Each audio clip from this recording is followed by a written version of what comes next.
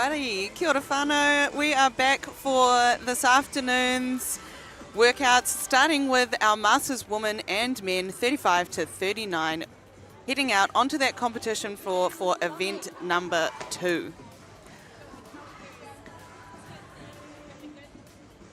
Event number 2, which we've been seeing all this morning from our teams and our individuals, is with a 15-minute cap. We've got 4 rounds, 200-metre run with a sandbag at 20 kgs for the men, 10 kgs for the females, into 20 squats. Then once they've finished those 4 rounds, they're going to go straight into 200-metre runs. They've dropped the bag this time, and they're going to come in and they're going to do 20 burpees over the sandbag. It has been rough. We have been seeing a few of the athletes finishing in each of the heats, but probably about a 50-50 split between athletes finishing and not finishing this workout this morning, Pop? Yeah, exactly. So I think the key for this one here is don't go out too hot in the run. Find your forever pace on that sandbag especially. Obviously the breathing is going to be the big issue that first sort of 4 rounds, because you know when your arms are above your head and you've got that weight on it, it's very, very hard to sort of breathe consistently. So these guys have got to take their first 4 rounds a little bit easy and then sort of build their pace from there. Yeah, it's not often that we've seen the leader of the first 4 rounds finish first. No, I can think one heat was, one heat, I think it was Bradley, maybe, was it? No, was it? Jordan? Yeah, Jordan, that's one. Yeah, Jordan, he went out hot and kept it. So usually if you go hot in this first few hundred metres, you crash and burn. Yeah, just showing on the screen at the moment as well the unreal arena that has been put together from the NZ Champs team. So these athletes are super lucky to have been given this platform for them to be able to train and to compete on. On the screen right now, we've got our elite women current standing. So first event done and dusted for them. They've got the second one, this second event and third event this Arvo.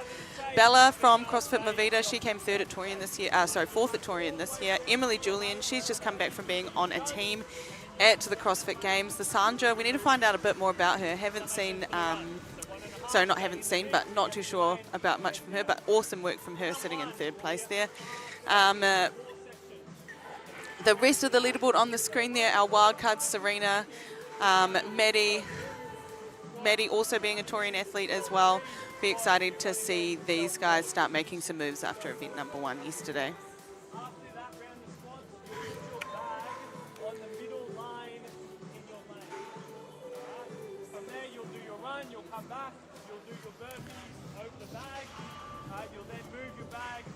Sorry about that. And then for our elite men, we've got Aiden Tiwaki. He's here to defend his title. He was also on that Kiamaya team that's just come back from the games. Luke Fowler from CrossFit Selwyn. He's here. He'll be stoked he doesn't have to compete against his brothers to try and get on the podium this year. And then Kaya, he also making his debut in the elite men at Torian this year for the first time from CrossFit Mecca. Ash, he's an OG. He's got dad strength these days. He's been to Torian a few times as well. And then Jack and Caden, Malachi, Kurt, Richter and Glenn rounding out our top 10. Those boys all on 7, so they tied. Correct, eh? Correct. Yeah. All tied for 7th place yesterday.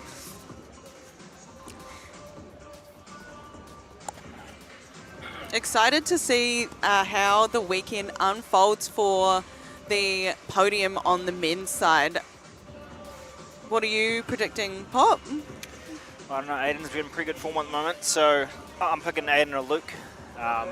This event 3, especially for Luke, is a big one, the hand support one. we all know the Fowler brothers. We're on event 2, Pop. Yeah, no, I'm just saying. Oh, sorry. I'm predicting the weekend, Danny, thank you.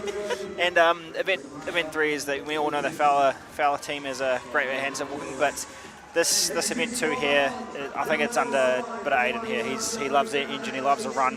You saw him at the games chasing down those people in their run. The 400 he looked like the Terminator. He was just a weapon. Honestly, it was. It's quite an iconic moment for CrossFit. He's like a Māori Ashton Hall. You know, he just hunted down people. So it was pretty exciting watching that actually. So I think Aiden here's got the one in the bag for that event 2. I'm going to throw out Kaya. I think he's Mad Dog. He is. Yeah, he's stupid fit, and I hope he gives Aiden a bit of a run for his money. A little bit of a tickle, you know? Yeah, well, we train together, me and Kai, and I usually beat him. So this would be very interesting. My knee's a bit sore right now, so... Otherwise you'd be out there. Yeah, otherwise I'd be out there smoking these guys. So, it'll be a good battle. I'm very excited to see it. Okay, right, moving on to the competition floor, what we've got in front of us right now. So athletes are lining up and getting ready to head out. They're going to have to pick up that sandbag on the ground. They're going to head out to that far side.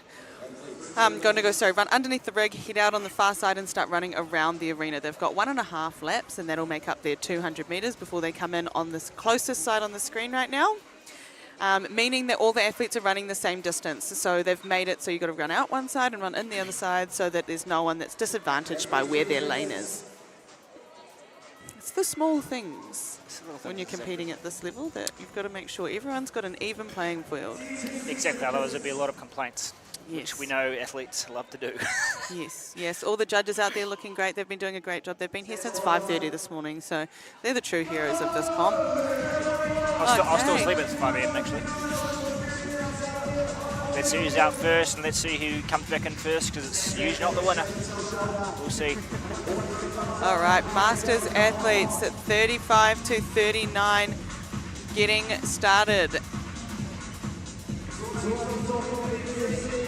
All right, so a few different techniques that we've got here for athletes. Most people opting for the holding on with 2 hands, holding it straight over the back, but we have seen a few athletes holding it on that one shoulder, as we could see that one man right there doing. Yes, the one man. Will that pay off for him? We will soon find out.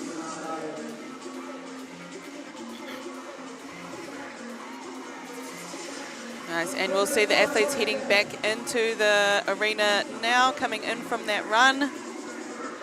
And really cool for those people that are watching both here in person but also on the screen here, is we'll see them, the athletes have to do their squats in that far lane there for the first round. Second round they'll move forward, third and then fourth, and then they again, as they move through the next 4 rounds, have to move back down the competition floor. So really easy to tell who is going to take the lead. And as we've seen in the heats prior to this, once we've dropped the sandbag and we get into those burpees, we start to see a few athletes really pull away and see who's paced this workout right. So Nick Reed here, we know he's actually been sick the last few days, so hopefully this blistering pace at the start here doesn't catch up to him when in the later rounds.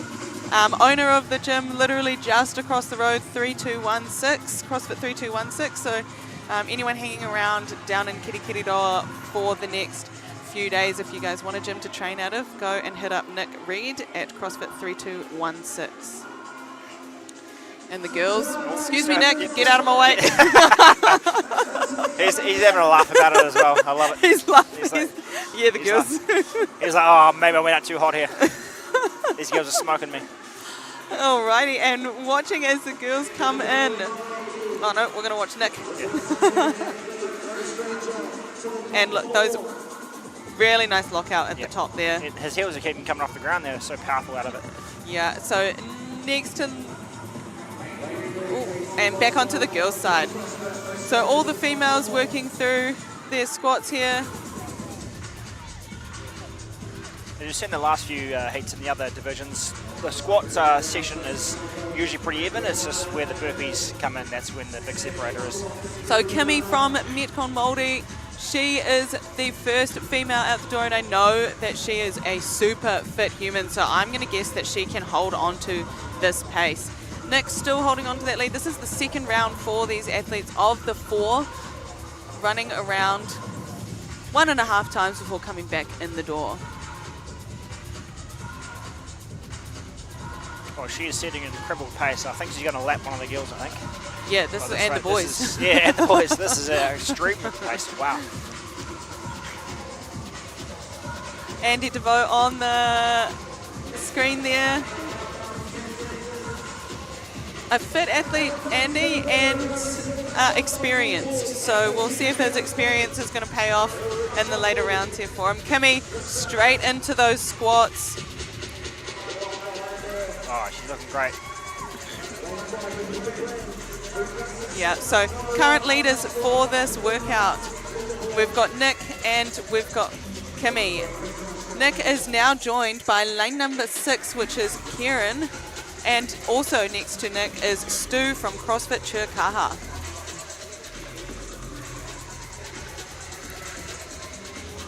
But we all know, Danny, it's not one of the first 4 rounds, it's definitely one of the last 4 rounds. Yeah. It's those burpees. Yeah, for sure.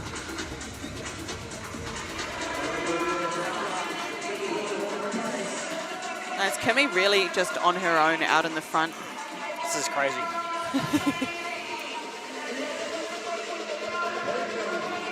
Nick's still good, having good pace though.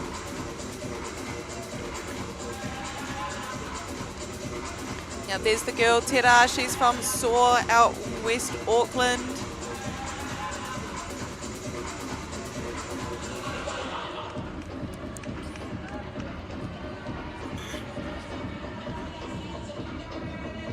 Kimmy coming back in. And after these 20, she'll drop the bag and then go for her 20-metre run and then make her way back towards the end line.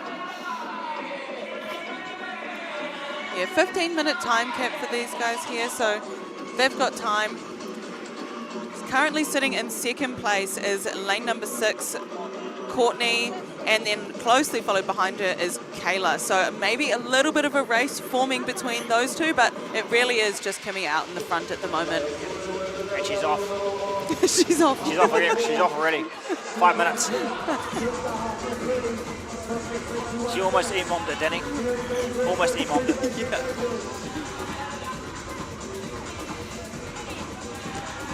Hand up for Nick Reed. There we go. Bag goes down. Going Kieran straight up after him, I think he is.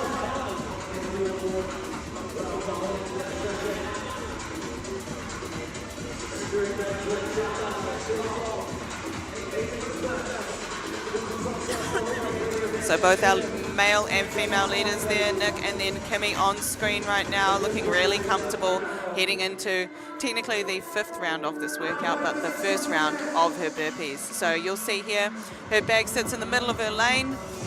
She's going to do her 20 burpees here. She'll go up for a run and then she'll drag that bag forward so that we can see where everyone is sitting in this race we've got going on here.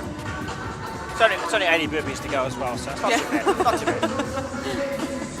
Yeah, it sort of feels like halfway when you get to the next set of work, but it's not. It's definitely not. It's definitely not. Yeah, I'd say it's three escorts to 1 burpee. I'd say that's the requirement of work. Yeah, so we would have seen just then, if you were watching in lane number 6, Kieran, he had to go back and make sure that he ran through the correct part of the rig there. So if they don't run in where their lane is, their judge is going to send them back, make them run back through the middle, so that everyone is running that same distance. We're just trying to keep things as fair as possible in this event. Yeah, 100%. And on screen, lane number 7 for our wahine, Kayla from FMFC Hamilton, with some really quick burpees. Kimmy's still looking really strong though. The burpees are very fast. Andy Devoy joining the boys now. Next about a 5 rep lead right now.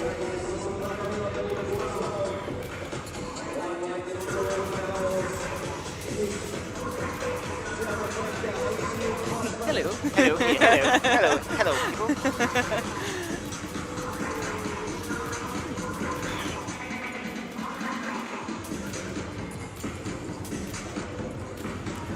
So a total of 1.6k of running in this workout for these athletes. So it is a cumulative. And we're going to head to some ads for you guys.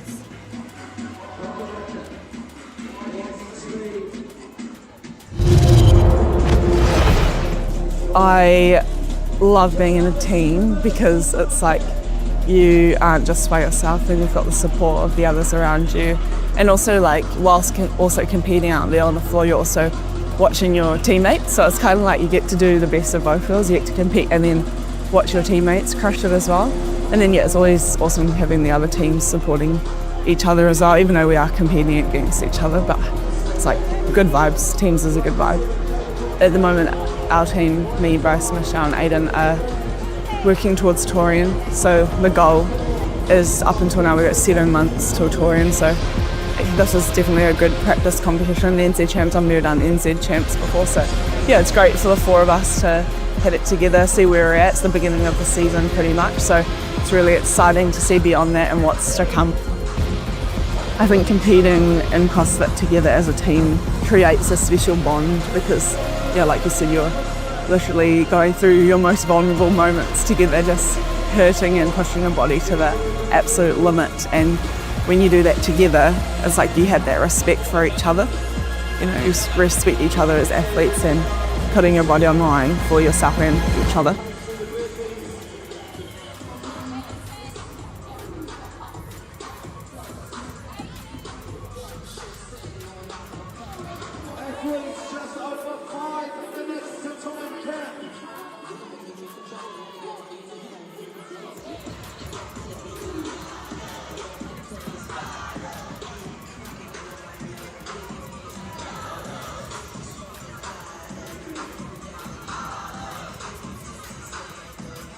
Nice, so Kimmy's still taking the lead there for the female. She looks nice and comfortable in the front there. This is her 3rd round, so after this she just has 1 more run and 20 more burpees to go. I think as for the men, Nick's been caught up as well. So yeah, we've got a really cool race. So Nick's out there, and then he's really closely followed behind by Stu and Kieran, and those 2 boys are hunting him down. They can see him slowing down on those burpees, and they want it.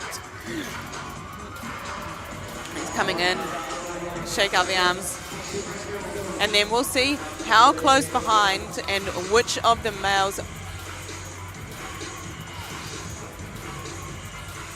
oh, there's a Just having to pull his bag forward, making sure that he's all the way into that lane. So this is the 3rd round here on these runs. And then coming in behind, so Nick is only 4 or 5 burpees ahead of lane number 4, Stu from Chirkaha down in Gisborne. And then also just behind that, we've got Kieran. So Nick, Stu, Kieran, all within about 5 burpees of each other as we head into this last round. And you kind of, I mean, we want to see this race, but as an athlete out there competing, the last thing you want is the boys to be chasing you down in the last round. You're like, okay, so now I've got to move. I've got to put more effort in, which I don't really want to do. I know, hold on. And 20 burpees, it doesn't seem like a lot, but someone can make up a lot of time. If they're feeling good and they want it, they can push and they can move through 20 burpees real quick. Oh, yeah. Nick's hand up, Nick's judge's hand up here for those burpees. And he's starting to move a little bit quicker now too, so maybe he knows that he's ready to push in the last couple rounds. We've got a hand up on the left lane number 4 for Stu. Kimmy on the female side, she, from start to finish, proved us wrong with everything we were saying about not going out hot. She went out hot, she held on, she trusted her fitness.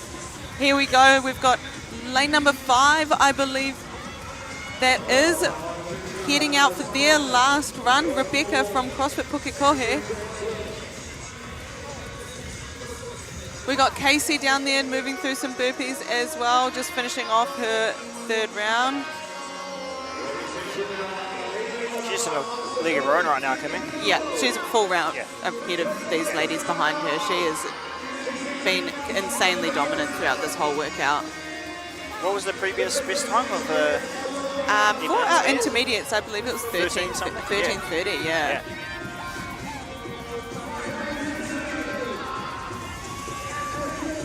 Yeah, get back into the elites, Kimmy. Yeah, exactly. And Nick, he has come in. I can't see any of the boys behind him, so he might have done enough here. Last 20, they're coming in now, I think, yep. That looks quick. And Kimmy finishing just over that 13-minute mark, I believe, and taking a few deep breaths on that lane marker at the end there. Unreal from you, Kimmy. That was epic. Yeah, and the boys joining Nick now. So Nick, I believe, is going to take this one out. He still looks pretty good here. You know, he can hold on. It's 20 burpees. Yeah. He's got that 2 or 3 rep lead. And then a race between the 2 boys next to him. Lane number 4, Stu. Lane number 6, Kieran. Hand up for Nick. And for our females, lane number 7 has taken out the next place, Kayla. So far, Kimmy from Metcon Māori and Kayla from FMFC Hamilton. Lane 4, first men, we've got Nick. Second, Stu from Chirkaha. And Kieran's about to finish now. And Kieran coming across the finish line now. You're looking pretty fresh still.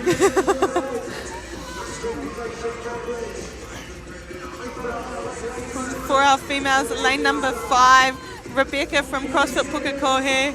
She is going to come in, I believe, and take third place for the workout there. Kimmy giving her a big pat on the back. We'd love to see the camaraderie between the girls and the boys out there on that floor.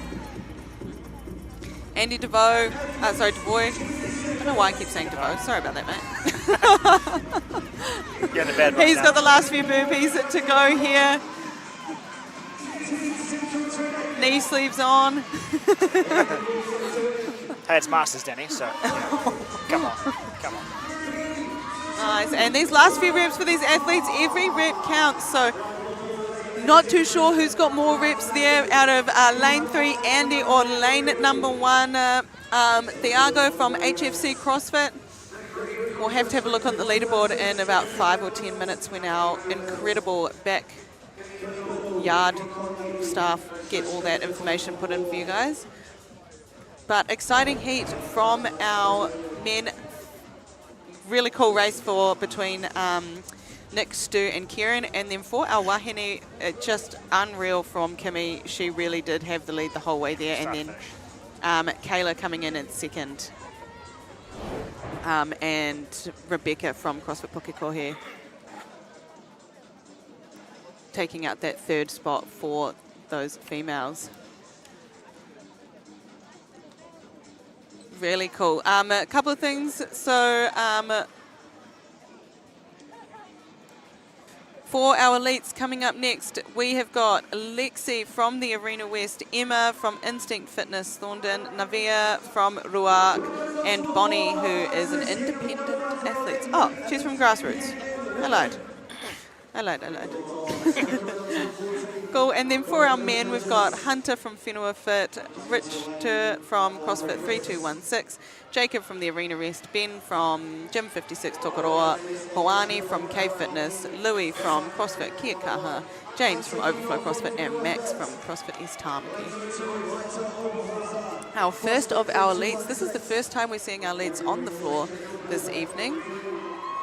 Just checking in with their judges there, and while they're doing that, and we've got a second, just want to say a quick thank you to the sponsors, Pub Charity and Hamilton City Council, for bringing this live stream to you guys at home so you can support your athletes. If you've got anything you want to send about your athletes or any feedback you want to give us, just chuck it in the comments on the live stream, and we'll do our best to give you guys the best broadcast that we can. We've got Gecko Productions that are doing this for us, and they are a local brand here from Aotearoa, and we want to support them to get you guys the best content for your athletes. And feel free to chuck some roasting as well. We'll try to add those in. Yeah, and if you want to just roast your mates online, do that too. Oh, good. And we'll roast them for you as well, so that's fine. Just keep throwing. Keep throwing those comments in. For sure. So, first heat of our elites. Yeehaw. What are we thinking? Top times for our elites? Oh, between intermediate and the elites, I don't think it's going to be that much difference, but I think top time is going to be mid-12s from the first heat, I think. Mid-12s? Mid-12s, yeah. Okay, yeah. I like it. Okay, so for those that are just joining us, welcome to event number 2 for our athletes. So this workout is 4 rounds. These athletes will, as you've seen, hit out the arena, run around 1.5 times. They go out on the far side, or they come in on the close side on the screen here. That is to make sure that the athletes are running the same distances as they enter their lanes. So run around, come back in, do 20 squats with the sandbag. Once they've finished those 20 squats, they're going to head back out. They're going to do that 3 more times, so 4 rounds in total.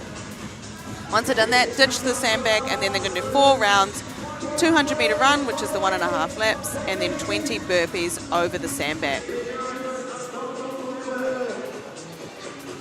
Well, our first female coming in lane number 6, that is Bonnie from Grassroots Club. Nice, and those are some really, really nice squats. Oh, look at these ones. The speed on that. Holy. Nice. So are we going to see the speed in these squats pay off later on in the workout? What do you reckon? I don't think so. Once the lactic acid builds, it's pretty hard to flush it out, especially when you have to run as well at the same time. Yeah, it's really hard once you put yourself into a deficit in this workout or any workout to sort of pull it back, especially when that heart rate's really high. It's hard to get control again, especially when you're racing and competing. It just adds a whole nother level of adrenaline. Especially if you want to beat the boys, right? As well. Yeah. Yeah, not only are you racing the girls in your heat, but you want to beat those boys as well. Yeah.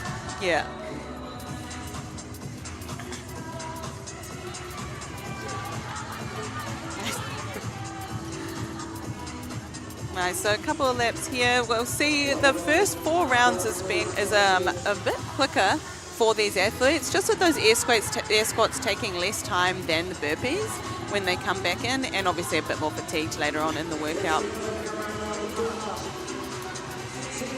You'll see it's pretty even between these athletes in the first 4 rounds. As the separator is the burpees. You know, if you can constantly do the chest to the ground, straight up bounce across versus the slow step up, slow jump across. So that's the separator for sure.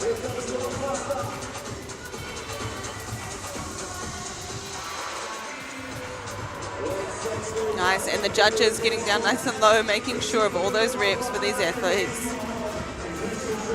Can see Louis' shirt there out the gate. Him and his partner Kyla, they travel around the country in their epic Unimog. Basically like a tank. Yeah, so a tank driving around, living my dream, to be honest. Yeah, it is actually, yeah. The Kiwi dream. Yeah, cruising around Aotearoa, checking out beaches with their 3 dogs. They got a rig and a full gym setup that goes with them, so they can train anywhere. It's pretty impressive. Very cool, very cool. And he has a mullet as well, which tops it off. Yeah, that's amazing. So Bonnie still in the lead for our wahine. Moving through these first few rounds, making it look pretty easy. Both her and, we'll see here, lane number 4 for our Tane Hoane. Our 2 leaders, our 2 early leaders. Oh, sorry. Ben from Tokoroa. Sorry, Ben. And Ben's whānau watching.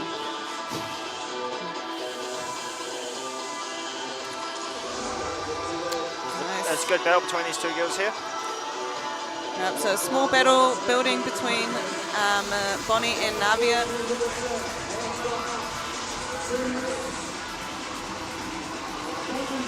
So this is their final rounds. Then they'll ditch the bag. Yep, final round of the run with the bag and the air squats. Now, I know that Lexi from the Arena West is super experienced and she's a really fit girl. So I'm sort of waiting for her to take off in this second half of the workout.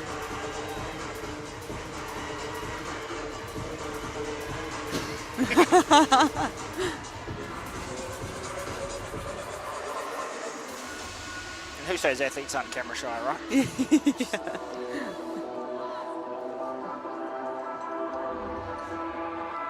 Nice, here comes Ben's Bonnie. looking really good as well. Bonnie and Ben looking really good.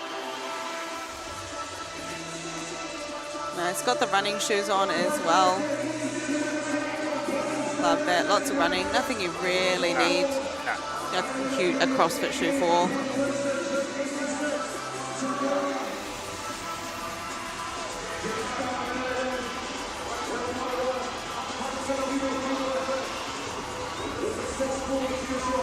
Nice, really good reps there. Most of the boys coming in now to finish off that 4th and final round with the sandbag. Now Nice. Ben's on his first 200-metre run without the sandbag. Yep, having a cheeky look inside to see where the rest of the team is, see if anyone else has followed him out. Yeah, you got it. So when he comes back in, he'll move the sandbag to the middle of the box, and then he'll start doing his burpees over it. And there's Lexi on screen now, finishing off that last set of squats. Judge's hand up. Nice, and Ben lapping one of the boys there on that run.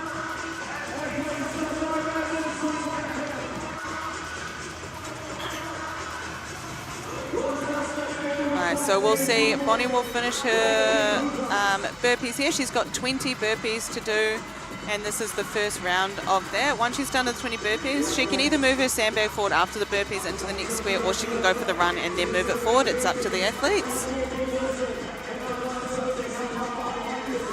And after this round, she's only got 60 more burpees to do. Nice and easy.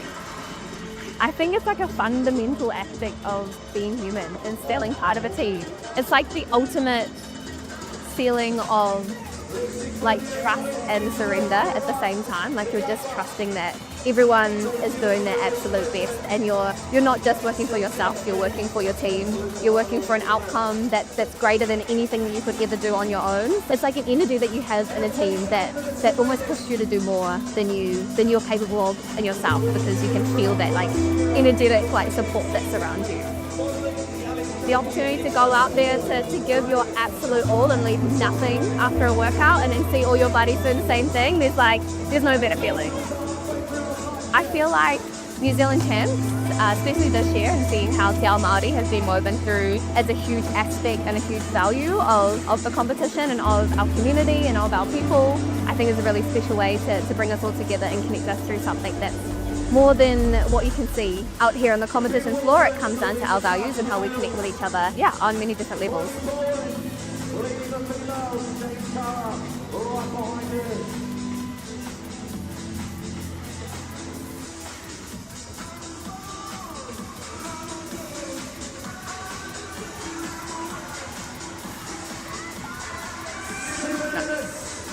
Nice, so we're back in now. Bonnie's still out there in the lead for our wahine.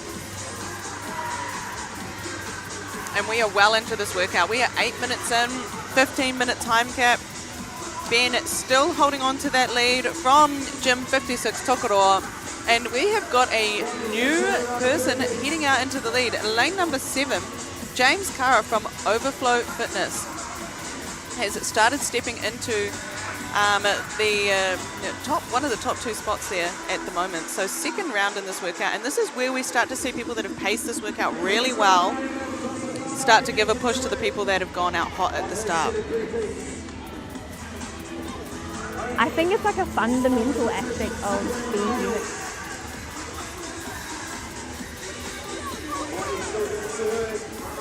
Nice, Bonnie and Namia both there battling it out. I love it when you're battling the person in the lane right next to you. Yeah, and you can sort of form a bond, especially if you're in the lane next to someone for most of the weekend. You get to know everyone really well, and you get to have a bit of good banter going on out the back as well, you know. Lock a bit of eyes, hold some hands, you know. Yeah. Probably not hold hands, but, you know. Talk some rubbish. Talk some shit. Yep.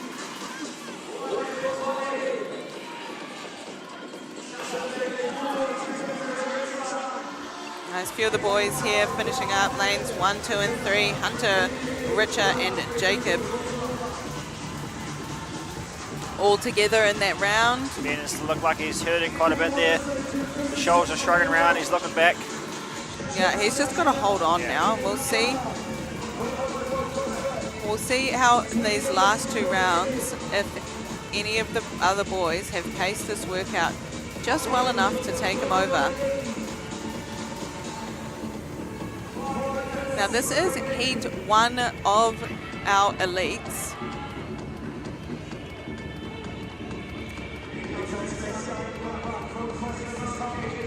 And we've got 4 heats of our elites coming out onto competition floor. So these guys are out here and they're going to set the time to beat for those guys following them onto the competition floor. James has emerged as a pretty good contender for this. I think his burpees are even slightly faster than Ben's as well. But Bonnie's out in front by herself. Yeah. Yeah, so same as we saw in that Masters division with Kimmy. Kimmy sort of started strong and then held on. And we're seeing the same thing here from Bonnie. And this is going to be a great time. So she needs to remember that even though she is ahead of the other athletes in her heat here, that there's 3 heats to follow and that she needs to keep pushing, even if there isn't anyone in this heat pushing her anymore. Exactly. Let's go. Ben taking a little lay down there with his final 2 reps to go. Hold on, Ben. One more round after this. And close behind him, in the lane next to him, lane number 5, Hawani. Oh, and James is actually out the gate before him. So did you just say that James has left the arena before? Yes, that is correct, Danny. So we have got a new leader for this heat. James is out the door, closely followed behind by Ben. And then Hawani was catching up as well. Last 20 is where it counts. There he is. Yeah, who can do 20 burpees the fastest? Oh, yeah. Do you want to Oh, rest, Ben's Danny? hurting. Ben is hurting. She looks fine though. She's happy. Yeah, but that's what we're saying. She's probably sitting comfy and she's feeling good because she is ahead of the rest of the pack. But there are 3 more heats, so she needs to keep pushing. She needs to make sure that she's still really, really pushing that needle. Okay, here we go. Okay, so lane 7 is 1 ahead. James is a couple of burpees ahead of Ben. Ben had the lead all the way up until this last round here. James looks like he's got a slightly better burpee ratio here. Lane number 8, Max, out of nowhere from CrossFit East Tamaki. He is also here to take... Hawani has got some pace on his burpees. No rep for Max there. Not getting his feet over. There's his boys with him, boys and girls with him. Here we go. Oh, Hawani, look at him. Okay, hands up for 2 of the boys there. Who's going to come across the line I think James has got first? this. I think James has got it. And James across the finish line, closely followed behind. There he is. Nice work, James. Woohoo! James from Overflow CrossFit takes over Ben in that last round. He needs some water. He's hurting. He's hurting bad. Ben is hurting. And then a close race between, I believe, it was Hawani and Max. So I didn't quite see who got that one there. He's got the inhaler as well. He needs it. Bonnie all out on her own, finishing off her last set of burpees. And we're going to have to, I fully didn't see the time. I was too busy invested in the race. No, I think it was about 13 minutes roughly. Cool, and 13:41 for our females, set by Bonnie as the time to beat. Thumbs up, she looks good. Mega shirt there. Yep. Yay. Here we go, Navia from Ruak and Reboot Rotorua getting through her last few reps, and she is going to finish this workout. She's got heaps of time. But will we see the other girls get across the line? Lexi there, 20 burpees in 45 seconds, 40 seconds, yeah. Yeah, easy. Yeah. If you fasted 1 a second, I think. Maybe not. Yeah, so super quick time by Bonnie. She was nearly a minute ahead of any of the other girls in that heat. So I reckon that's going to be a really good time, possibly in that top 10. Yeah. But top 10 after we finish the last 4 heats, but could even be a top 5. We'll have to see what happens. I think the big separator for Bonnie was her run. It was just consistent the whole time. There was no sagging. There was no dragging her feet. It was just consistent the whole time. Yeah, lane number 3, trying to get through these last few reps. Oh, Lexi just finishes. Beautiful. Oh, good girl. She's done. Get the inhaler. Oh, well done. Oh, that looks sore. So not sure if Lexi will get a time on that or if she will just get the total amount of reps. Will depend on what was out on the floor. We're unofficial over here. But hoping that she gets a time. Hopefully she gets a 14:59 there. Ben on screen, he had the lead for all of it apart from that last round and then just got pipped at the end. By James. Yeah, that was very impressive by James. He definitely timed that well.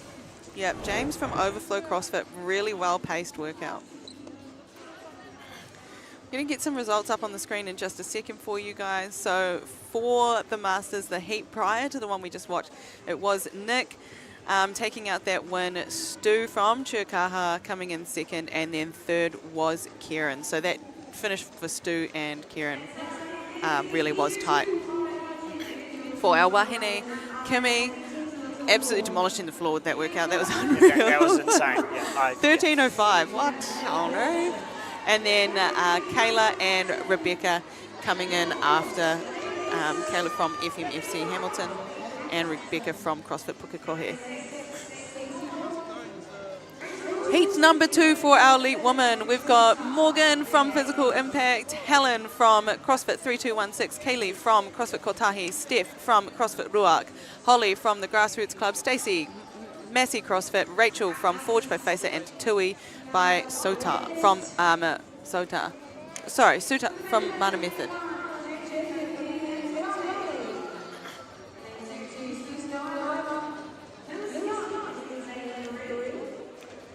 Cool, and then for our men, we have got in lane number 2, Houston, lane number 3, Lewis, lane number 4, Tonga, lane number 5, Oliver, lane number 6, Finn, lane number 7, Toriki, and lane number 8, Curtis. Curtis on screen there, giving us a big smile. Lane number 6 there for our men, Finn from Christchurch, all the way up here. Tonga, hey!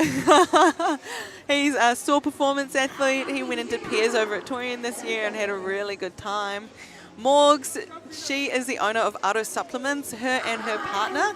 Auto Supplements are a New Zealand brand born down in Tauranga, and based on the whole holistic approach of our whole order for our health and realizing that health is, you know, sort of like the is a bigger picture than just one component. So it's not just food, it's not just exercise, it's not just your mental state, but it is all of them combined. So yeah, really, really, really cool initiative behind their brand that they're building down there in Tauranga. Love it. Love it. Inspirational, Danny. Alrighty, Pops, could you please tell everyone that is just joined us for this live stream what we are watching right now? Sure can. So this is the heats 2 of the elite men and women. So what they're going to do is 4 rounds of a 200-meter sandbag carry. So run out, do 1.5 laps, come back in, then do 20 air squats with, or not air squats, 20 squats with a sandbag. Then back up for a 200-meter run. So they do that 4 times. Then they'll drop the sandbag, do another 200 meters, come back in, then do 20 burpees over the sandbag and do that 4 times. So we've got a total of 8 rounds, 4 rounds of sandbag air squats and 4 rounds of burpees with 200 meter runs in between. So what we've found is that the people that are going out a little bit hot at the start don't actually tend to end up on the sort of winning side of this thing. So people that we see that time the runs a little better, a little more forever pace, actually do a lot better in the end, especially with those 80 burpees you got to do. Yeah, I know that Curtis does have an insane engine, so I'm excited to see what he does with this workout. Yeah. I just saw him sprint that first round, and I reckon he's going to hold on. And if he doesn't, please roast him after this. Yeah. If he doesn't team, everyone just absolutely roast him on the comments, please. I would love that. And it's closely followed behind by Tonga, and Tonga also has an insane engine. Houston's been working on his running. I've been seeing him at run clubs, so great things coming. Great things coming. Prove to the boys, prove to your running coaches that you can put your practice into performance. I'm sure he will, Jenny. Yeah. I'm sure he will too. We've got our Wahine on screen. Morgs down in that first spot. Lane number just on screen right now. That's lane number 1. Morgs next to her in lane number 2, just out of screen, is Helen from CrossFit 3216. And heading out the door, missed that, sorry, but blistering pace by these elites.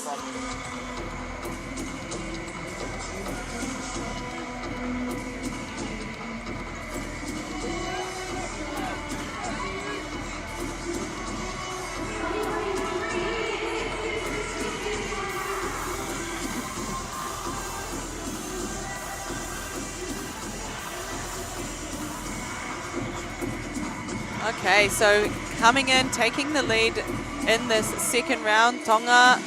And then in lane number 3 next to him, we've got Lewis from CrossFit Whenua, which is the OG 6'4 training. So based down in Christchurch. Nearly all of the boys in joining them now. Houston on screen. A few different techniques there for holding onto the bag, some keeping it in nice and close, some keeping the elbows out nice and wide. It's sort of a personal preference thing.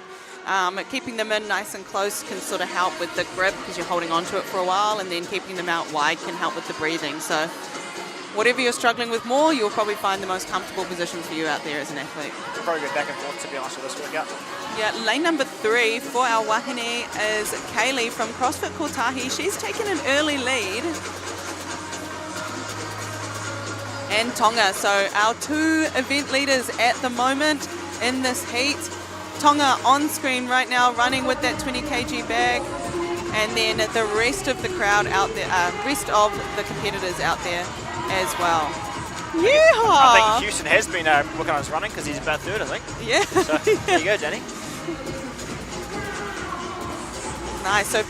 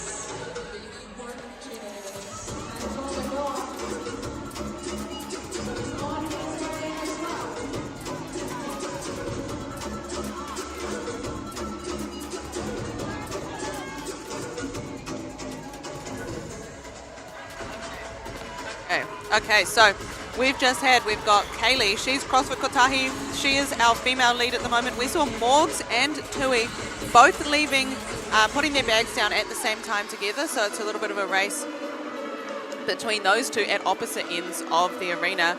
And then Tonga in first place, closely followed behind by lane number 3, which is Lewis. So lane next to lane for the boys as they head into this first round of 200 metre run without the sandbag and 20 burpees over the sandbag. Tonga's looking amazing here, Danny. Yeah, he looks so smooth, eh? His squats were just up and down. Squats were smooth. His burpees even then just looked really, really smooth. We got our 3 females. Lane number 8, we've got Tui from Mana Method. Lane number 3, Keely from CrossFit Kotahi, and then lane number 1, Morgan, from Physical Impact. Now joined by the rest of the field. Tonga puts his bag forward. He is ahead of the crew. And Keely on screen at the moment.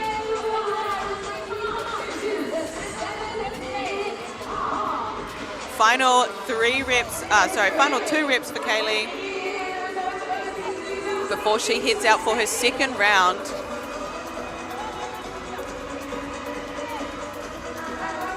And then who is going to be next out the door for the females?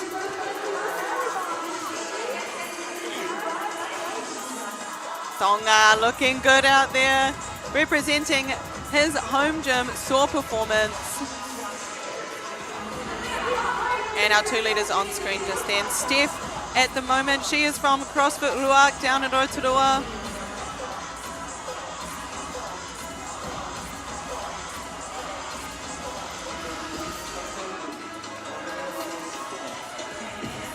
So, looking so solid, just up and down, straight down. So good.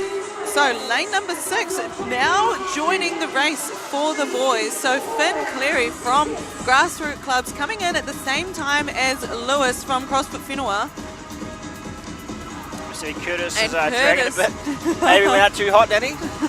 No, he's still in it. He's still in it? He's Okay. pacing it. He's Okay, pacing he's it. pacing- okay. I'm backing So- my boy. So he's the last final run. He's going to absolutely blitz everyone, then just do 20 burpees. Fastest 20 Crazy. burpees you've ever seen. 20 burpees, 20 seconds. Okay. Done. Nice. And remember, this is our second heat, so we still have times from the first heat that may come into play here. Time to beat 13:40 for the elite woman from Bonnie.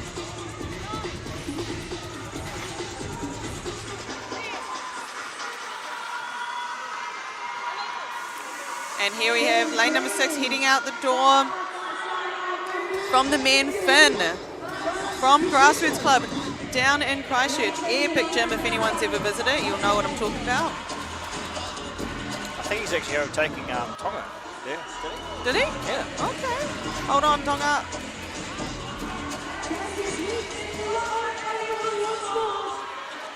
Nine minutes in, so we've got just over 5 minutes left for these athletes to get through the work. These top leaders of the heat will have no issues doing that, but it will just depend on whether or not they beat that first time. So 13:03 for the men is the time to beat.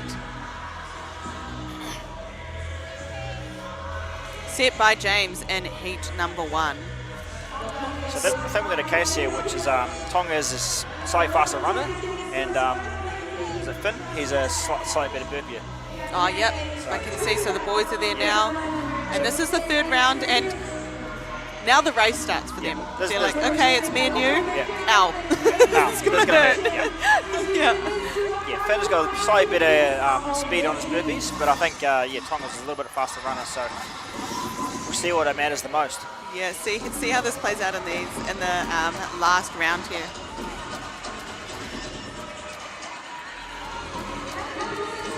Definitely not taking away from Lewis either, you know, he's still in this. Yes. Along with the rest of the boys, they're moving in. We'll have a good second race there. Kaylee, she is moving into that third round now, and Morgs has started to catch up to her. Morgs been working on her running. Love that, girl. So Morgs moving up. She's caught up to Kaylee quite a lot in that round there. And we're going to have a good race between those two girls now too. So Oh, beautiful. CrossFit Kotahi versus Physical Impact. Love to see it. Great pacing. It's joined by Steph now, and then down in lane number 8, joined by Tui. Holly from Grassroots Club, she's just pulling her bag forward to start that third round as well. And we've got Finn heading out for his last run. So let's see how far Tonga's behind him. Yeah. Now, I think this heat here looks faster. They've got 90 seconds from here to get through the rest of this run And burpees. and the burpees. So we're going to see a new time to beat set by Okay, that's 12, I Finn think. or Tonga. So will Tonga be able to catch him up? Tonga, you have to move. You have to move. So what's that? 1, 2 burpees ahead for Finn. And He's looking I quick can now. hear the sore crowd and the crowd from Grassroots going crazy down the end there. They're all cheering on their teams. Oh, my. I think Finn's even still got the slightly faster cycle right here. Yeah, so Tonga's still going for that step in, the 1 foot step in, step out, as opposed to that jump that Finn's got going on. And I'd love to see Tonga just really put the hammer down and jump it, Tonga. Yeah, so easily going to beat that time, easily going to take that time to beat now in this heat. These boys will definitely get through. And 12:25 unofficially is our new time to beat, set by Finn. Tonga 12:35. And I think those are going to be some top times Yeah. for the boys, full stop. You know, that was a blistering pace That by was them. very, very, very quick. That is so quick. And you can see everyone cheering them on There's at the end Louis at the back there, Hawaii as well, got nice moustaches. And for the girls, here we go. The girls are racing as well. We don't know how many reps these girls are on. 13:40 time to beat for the girls. So these girls are going to finish underneath that time as well. They'll get through those 20 burpees and easily under the 30 seconds they've got to do that. They're moving. Moving. And who is going to take it? Final 5 reps for Kaylee. What have we got for Morgs? And she's doing the 2 feet in, 2 feet out. She's moving. 13:30. So again, a new time to beat. Well done, Kaylee. And her support down there, her partner and friends. Final few reps. Yeah, and Morgs might be getting taken over. Steph absolutely moving through that last set. She's done it. Steph, well done. I didn't see Curtis finish. 13:50. Did Curtis finish yet? Or?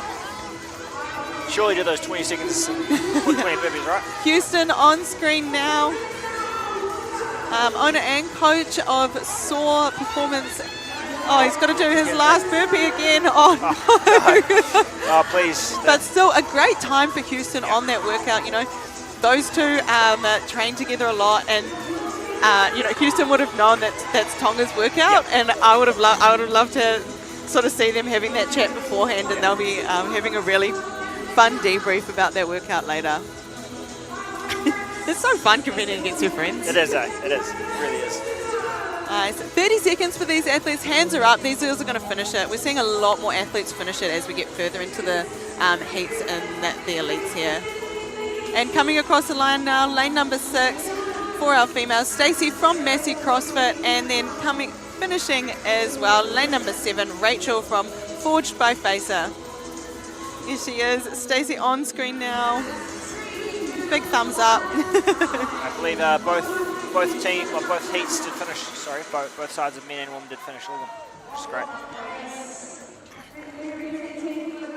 Yeah, so epic finish by Kaylee for our Wahine. She has set a new time to beat with 13:30.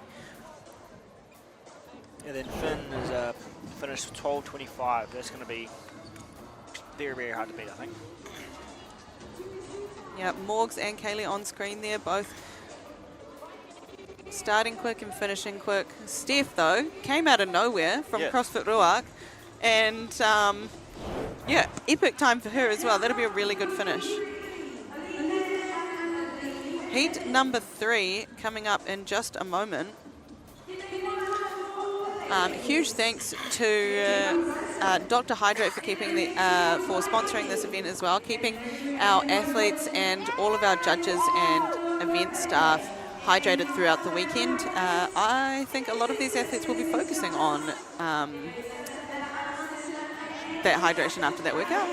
Yeah, I would be too. You definitely lose a lot of sweat in that one. Yeah, part of your recovery. Yeah. Heat 1 results here, just popping up on screen for you guys to have a little read of, see how everyone's going, but those times to beat were set by the heat just been. We have got heat number 3 of our elite women coming up next. We've got Jamie from Legacy Strength and Conditioning in lane number 1. Lane number 3, Emily from Grip Performance. Lane number 4, Zion from CrossFit South Auckland. Lane number 5, Maya from Snake Athletic. Lane number 6, Olivia from Maya CrossFit. Lane number 7, Ella from Flat White CrossFit. And lane number 8, Steph from Maya CrossFit. For our Tane, we have got in lane number 1, Elijah from CrossFit Kotahi. Lane number 3, Malichi from the Hybrid Formula. Lane number 4, Jordan from Ruark Fitness. Lane number 5, Jack from Independent. Lane number 6, Glenn from CrossFit 3216. Lane number 7, Caden from Grassroot Clubs. And lane number 8, Diamond from Empire Training Box. Athletes standing by on their lane markers. Zion getting ready. And athletes taking off like it's a 100-meter sprint. Okay. We're 7 pace off for them. Oh, look at this, Caden. Is it Caden? That is Caden. Caden, he put the afterburner on then. He is a very good runner.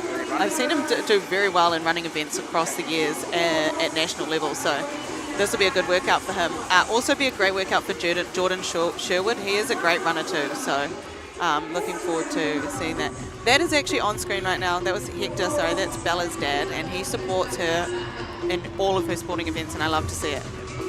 Her dad and my dad were coaches for Torian, and they bonded over their pride for their daughters. That is amazing. That is adorable. What a bunch of cuties, right? Yeah. Pops, can you just quickly, if anyone's just joined us on the live stream now, can you just run them through the workout for me, please? Yep, so how it works is you've got 4 rounds. So this initial part of the workout is 200-metre run with a sandbag, 20 kgs for the guys, 10 kgs for the girls. So a 200-metre run, then I'll do 20 air squats, and then I'll do 200-metre run again, 20 air squats. They'll do that 4 times. Once I've done that 4th round, they'll drop the sandbag, 200-metre run, followed by 20 burpees over the sandbag, and they'll do that 4 times as well. So we've got a total of 8 rounds here, and then go blind finish. Yeah, and as we've been getting further into this workout and we've seen a bit more experience on the floor, we've noticed that the pacing sort of changed how the workout looks. Originally, people were going out a little bit hot and it wasn't really paying off, but these athletes are a little bit mature. You know, they've been doing CrossFit for a while now, so we're starting to see that pay off a bit, and we haven't been seeing as many people blow out. So we'll see if in these later rounds the leaders stay the leaders, or if people go out hot, because these guys only found the workouts out on Thursday evening, so none of them have had the opportunity to practice them, and I love that. Yeah, that's great. Yeah. Adapt. Yeah. Caden coming in for his 2nd round of squats here, and closely followed behind him in lane number 2 is Elijah. Now we found the first 4 rounds of this workout is pretty even. It's the separator is the burpees. Yeah. That's where people see if they've gone out too hot or they've timed it just right. Yeah, definitely. That's sort of that 2nd round of burpees is where we start to really notice there's like a couple of different races that go on. You've got sort of your top pack, whether that's 1, 2 or 3 people that are sort of all there together. And then you'll have that 2nd race as well going on inside of the heat. So it's really exciting. These athletes have to move their sandbags forward as they move through their rounds of the burpees, so we can see on this live stream who's ahead and really get into the race, which has been so fun all afternoon. Yeah, it has. It has really been fun to watch. So it's great for the athletes for one, but it's great for the spectators and the commentators as well. You can actually see who's winning. What's going on. Yeah, so strap in, guys. Strap in. Things are about to get weird. Always weird with you, Danny. That's all right, and me as well. So I embrace the weirdness. Yeah, for sure. Okay, you'll notice as well that athletes have to run out on the far side of the arena, so far side up on the screen near that Oceania Championship sign. They have to run out of their lanes there, and then they come in on the side closest to us on the screen at the moment. Now that's to make it fair across the field for all the athletes, so that everyone's running the same distance, okay? So just because you're in lane 1 doesn't mean you get an advantage to getting out the gate sooner. Okay, we're all running the same distance. It's fair for all the athletes that are on the field. We've got our first wahine heading out after that 2nd round of squats. She's lane number 1. That's Jamie from Legacy Strength and Conditioning. And she is out of there. Caden, he has taken an early lead for the men. So starting to see a little bit of the event shaping out for us now. Caden from Christchurch, he is actually an owner of the Grassroots Club gym down there with his twin brother. Trained with his brother this morning across the road at 3216, the first gym they ever trained out of. Did you beat him? We actually all scaled. Oh, right, nice. No, Yeah. no, there was no winners. No winners. No winner of the day. CrossFit was the winner of the day. Yeah. Yeah, CrossFit won the day. Yeah, the coach actually gave us all a bit of stick because the boys started their CrossFit careers there, and yeah, we were just laughing. We're like, oh yeah, 10 years later we've gone back to scaled. Yeah. back to scaled. Hey, there's nothing wrong with scaled workout. Oh, not at all. That's why CrossFit's great, right? Exactly. Because we can scale infinitely. Lane number 1, Jamie. She's moving through. This is her last round of squats, and I'm picking that we're going to have a new time to beat here because this is just under 5 minutes to get the first portion of this workout done, which gives us plenty of time to move through that 2nd half. So once they finish the 20th one, they just drop the sandbag behind them and then out for that run. Yeah, and I reckon that first run without the sandbag, you're going to be like, that feels so good. So good, right? Yeah. Yeah, there it is, Caden dropping the bag, setting it up nicely. So that again plays into a bit of the experience that athletes have. Like Caden's been out for ages. Commentary, ad. Sorry, we're going to no ad.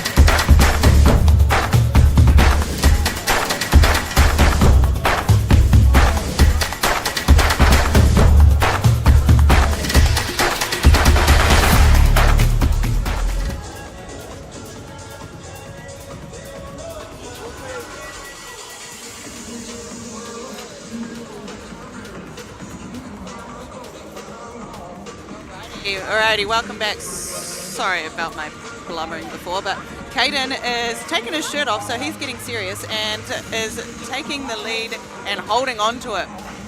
What I was saying before about the bag placement is when he dropped it off his shoulder, he really set it up for the next round, and that goes to show a little bit of experience just in setting yourself up for success in the later rounds and making sure that when you come back in, everything's smooth, you know? Everything's lined up, just straight on the ground, chest to the ground, straight over. Yeah, lane number 1 on screen for our wahine is Jamie, and she has been leading the way from the beginning. Her and Caden just running out there together, holding pace. Maybe they'll race each other. Maybe. If there was me and you on the floor, I'd be racing you. Yeah, we have seen the men take a bit more of a lead in this. They run faster than us, unfortunately. Not always. Not always. Not always, no, but generally just a little bit quicker out there on their feet. Especially in a 200 metre, you know, give us a 42k and we're right there. I like to see Caden that. coming in, Bonnie coming in, moving her bag forward and getting into this second round. So see that bag, second square, second round, easy for us to follow at home. Easy for us potatoes sitting behind the screen here to commentate on. And she is now getting caught up. So lane number 8, Diamond, Steph, and then lane number 3 as well. We've got Emily from Grip Performance. So those two females have caught up Bonnie quite a little bit in that last run. And this is where we said the races start to play out. Caden joined by a few of the boys there.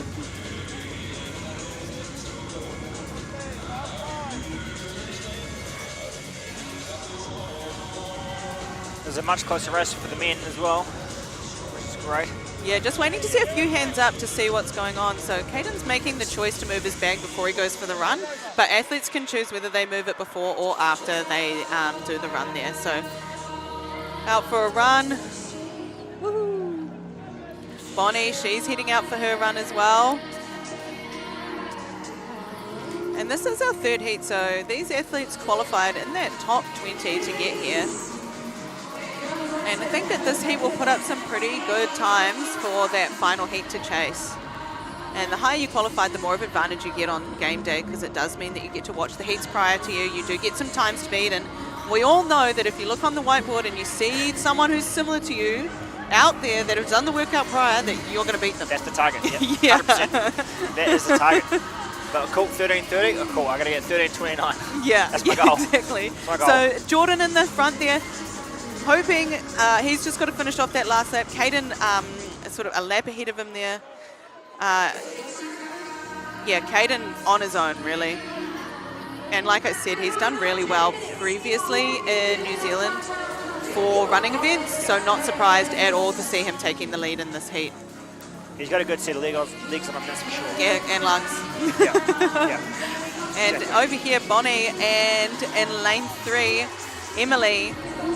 These two having a bit of a race. I think Bonnie's a bit quicker on the run, and then Emily's catching up a bit on those burpees. And if you've paced it well and you can start pushing in these last couple of rounds, and you're feeling good, and you're chasing, it's a good place to be. It is. Yeah, it's hard to be chased.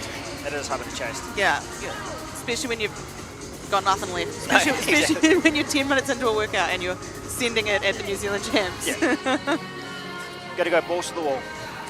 Yeah, Caden sending his bag into that final square, getting ready to run for that last round. Now, just because he's alone in this heat for this workout doesn't mean he doesn't need to move right now, because there is another heat that is going to be chasing down his time. So move. He's got 90 seconds to Move, beat the Caden, previous move. heat front. On screen at the moment, lane number 3 for our men, Malachi from the hybrid formula. Jordan on screen now. He's a fit man, so he better do something in this last round for us. Final rep for him here. Oh, I lied. Final rep for him here. Yeah. Nice, and he's moving his sandbag forward. We'll have a little look around on that floor. We'll see how many other bags are there. He might have moved himself into second place in this heat.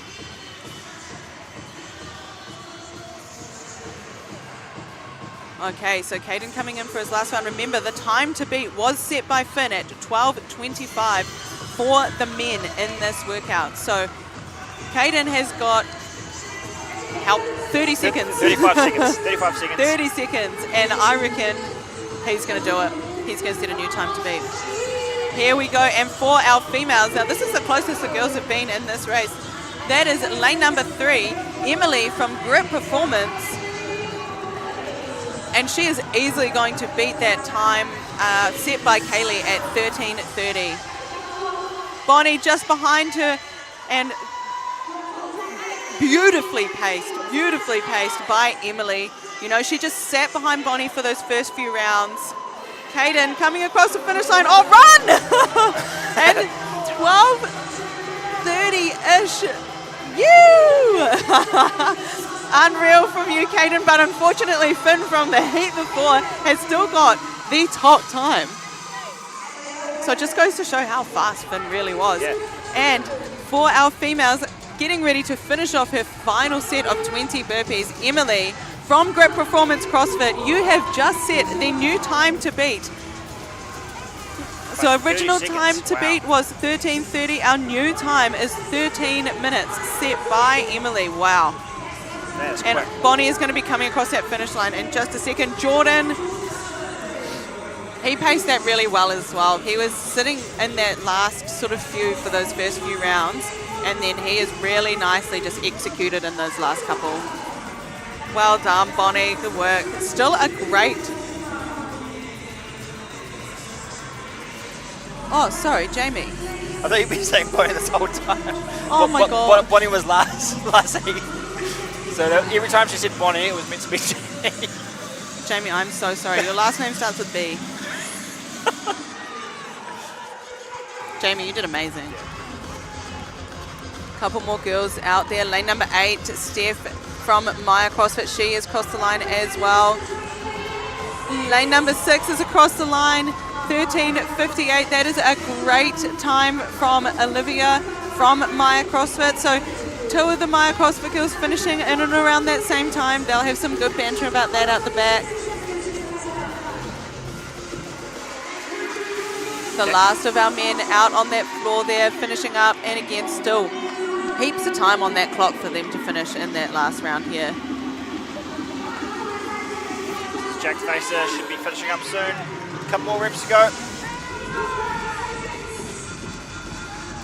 Jordan Sherwood on the screen there. His sister said hi and good luck. And Jack Facer finishes up 14:40. Great work from Jack there. And we've got Maya finishing up. From Snake Athletic. Yeah, all the way from Australia. Did really well in the barbell workout yesterday. Nice work. And just not quite getting those last 20 burpees done in the cap. few people rolling around on the floor out there. Oh, doesn't look too bad. Doesn't look too bad. Yeah, Jamie, I'm going to come and find you later. I'm so sorry I did that to you the whole time, but you did amazing. Jamie from Legacy Strength and Conditioning, people, in the pink bra. Follow her on Instagram. Give her some follows. Look at those squats. Jeez. Speed. And Caden not quite taking that top time off Finn, but still will be a top 5? Yeah. Top I'd 5. We'll say, see how these guys go in the last heat here, but I'd say that's still going to be a top 5 finish for Caden. Whew. Heat 4, event 2 for our females. Big dogs. Big dogs. Okay, so we've got Emily, CrossFit Kiamaya. Lane number 2, Maddie from CrossFit Pukekohe. Lane number 3, Renee from Maya CrossFit. Lane number 4, Bella from CrossFit Movida. Lane number 5, Sarah from CrossFit East Tamaki. Lane number 6, Kaya from Soar Performance. Sorry. And then Lysandra from Star Strength and Conditioning. Serena from CrossFit Mecca. For our Tane, we have got Kaya from CrossFit Mecca, Dom from Mount CrossFit, Luke from CrossFit Selwyn, Jack from CrossFit Chocolate Box, Ben from Mount CrossFit, Ash from Mount CrossFit, Kurt from CrossFit Kotahi, and Aiden from CrossFit Kiamaya. Okay, so the current standings after our event number 1 yesterday have got Luke sitting in first for our males and Bella sitting in first for our females. Now, I do think that on the male side we're going to see some changing around there. I know that Aiden is a savage with some cardio, and I know that Kaya is a savage with some cardio. So picking those two for the men. And then on our female side, we have got some absolute guns. Kaya is a phenomenal runner. Sarah has some serious grip. Bella, phenomenal runner. So I'm picking those 3 for just for this workout. Just for this workout. You know, they're fit. They can hurt. They can all hurt. They're all amazing. They're all amazing. Ben's a sly dog. Nothing really going to crush him out here. Emily on screen at the moment.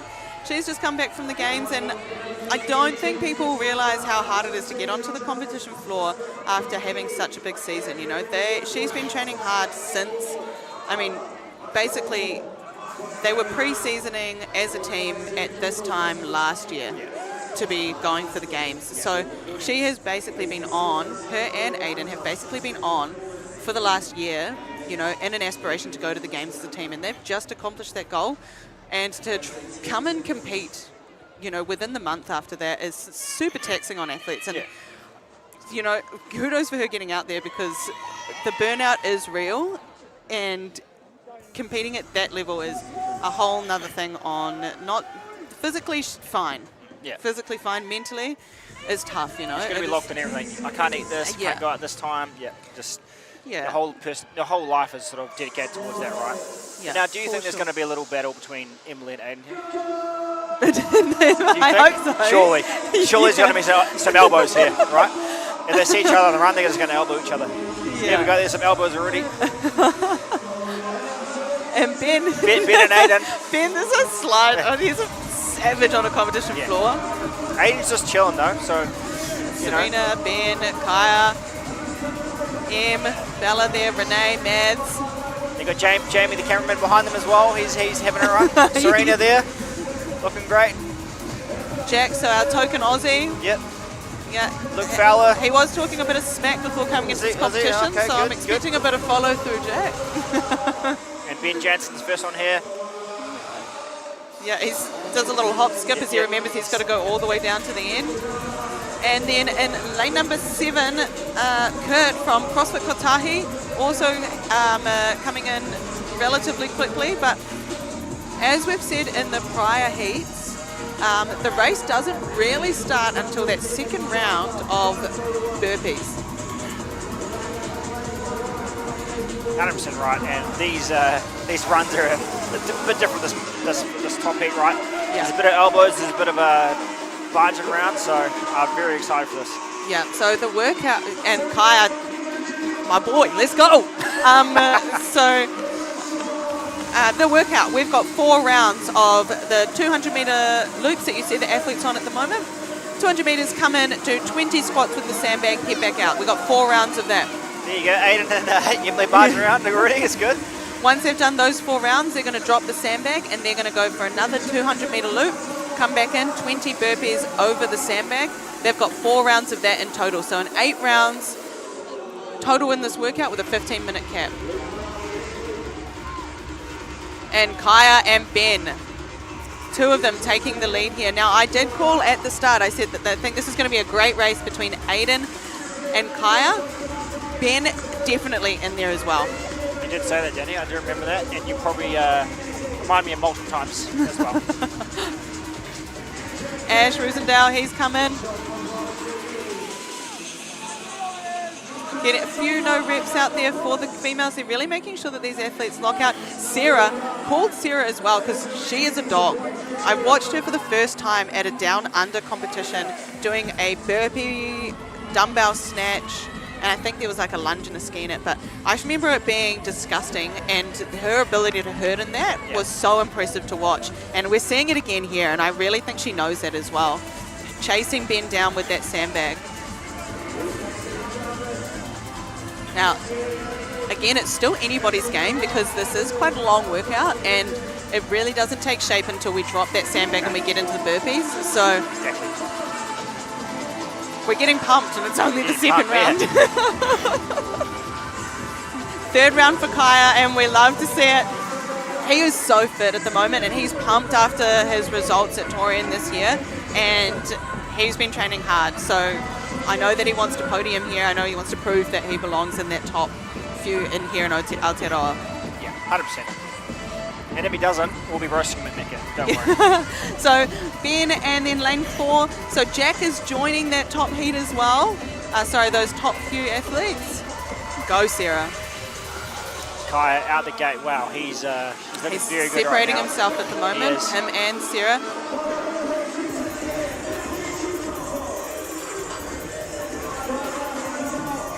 Kaya has extremely fast burpees as well, so make your predictions right there, Danny. I think so.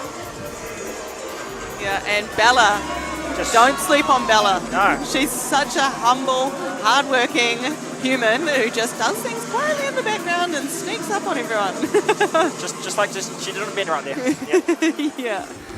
Oh, Luke's getting lapped. I think Kaya's lapping Luke as well. Go, Kaya. Ben, if you're watching, make sure you roast him for that. So last round of squats here, and then Kaya will drop that bag and head out the arena and start his rounds of burpees. They're looking for a sub 5 minutes for these first 4, which is incredible. Yeah, so you'll notice as well that the athletes run out of the arena on one side, and then when they finish their run, they run back in on the other side, and that's to make sure that all the athletes are running the same distance. So don't worry, guys. They are running the same distance. Wow, sub 5 minutes for that first block of 4. Absolutely. And Sarah is out of there. She's having a little look around, seeing where everyone is. Legs looking a bit heavy as well. Kaya with some moustache looking really good. He'll probably take his shirt off soon, which we all want to see. And Bella, she's out there too. She'll be chasing Sarah down. Great runner, been to High Rocks Worlds this year, nearly getting that sub 60. Whew.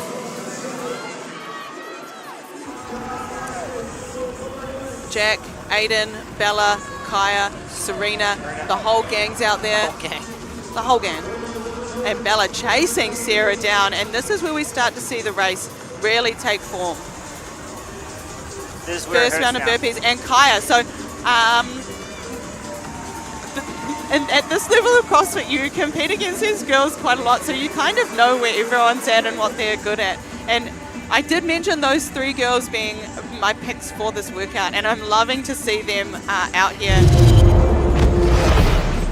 I love being in a team because it's like you aren't just by yourself and you've got the support of the others around you, and also like whilst also competing out there on the floor, you're also watching your teammates, so it's kind of like you get to do the best of both worlds. You get to compete and then watch your teammates crush it as well, and then it's always awesome having the other teams supporting each other as well, even though we are competing against each other, but it's like good vibes. Teams is a good vibe. At the moment, our team, me, Bryce, Michelle and Aiden, are working towards Taurian, so the goal is, up until now, we've got 7 months till Taurian, so this is definitely a good practice competition. The NZ Champs, I've never done NZ Champs before, so yeah, it's great for the 4 of us to hit it together, see where we're at. It's the beginning of the season pretty much, so it's really exciting to see beyond that and what's to come. I think competing in CrossFit together as a team creates a special bond because, yeah, like you said, you're literally going through your most vulnerable moments together, just hurting and pushing your body to the absolute limit. And when you do that together, it's like you have that respect for each other. You know, you respect each other as athletes and putting your body on the line for yourself and each other.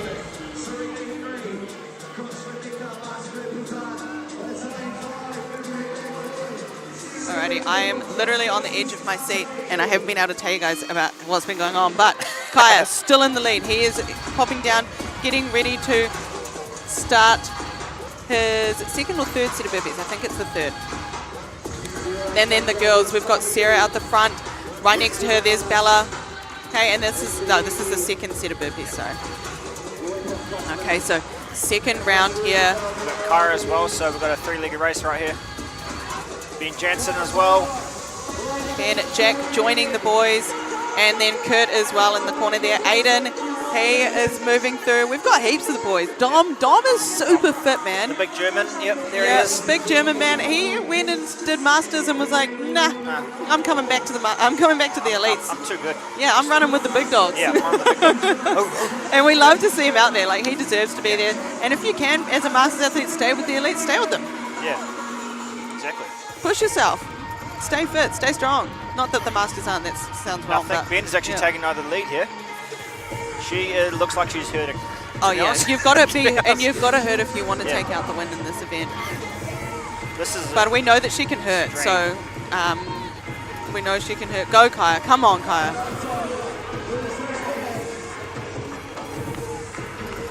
Ben's safe taking him. Ben, my dude, wearing his Vantage Drones shirt. He started his own business. He flies drones around. Actually, was lifting a motorbike off the ground with his drone the other day, which was pretty cool. But is one of his drones can lift a person? Oh, easy, 100 kgs. My God, yeah. okay. Yeah. Anyway, Sarah's out there, Bella's out there. We've got a few of the boys finishing up this their second set of burpees here. Luke on screen at the moment. He won the lifting event yesterday. Sarah moving through this third round. She's all on her own, just getting joined by Bella at the moment. And this is going to be a fun race. I'm thinking almost a 12-minute here, to be honest. Yeah. Kaya just joining the girls now. Phenomenal runner, super fit. She was on a Taurian team with Saw this year. Ben just chipping away doing Ben things. He's actually retired. I give him shit all the time. Yeah. He's got like an engine of like a horse or something. It's insane. Yeah. Built like a horse too. Yeah, so Sarah and Bella here moving through. Bella looks like she's got slightly faster burpees, but Sarah on her final one here. Heading out for her fourth and final run. So if Bella wants to give Sarah a push, she's going to have to start moving. Otherwise the lead's just going to be too much. Ben, hand up for his final set of burpees. We've got a whole bunch of the boys. No rep for Ben there. That could be costly for him. Still got 4 to go. Kaya, he's moving through. Dom taking a few deep breaths. He's not looking to be happy right now. Kaya, you're going to have to hold on if you want to take down Ben. Ben's got the experience. Kaya, he's still new. He's still young in the... Well, I mean, he's actually been doing CrossFit forever. His parents own CrossFit Hibiscus Coast, but... He's got the youth. Get out. Run, Kaya, run. Run. Come on. He's got the aerodynamics though, Ben. Boldness. Sarah and Ben, our 2 leaders for this event. Coming around, they've just got to go around one more time, and then when they come back in, they will finish their final set of 20 burpees. 11 minutes on the clock. Time to beat 12:25. And Sarah's in. Well, she's time to beat for the woman is 13 minutes, so I think she's all but locked it there. That is disgusting how fast they have gone on this last heat. Yes. amazing from the girls. And Bella doing everything she can. Now these girls, I believe Sarah might have got third last night on that lifting. So first for Bella last night, third for Sarah, and then a first and a second. So Great race for these Great two race, girls. exactly. Kaya's joining them. 13 minutes time to beat, so Kaya will still come in the top 3. Great finish for her on this event. Sub 12 minutes. Holy. That is impressive. The whole crowd. It's all in the quads. All in the quads. Wow. My God. That was very impressive. Bella will be coming across the finish line now as well. Ben and Kaya, who is going to finish it off? Look, Kaya looks to be going just a little bit faster than Ben there. A couple of the boys down the end as well. Aiden's picking it up as well. Luke's still got another run to go, but still got plenty of time. Final 5 for Ben. Where is Kaya? Final 5 for Kaya. Who's going to win? Who's going to take it out? 2 reps, 1 rep, and Kaya takes it out. Yoo-hoo! He barely looks tired though. He had to work Ben across the finish line, and I think that Finn from heat 2 or 3 might have had the best time, might have taken the win. Maddie out of nowhere as well. So good from her. She's done like a turkey. That's insane. Em coming across the finish line now, and remember, these times are still stupid fast. Yeah. These times are still so quick. Dominic, the big German, finishes 13 Dom, minutes. 13 minutes. Great finish time for him. Great finish for him. Jack, our Aussie, what are you still doing out there, mate? Serena's finishing it off. Serena. Come on, let's go, Serena. Serena moving so quick through this last set of burpees. Ben having a little rest, using the sandbag as a pillow. And our event winner, Kaya, proving he does belong with the big dogs up there. We already know that. Yeah, we already know that. Last 5 reps for Serena. CrossFit Mecca. Representing CrossFit Mecca, one of our wild cards here. Best gym in the country. So cool, and getting supported by Bella across the finish line as well there. Barely looks tired as well. Luke Fowler finishing up as well.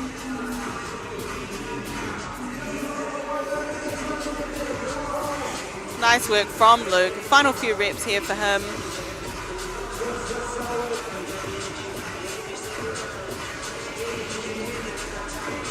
He's taking his time. Yeah, he is. I'm sure his family has got to roast him after this for that. Come on, mate. No, he's doing great, but there's still a few times from other heats that he should be hustling a little bit for. And he's going to. Yeah, it's hard to remember that sometimes when you're in it because you're hurting and you're like, oh yes, sweet, there's no one else out there, so we're good. But there are still the times from the other heats that we need to remember. Exactly. Nice, and on screen right now we've got Lysandra from Star Strength and Performance. She did insane yesterday in event number 1. So super strong athlete, and still has an engine because 10 rounds of that workout last night was rough. So cool to see all the girls standing there getting behind her as she finishes this up. Last 3, 2, 1, and all finished. So not quite going to get across the finish line, but still a great finish. Renee, Kaya, Em, Bella. A great race. It is a tough workout. Sarah was impressive. That was unbelievable. Yeah. If you guys want to hang around on the commentary, I know that we're going to have an interview with our elites in just a moment with our top finishers for that event. So hang around and have a little listen to their kōrero and what they want to talk about involving that workout, because they would have had to go to a dark place to finish that fast. We can only talk about it. They did it, right? They experienced it, firsthand. Yeah. Yeah, and that would have been tough. That could also not be true.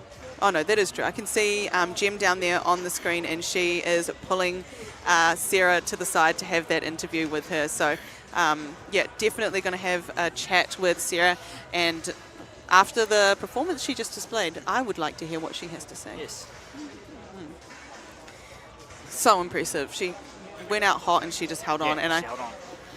After watching her both at Torian and at that Down Under event, I was like, yeah. She's got the goods. She's got the goods. She's got the goods. Yeah. Yeah.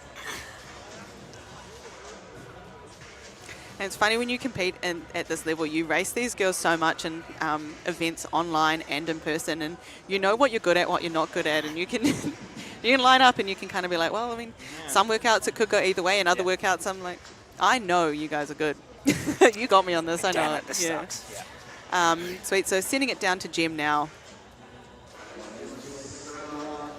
Get back into the teams division with our scale teams. I'm down here with Akaya and Sarah, your 2 heat winners there. Akaya, I'm going to start with you because what an incredible race. What goes through your head in that moment? Talk us through your emotions. I don't really try to feel a lot of emotions on the floor. I guess I just heard my old man's voice, told me to keep going, and yeah, got the dub in the end. You looked really confident coming into that event. How were you feeling? I did at a point think I went out a bit too hot, but managed to hold on and, you know, push through the end, so yeah. Well, you put on a great performance. Sarah, I'm going to talk to you. You were leading from the front for the majority of that. In the last few moments, you're there side by side with Bella. Talk me through, what's the mental talk then? Like in the last few burpees, I knew I went out hot. And I was like, my goal was just to maintain that. And then as soon as I was like making sure that if she was doing burpee, at least I was just as fast as that, so she couldn't catch me. But it was a big, like a solid race, and I'm a bit tired now. But well, it was great to watch you. How do you use your experience in a moment like that? I think just back myself. Yeah, like we had a big comp last year at Down Unders, which was a running burpee workout. And yeah, I kind of went out hot on that as well, but knew I could just back myself and hold that pace and yeah, just believe in myself. Well, you should definitely believe in yourself. You had an epic performance there. Really well done, and good luck for the rest of your competition. Very much appreciated, and thanks to my community and everyone cheering. Good to hear you guys.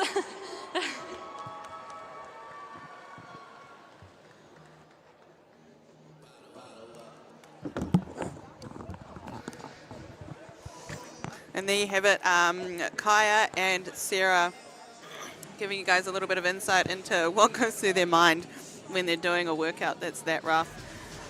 That was so cool to watch. Yeah. I'm pumped. Kai didn't have much to say today. He said, I just did it. No, I think it's cool. You know, Very, very humble. Yeah, yeah, he's out there channeling his dad, and him and his fun is so close, and they all train at Mecca when they can. Yeah. His mom. His mom's an animal as well. Yeah, she was like 5 ring muscle ups in a row. I was like, oh, jeez. And his sister. So, yeah. They've got a real cool family thing going on, and I'd expect that they had CrossFit Hibiscus Coast for, they incepted it many, many years ago and sort of ran and owned a gym forever, so that's kind of been Kaya's life growing up. But anyway, what we've got going on now is we're heading into event number 3. Okay, so what that is, we've got 50 double unders, 10 power snatches, and a 15-meter handstand walk. Now, we're going to send teams on first. So we've got scaled teams coming on to the competition floor. And instead of 5 rounds for time, these athletes, they're going to just do 1 round, and it's going to go waterfall style. So one athlete's going to go. Once they finish, they're going to come, they're going to tap their mate, second athlete, third athlete, fourth athlete, and it is going to be so fast.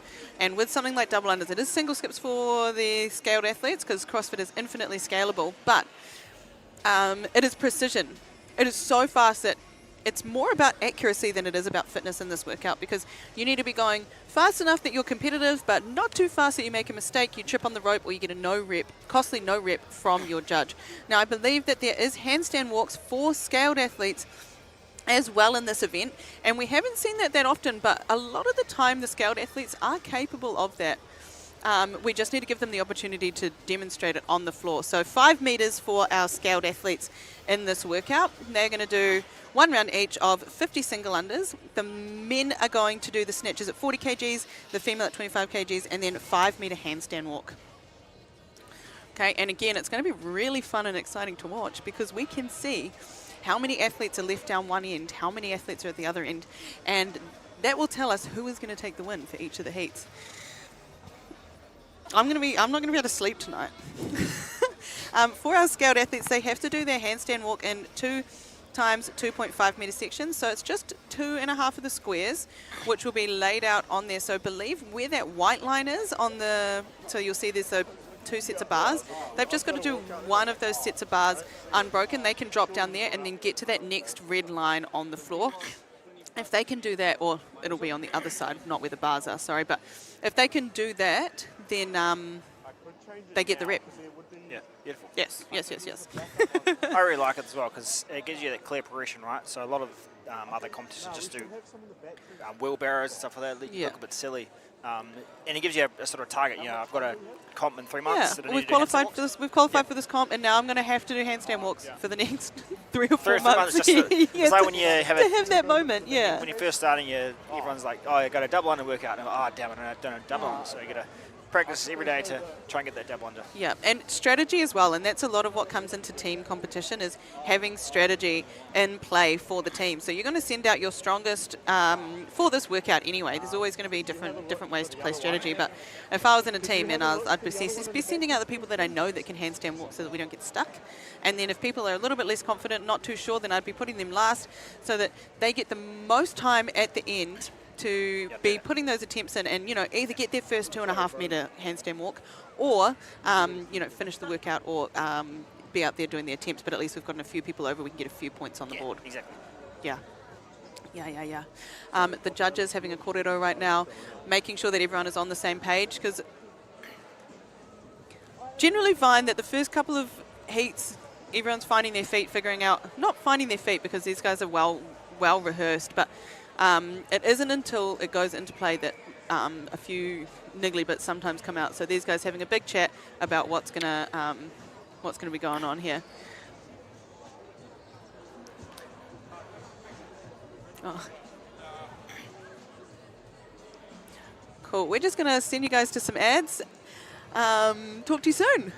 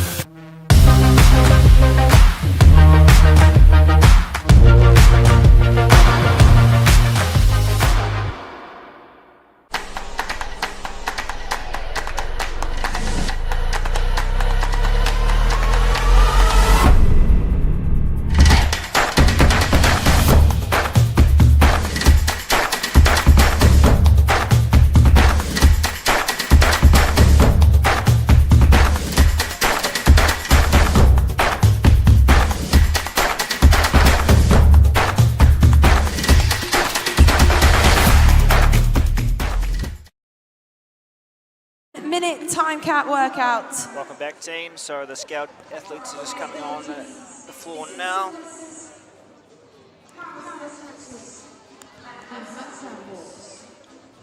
So as mentioned before, there's a little bit of an adjustment for the Scout team. So they've got to do a 5-metre handstand walk with 2.5-metre increments. So here's the teams. So we've got Project Far Out from Project CrossFit, Built by Empire Training Box, Biggie Smalls by Performance HQ, Empire Red by Empire East Auckland, Just for Fun, Independence, Soar and Conquer by Soar, Need for Speed by Westside Fitness, and Mana Maya by Maya CrossFit. So how it's going to flow is a waterfall style. So first person will go out, do 50 single runners this one, 10 power snatches, and then they'll do a 5-metre handstand walk. So these need to be done in 2 segments, so 2.5 segments. The key thing is here you have to put your hands behind the line before you start. You can't go over the line and on the start line. Once that person's finished their 5-metre handstand walk, then the next person will go and then just keep going through until your 4th person finishes. Would you rather go first or last on this one? Here, Danny?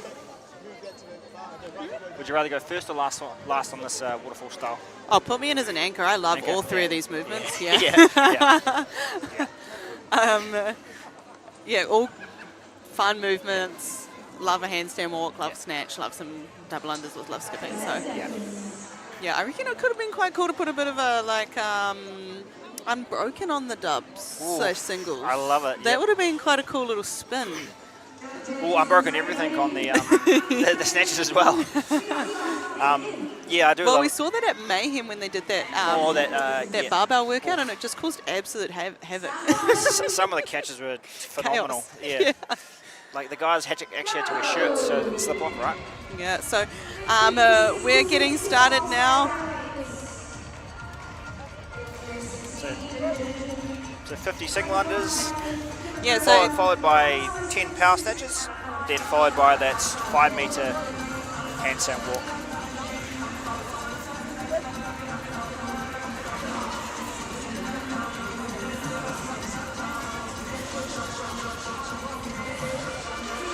Now you can do it any way you want as well. You can do male, male, female, female, male, female, male, any way you want. Just get it done. So Mana Maya from Maya CrossFit, lane number 8 on the screen just there, and you'll notice a few of the athletes. So some teams have chosen to send their tane out, some have chosen to send their wahine out first. Just doing muscle stretches, it's fine. You know. There we go. Yeah. How good. And so you'll watch, so you'll see, so that segment there, they pick up, their hands have to start behind the line there, and they can walk, so they've got plenty of space. They've got those 2 lanes there, so heaps of space to do those handstand walks, and it's 2.5 metres out there, and then 2.5 metres back in. So that section there just has to be unbroken for these scaled athletes. Yeah. And then they run down to the other end. As soon as they tap there, they release their next athlete to come across. So that was lane 2, built by Empire Training Box. Lane number 5, Just for Fun. The cool thing about this one here is once you finish your handstand walk, you got to grab the chest piece or the chest piece you call it, and then you bring it forward as well, so you know who's in the lead here.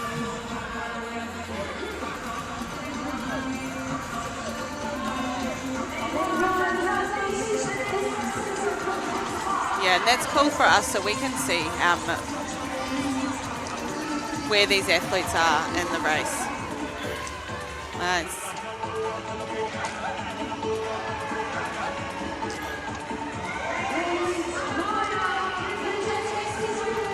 Lane number 4 on screen, Empire Red and Just for Fun.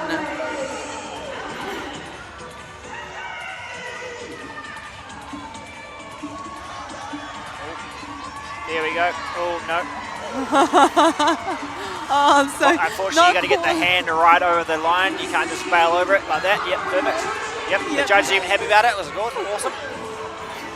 Yeah, that was wicked. So lane number 6, Soar and Conquer, getting that handstand walk, and the judge is also super stoked for them, which I really like we love to see. Yeah, having good jumps makes such a big difference. Yeah, and these judges are awesome. They've been here since 5:30 this morning, and that's a huge day for these guys, eh?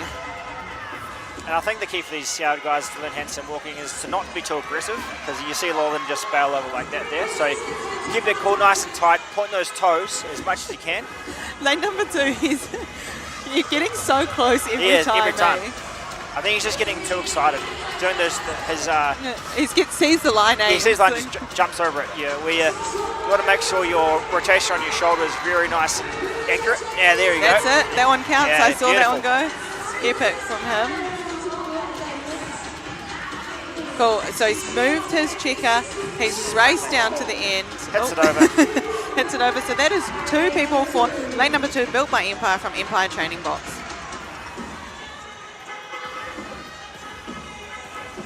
Cool. So we can see we've got 2 teams that are onto their 3rd athletes there. Very happy about what she's doing. Yeah, lane number 6, Soar and Conquer from Soar Performance out in West Auckland on the screen at the moment. And then we've got Empire as well in lane number 2, our 2 heat leaders for these scale teams.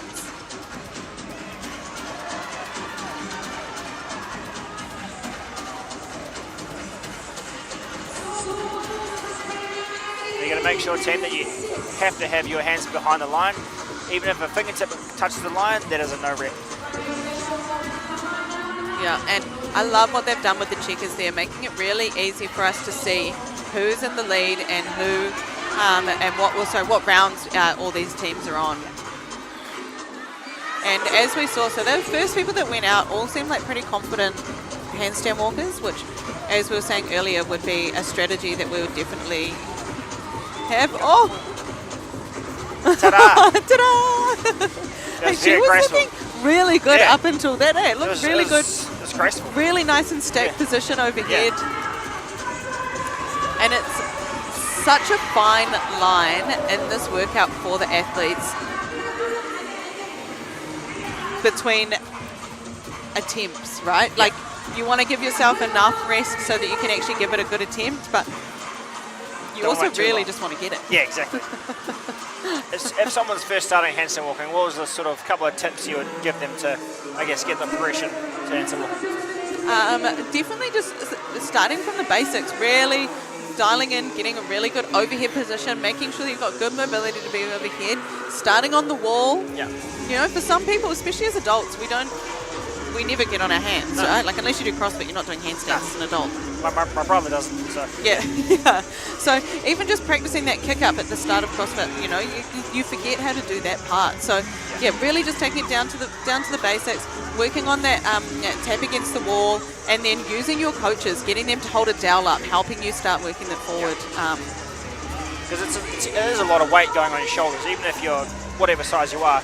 You know, my side, there's a lot of weight going on your shoulders, so you've got to have the mobility, you've got to have that strength to be able to actually physically walk using, you know, the weight on each hand going each time. So I think that's how I learned it, is just against the wall first and then coming across off it. Yeah, and you'll start noticing as fatigue sets in, it just becomes harder and harder to get these attempts across the line.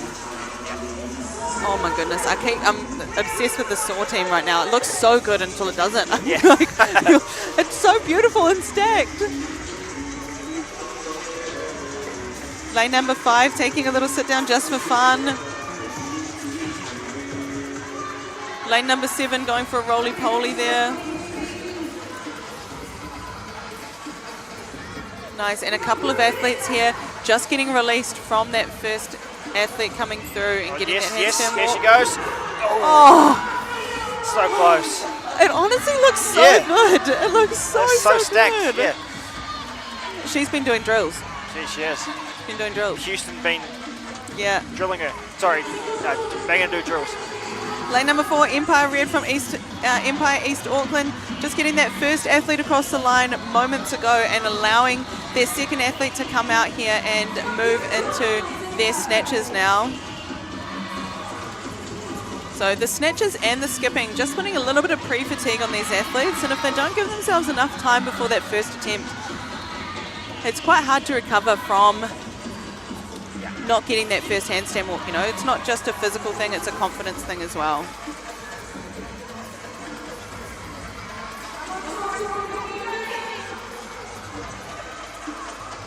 So hands mussed up behind the line. Really good from both of those ladies. We got 2 Empire teams there. Oh no, sorry, Empire and W Performance HQ.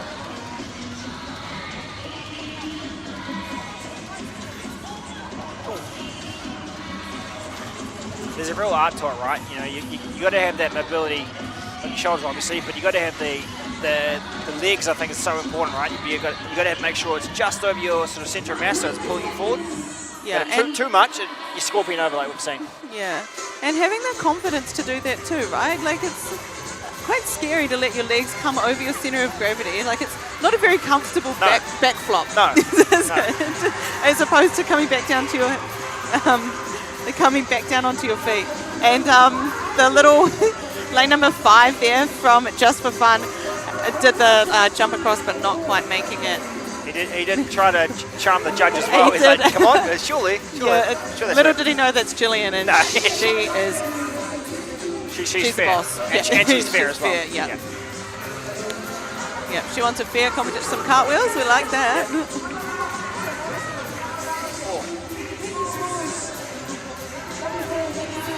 So there's just under 1 minute left on this, but what we noticed, so one of the athletes from Biggie Smalls ran back, and what she was going to do was swap with one of the athletes. So from what I'm understanding with that maneuver is that if you're not getting it, you can let another athlete go through and they can start their double unders, their snatches, their single unders, their snatches, and then they can attempt a handstand walk. What I would say though is it would mean that all her reps get deleted. Yeah. I'll have to double check on that one for you guys though, but if they've done that for the scaled athletes, I think that's a really cool idea, giving them the opportunity to go back, be like, don't worry about my snatches, don't worry about my skipping, we'll let someone else have a go. My shoulders are cooked. Yeah, I'm done. Highlight in that one was definitely Soar and Conquer. Unreal mahi from the athlete there that was attempting those handstand walks. And big hugs from the team, and this is why we want to see we want to see handstand walks in the scale divisions. We want to see these guys really pushing themselves. Like these things, it doesn't have to be a given that you're going to finish a workout when you go to an event, you know. Yeah, if there's someone out there just did their first 2.5 minute handstand walk, that's something to celebrate as well. For sure. So heat number 2 coming onto the floor in just a moment. We've got a heat number 2 of our scaled athletes, and I love the chaos that's out on the floor right now when they do the changeover. Embrace the chaos, Danny. Embrace it. Yeah. So in lane number 1, last minute. Lane number 2, team allow it. Lane number 3, squeaky hinges. Lane number 4, broken backs. Lane number 5, too saucy. My goodness, sorry about that. Lane number 6, snatch us if you can. Lane number 7, wildcards. Lane number 8, team Tairāwhiti. She has a great number of Empire and Saw Fitness, Saw Performance as well. Yes. Which is great. Yeah. Getting behind NZ champs.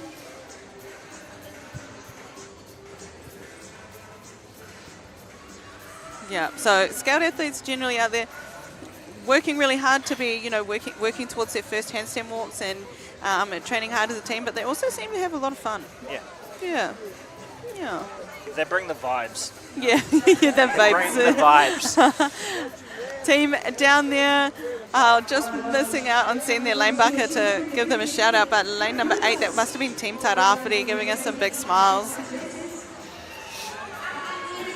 Love to see that. Coming in on lane number 1, last minute, Empire training box right next to Team Alot, another team from Empire. So there'll be some fun little races out here. It's so cool getting to compete against your own gym. Yeah. You know, we got 2 Empire teams next to each other, we've got 2 Saw teams next to each other, and it's cool to see such a big contingency from those 2 gyms down here this weekend. All right. Right, so you've just joined us. How this workout works is the 10-minute time cap. You send one athlete out doing 50 single under skips, then they'll move to the barbell, do 10 power snatches, 40 kgs for the guys, 25 for the girls, and then they'll do a 5-minute handstand walk. Now the 5-minute handstand walk can be broken up into 2, so 1 2.5 meters there, 1 2.5 meter back. They'll run, grab the chest piece, move it forward 0.5 meter, then they'll run to the other end, and then that's when your second athlete can go. They'll do that 4 times until you're done or the cap's finished. Yeah, so we were also just talking about the strategy.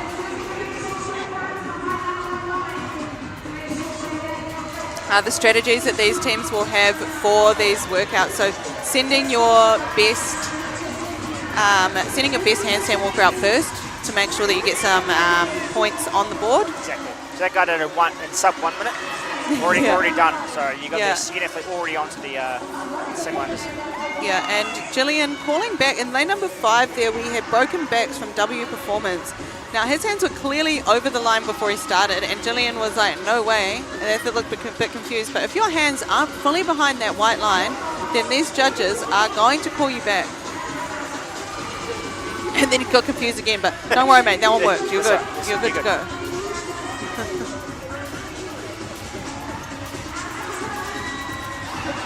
Now it's very important to make sure you listen to the brief as well. So yeah, they would have said, make sure you move your chest piece ahead before you tag your next person. Yeah, for sure. And it's so funny how as soon as you get onto the competition floor, your brain just goes, Merp. Yeah, your brain does it anyway, right? So it's, yeah, so many times I've been, oh, sweet, I know what to do, and then you get on there, and then you actually have no idea what you're doing. Yeah. And then you're talking to your teammates or the judges, and you still don't know what you're doing. Yeah. Which is all part of the fun. Yeah, cool. So all the teams now through that first athlete, and just coming across the line there, lane number 6, and team Snatch Us If You Can from Soar Performance. Nice. Beautiful nice, handstand amazing. walks there, and she's remembered the chip. Yep. Love that, love that. And Frankie starting for Soar Performance now down at the end.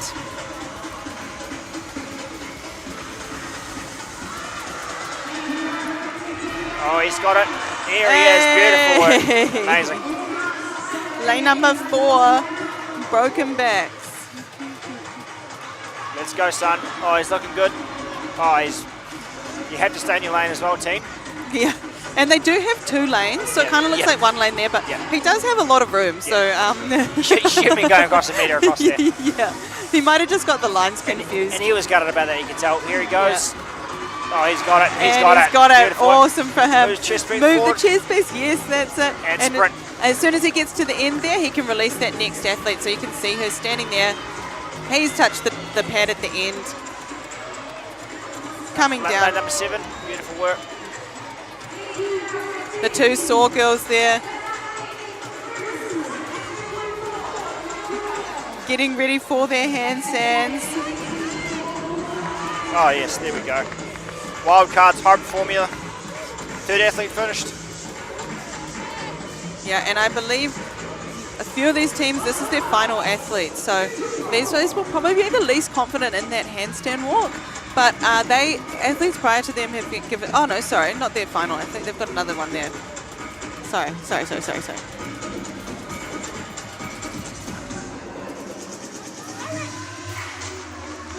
So just coming up on 4 minutes, so 6 minutes left for these athletes. Oh, she's giving us a no-go.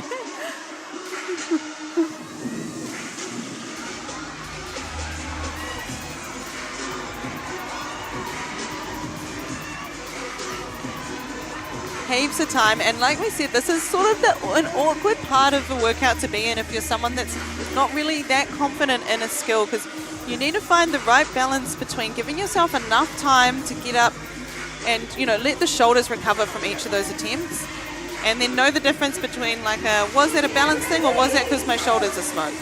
Yeah, exactly. Oh, hopefully her shins are right there for coming across the line, but she did get that. Cool to see. Your shoulders is one, I guess, part of your body. Once it goes, right? Yeah. When you say doing hands and push-ups, once they go, they absolutely go. So it's similar to hands and walks. That's our team Tairāwhiti from CrossFit 4010. They've got 3 athletes now across the line, so they've just got 1 more to get across the finish line in this cap.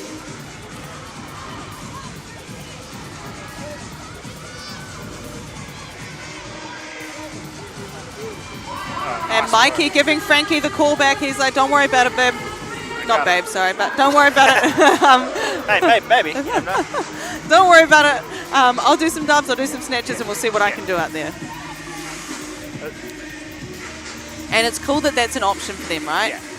because there will become a point where you're like, well, this isn't happening. Yeah. And sometimes it happens on the competition floor. Exactly.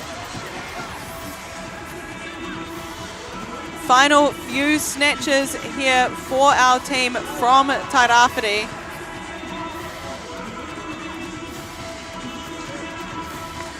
Snatches are done. How are the handstands going to look? And then also from the hybrid formula, in the lane next to them, wildcards, they're on their final snatches as well before sending that last athlete into the handstand walk. Yep, that's it. Give yourself a few breaths, Gil. So just those two teams with their final athletes there. Oh, Mikey. Oh, man. Yee! Smooth, very smooth. Representing SOAR in their new tees. They look great. The 26th season.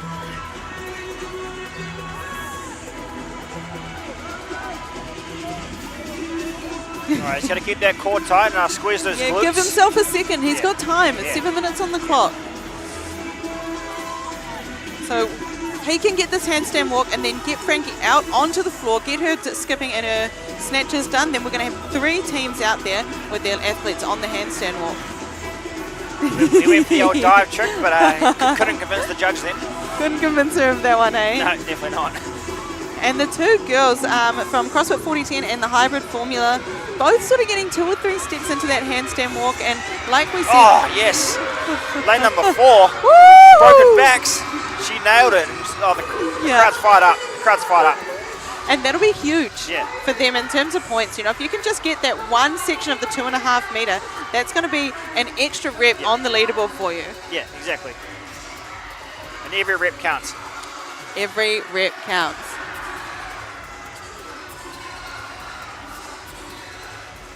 And we're at CrossFit SOAR. Mikey's finishing done up. it. He's done it. Alrighty. So they're probably...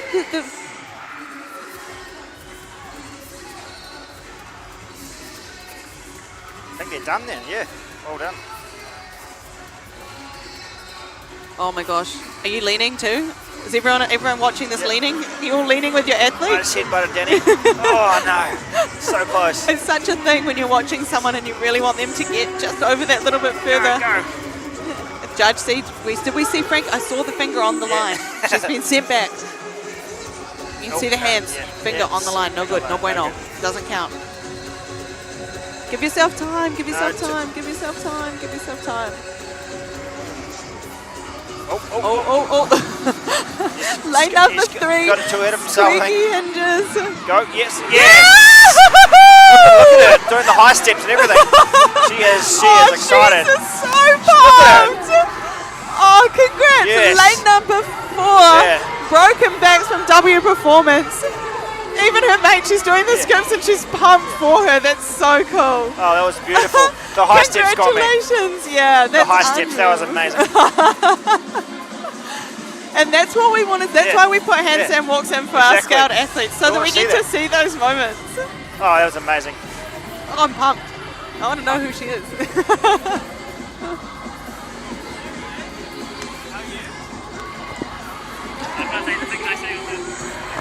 Nice final 30 seconds for athletes here.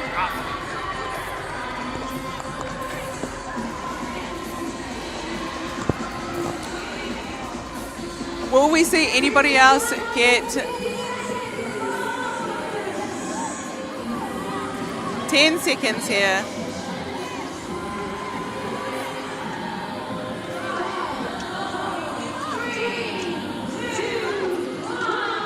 And we are done. Heat number 2 for our scout athletes.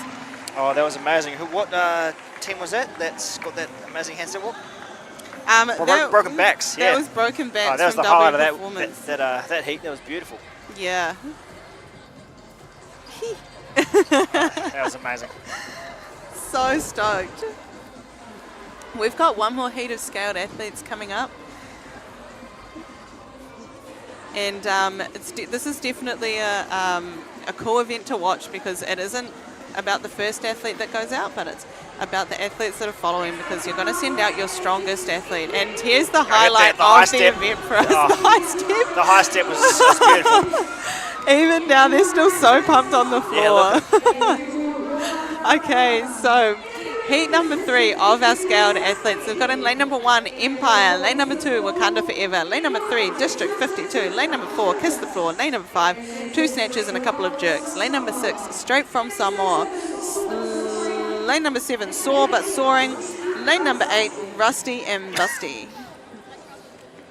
Okay, so our top seeded scaled athletes out on the competition floor now. Are we going to see any of them finish? Are we? I think we had one team finish last heat. So yeah. Great signs out there. Cool. So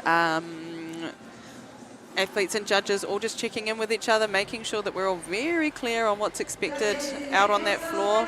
Love to see that. Love to see that. I think the biggest no-reps we saw was the positioning of the hands before the handstand walk. Yeah. So you've got to make sure that those hands are clearly behind. Yeah. Even the fingertips, you know, if they touch the white line, absolute no-rep straight away. Yeah. And make sure you go over the line clearly with both hands as well. Yeah, and those are like lessons that we learn early on in our CrossFit life, and this is the early on, right? This is people,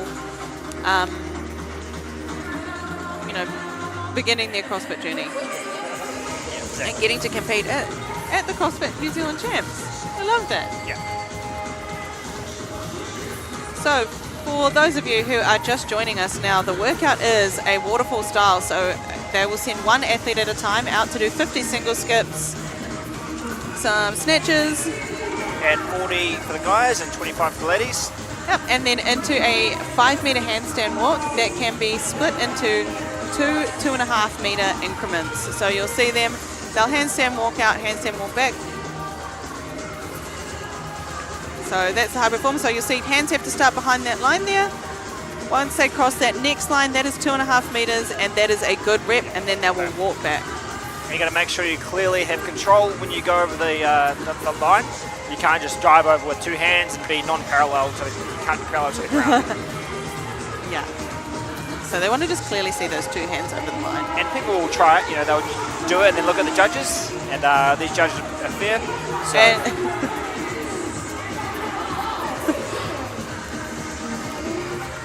So just a little bit of misunderstanding with the athlete there and her lane marker. So paying attention in the brief is definitely important. If most of the field can understand that the block needs to move forward 1 square every round, then although sometimes you just get out there and get pumped. Yeah. But yeah, so that block has to move forward 1 square every time.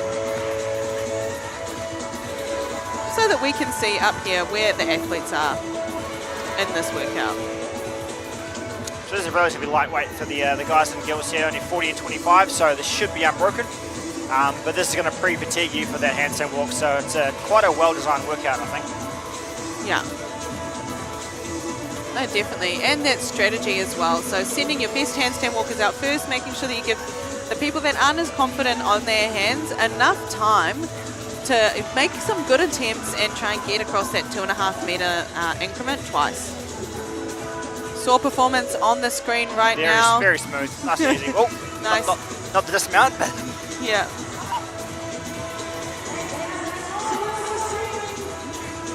Nice, and the judge just holding the athlete there. So until that athlete crosses the line at the other end, they're not allowed to let the next person go. But I'm glad Sour's sorted out their lane marker issues there.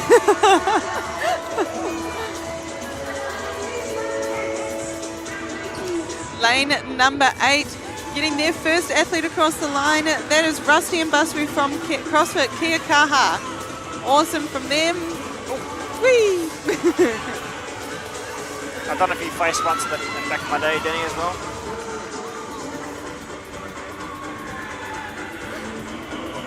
So Lauren on the screen there going for her handstand walk. She is a physio and training out of District 52. On the screen right now, that's her in the cleek shorts.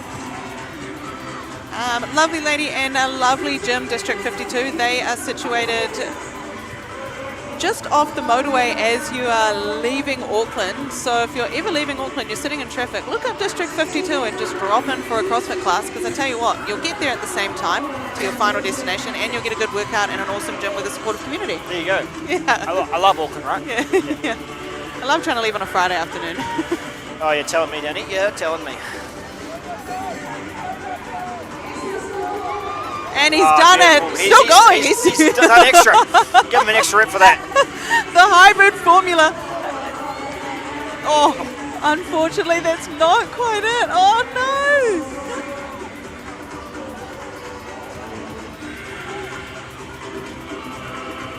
That was Bree. Just not quite getting that handstand walk. Super fit. Did incredibly well in the first workout of the Open this year. Fitness, unreal. And that was the box jumps and the burpees. Sorry, not burpees, wall balls. Awesome. Just going to stop to an I love being in a team because it's like you aren't just by yourself and you've got the support of the others around you. And also, like, whilst also competing out there on the floor, you're also watching your teammates. So it's kind of like you get to do the best of both worlds. You get to compete and then watch your teammates crush it as well. And then, yeah, it's always awesome having the other teams supporting each other as well, even though we are competing against each other. But it's like good vibes. Teams is a good vibe. At the moment, our team, me, Bryce, Michelle and Aiden, are working towards Taurian. So the goal is, up until now, we've got 7 months till Taurian. So this is definitely a good practice competition. The NZ Champs, I've never done NZ Champs before. So yeah, it's great for the 4 of us to hit it together, see where we're at. It's the beginning of the season pretty much, so it's really exciting to see beyond that and what's to come. I think competing in CrossFit together as a team creates a special bond because, yeah, like you said, you're literally going through your most vulnerable moments together, just hurting and pushing your body to the absolute limit. And when you do that together, it's like you have that respect for each other. You know, you respect each other as athletes and putting your body on the line for yourself and each other.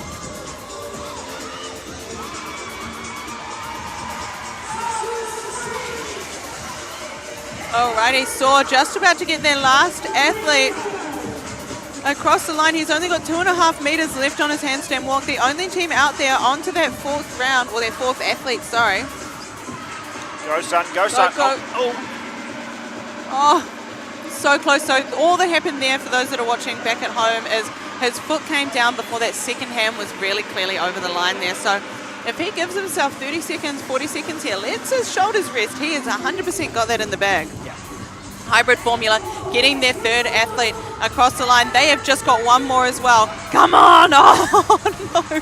Give yourself time! You have time! You have time! Sometimes I just want to go down there and grab them and be like, wait. Let's tell them. Wait. Listen to me. We've got Empire on the screen here in lane number 1. Any advice would you give on the hand positioning, Danny? I see a lot of people going, you know, fingers forward or fingers out to the side on an angle. Fingers out to the side just gives you a little bit more ability to be moving forward, but when you're first learning as well, it's hard because you're learning to put pressure through your fingers. Yeah. Push pressure through your fingers and then letting it go to sort of teach you the stability for that overhead position. So it's hard to transition from overhead stability into that handstand walking. Yeah. And we've done it. We've got a team across the line? Yep, I think so. Yep. Oh, sorry. Not yet. Not yet.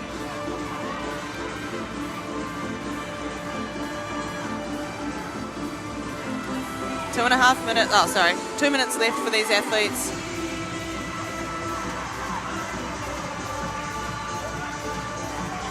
I really want to see Saw just have a rest. Oh yeah, he's resting right now. Yeah. Love that. Hope Johnny's there telling him what to do. Yeah, here he goes. He's up top left corner. Here we go. Oh. Lane 7. And in the lane next to him, lane number 8, there was the belly flop to get across the line. Go, son. Here we go. Here we go. This is the one. This is the one. Go, son. Yes, he's got it. Done it. There we go. He grabs his hat on the way. Can't leave the hat. Valuable seconds wasted. No, he's not finished. He's got to move the piece. He's going to run it. Yep, there we go. The high knees, there we go. Beautiful work. There we go, amazing work. Amazing work.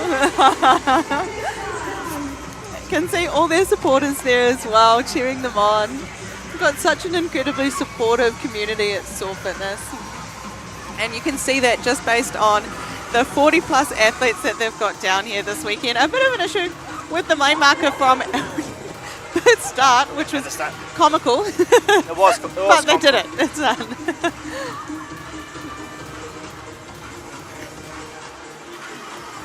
Nice. 45 seconds left on the clock for these athletes.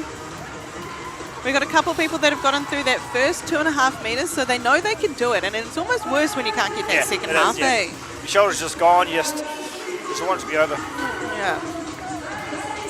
It's like, I've done this. Yeah, I've done this. Come on. Why can't I do it again? One more. Yeah, so lane number 1 in Empire here. These guys, just that last 2.5 meters. Oh my God, go. 15 seconds.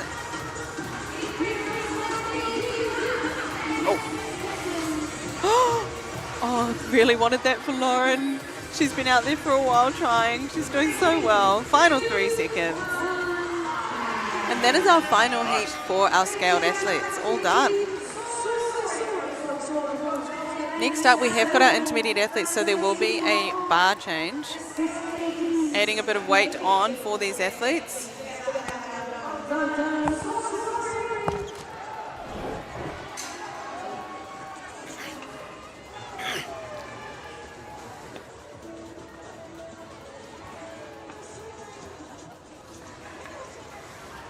So we're moving to the intermediate teams now. 7 teams this next one. Just proving up some new weight change, so they're going up slightly and they'll be doing double unders instead. So there's our intermediate team. So we've got Empire East Auckland. We've got what the Waki will be doing. Team Scam, All Day, Lada Gang, The Crew, and Chur R-A-R-Z from Chur Hakaha. It's a little bit of a change, so same sort of flow, same time cap as well, but the weights increased slightly, and you will be doing double under instead, and also the handstand walk is 10 meters, not 5 meters. So they'll have to do it in 5 meter increments. So skill level changes slightly for the double unders and the more handstand walk, and the weight goes up slightly. But we'll confidently say most of these teams, the handstand walks won't be an issue here. So I think we should see majority of the teams finished in this this heat here.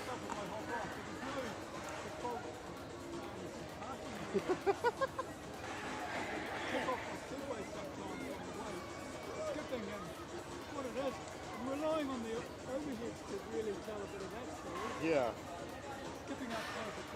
So I think for this one here, it doesn't really matter who you send out, unless you want to sort of put fear into the other teams. You send your fastest person out first, and then the other teams get scared and realise that they're a bit behind, but you never know. Go ahead, team.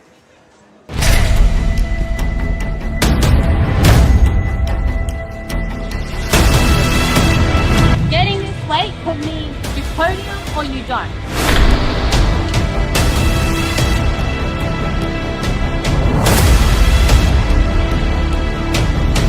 I could not help an athlete if they work in a realm of safety.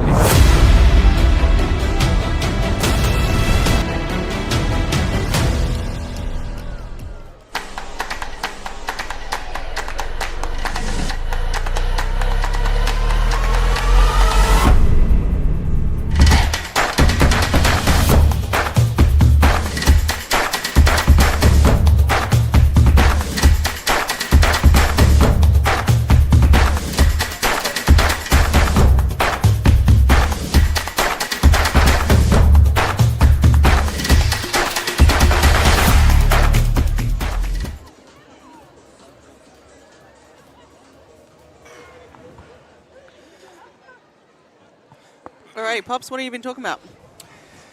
Just saying the changes in weight and the skill level here. So we're going to double unders now, so 30 double unders instead of single unders, and then we're going to 45 kgs and 30 instead of 40 and 25.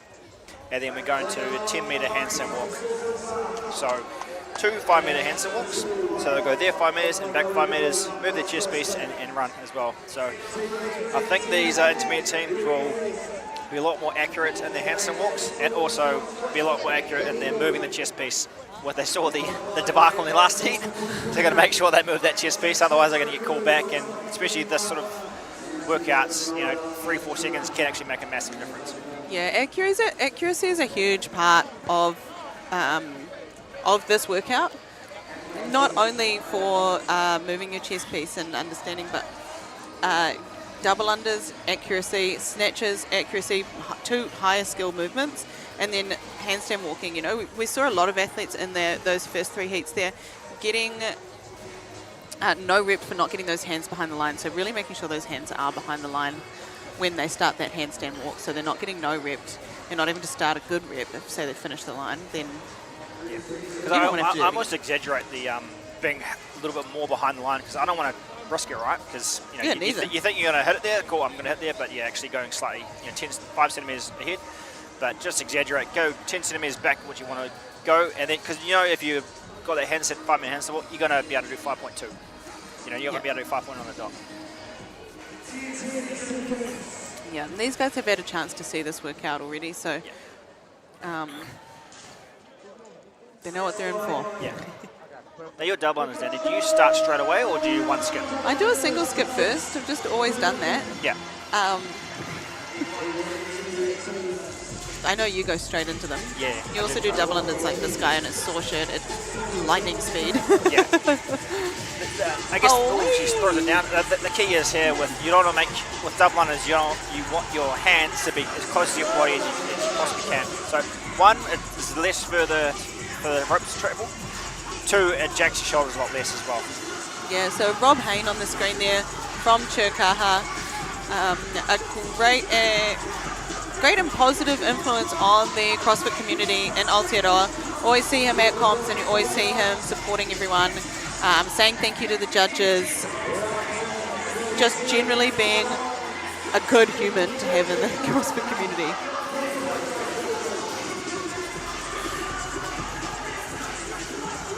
Yep, so they do 5 metres. Well, they do 10 metres in one go. Oh, wow. And then they move their chest piece forward, and then they'll run to the end, and their athlete can go. Nice. So coming out in the lead there, we've got in lane number 3, Team Scam from the Arena West. First athlete across the line. Now we've got Courtney starting from the crew. Great double unders here.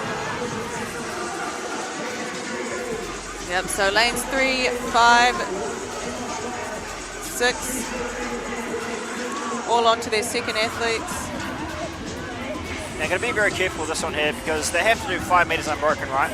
And all these athletes are trying to go for that straight 10. But say if you do 5 and then you go for that 10, but then you trip up at 8 metres, you've gone a bit too hot. So it could be smart going 5 and 5. Yeah. Yeah, for sure. Yeah, you've got to get that 5 metres unbroken. So depending on how confident you are in that handstand walk, will depend on whether or not you break it at that 5 to make sure you get that 5 and 5. Or if you're confident, you go that whole 10. Exactly. And so you'll see that's a successful rep. She's going to run back now. She's going to grab her chest piece. She's going to put it into that next square and run down to the end. So lane number 6 there, that's the crew from Fit Stop Albany and Kia Maya. Ooh, a little foot race on there. And yeah, just as you said, Pops, just a little bit more confidence on the hands in that intermediate division. Yeah. Holy. Now Courtney, face plants. Gets the rep with face plants beautifully.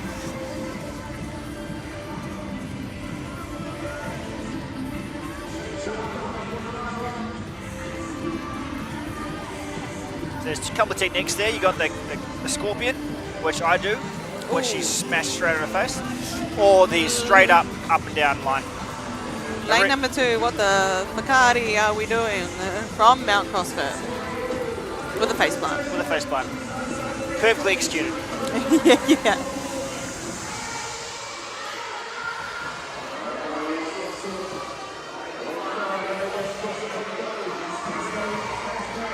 the judges trying to call the athletes early as well, saying, hands not starting behind the line, you've got to come back. Sometimes when you're in the zone upside down, you're not no detention. You can't even hear anything. You just you're just mind blank. Getting the chest piece running to the end. The high knees. Lane 5, later gang from CrossFit Pukekohe. Courtney's finishing off for the crew. The crew, lane number 6, Fit Stop, Albany and Kiamaya. And across the finish, across the line there for his handstand walk, lane number 3, Team Scam from the arena rest. He's got to run to the end, touch the lane marker down the end there before the next athlete can be released to go. So just coming up on halfway for the time cap on this workout for these athletes. So you see now, it looks like a lot of these teams are at least got 2 to 3 people across the finish line as well. So yeah, and we said a bit of a strategy here would be sending your strongest handstand walkers, out first, and then saving people that maybe aren't so confident on the hands to a little bit later. So while we're seeing a few teams take the lead here, it really does come down to those final 1 or 2 athletes to just finish the workout off for them to show us who's actually going to finish this sort of heat in first, second and third. yeah, exactly.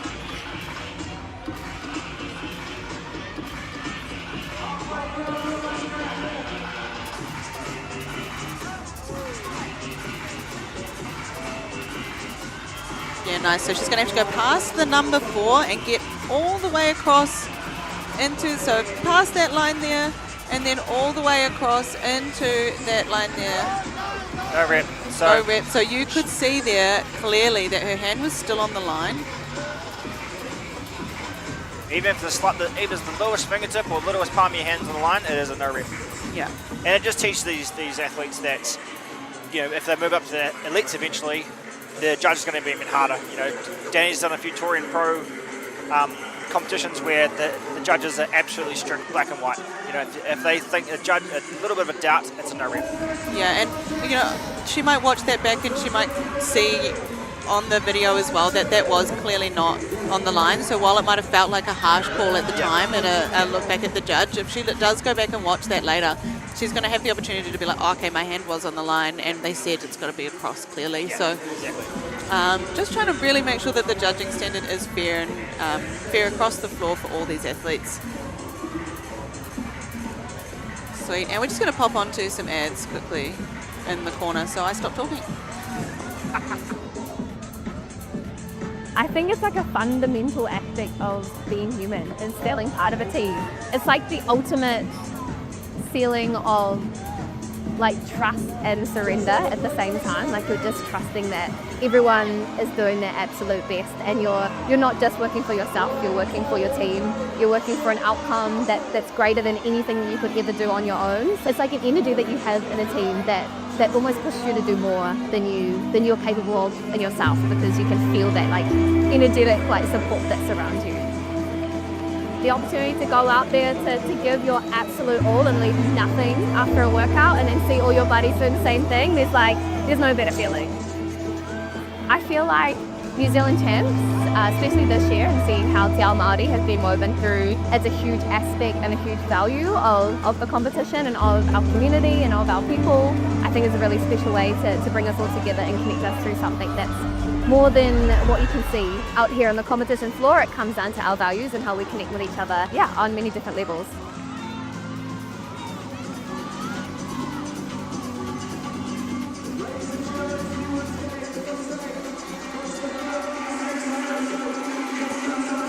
And the team from SOAR just setting off that third athlete now after getting a no rep on that handstand walk, not quite getting over the line, and then just making it on that last one. Now I've got the crew with their last athlete doing the handstand walks. Here he goes. He's going to go unbroken. He's doing it. He's doing it. Oh, beautifully. He went way further than he needed to, but that's okay. That's okay. 13 metres instead of 10. Well done, 8:30. Awesome. Beautiful So work, the crew. the team from the crew, Fitstop, Albany and Kiermaier, Courtney, Abby, Tim and X. Is that how to say his name? X? EKS? Yeah, I think the exit. Across the line, finishing that off. Lane number 7, Churaz from Churkaha. Lane number 4, all day from Saw. Last athlete here. Third athlete, sorry. Let's see your handstand walks. Oh, so good from Churkaha. I believe that's Renee. She's been competing. I've seen her around a few times.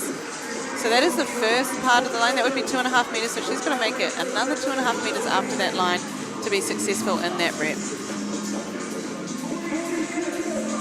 Final 30 seconds on the clock for these athletes. And these athletes will want to try and get their hands or get at least that first part of that handstand walk done so that they can get that rep, you know, because just getting 5 meters in that 10 meter handstand walk will be huge for them in terms of scores 100%. on the leaderboard, yeah.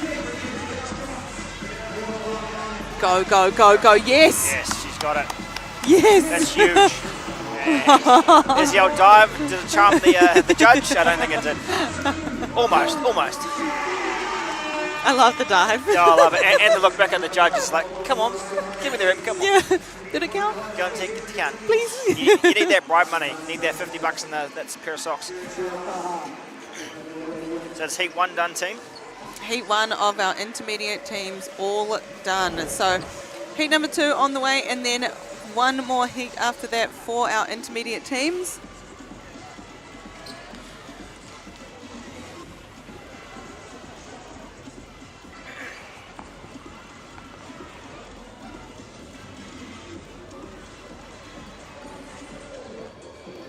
And loving the celebrations at the end of the finish line as well. When these athletes come across, they're super stoked. And a lot of these athletes as well would probably, some of them haven't done 10 meters unbroken. You know, if they're feeling it, they'll just go, oh, let's go straight through. You know, yeah. Probably almost some PBs as well there. Cool, so we've got a leaderboard up at the moment. Currently in first place for our scale teams, Biggie Smalls. Second, Built by Empire. And then third, Just for Fun. So second and third, they're sitting on the same amount of points and really closely followed behind by the team that was sitting in fourth. Only 2 points behind, so very tight leaderboard at this stage for these athletes after 3 events. Intermediate teams, heat number 2. We've got in lane number 1, Knox Fit Crew 2026. Lane number 2, Pack. Lane number 3, DJI and the Don. Lane number 4, DJI and the Don. Lane number 4, Panther and Co. Lane number 5, Tiard. Lane number 6, Maya Far. Lane number 7, TDG Black. And lane number 8, Renegade Big Fact Hunts. I'll be very curious to see the saw flag. Go fam. So many of the saw athletes and supporters down here this weekend.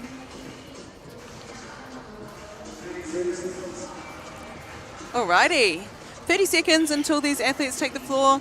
If you have just joined us, Pops, can you run us through what these athletes are going to do in this workout? I sure can. There's a 10-minute time cap, so waterfall style. So how it works, one athlete will go out and they'll do 30 double unders. Then they'll go straight to the barbell and do 10 power snatches at 45 kgs for the males and 30 for the females.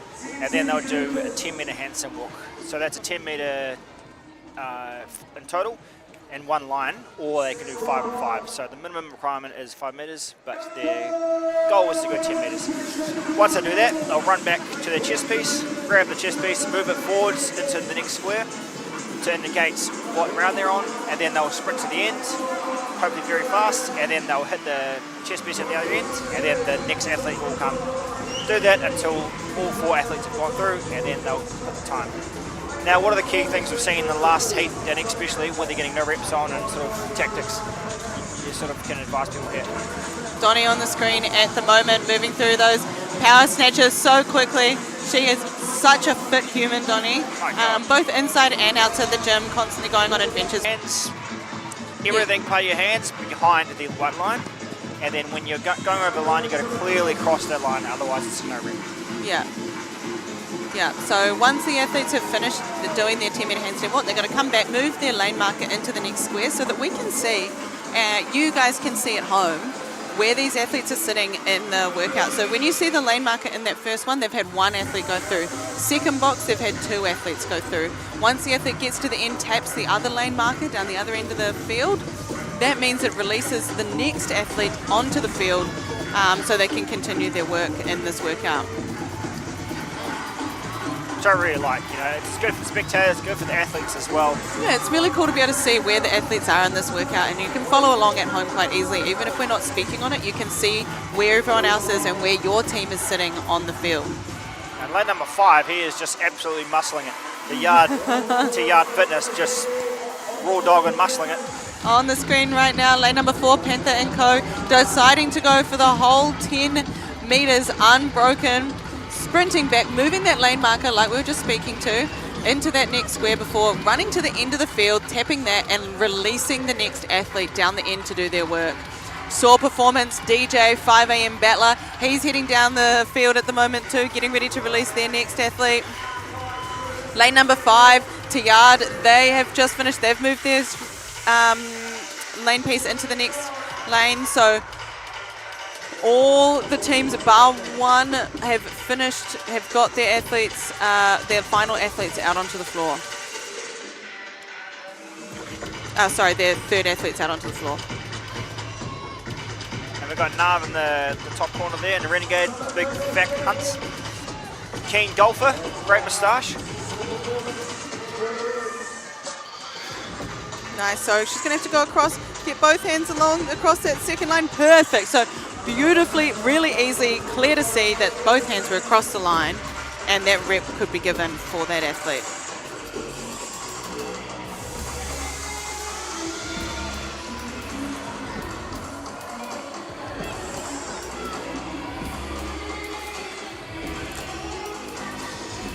Jamie on screen now. Jamie on screen now, making that first 10-metre handstand work for Saw. And then on screen at the moment in lane number 2, Pack from CrossFit Porirua. So that is just the 5-metre mark. So starting underneath the rig, she's got to make sure, sorry, not 5-metre, 2.5-metre mark.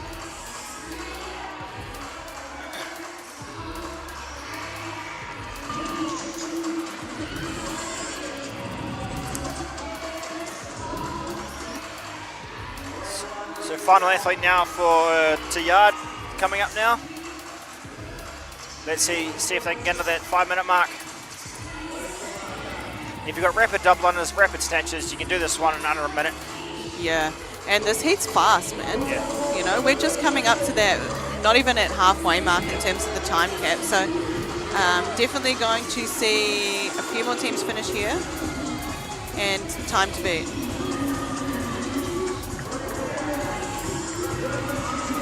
Moving his lane marker into that next piece. Lane number 4, Panther and Co. from Summit Fitness.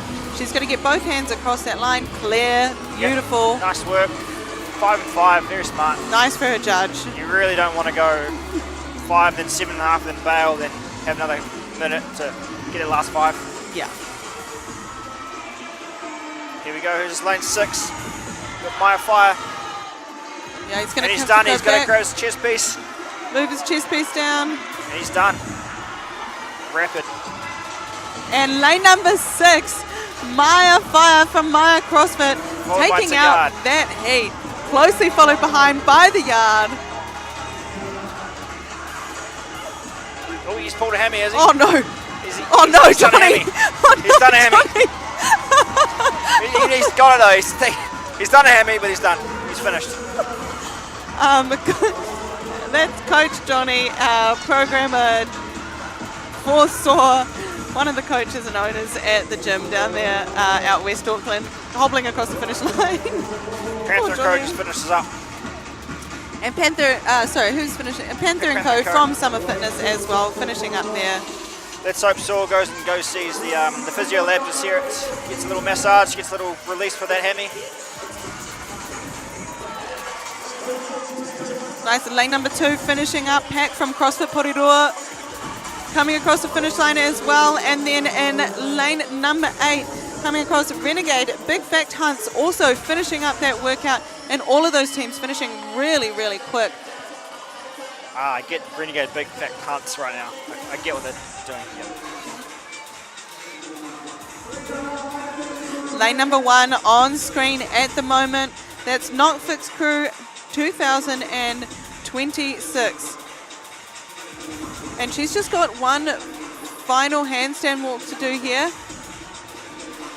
And the judge is just making sure that it's clear when she starts that her hands are behind the line, because there's nothing worse than getting through 5 meters and not counting. No, yeah. That is the worst feeling in the world. Yeah, so the judges have been really good at telling the athletes, oh, we've got the full head tilt on. Come on, get across the line, girl, get it. Yes. Beautiful. And she's got to go back, get a lane marker. She's too excited. Yeah. An incredibly quick time from these athletes, all these athletes here on the floor. So we've got one more heat after this. So 7 minutes 13. Wow, that was very, very rapid. One more athlete to come through.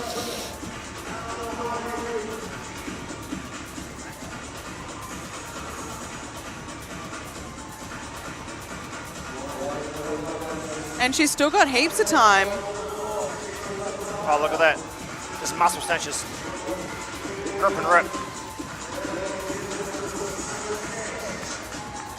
Grip and rip.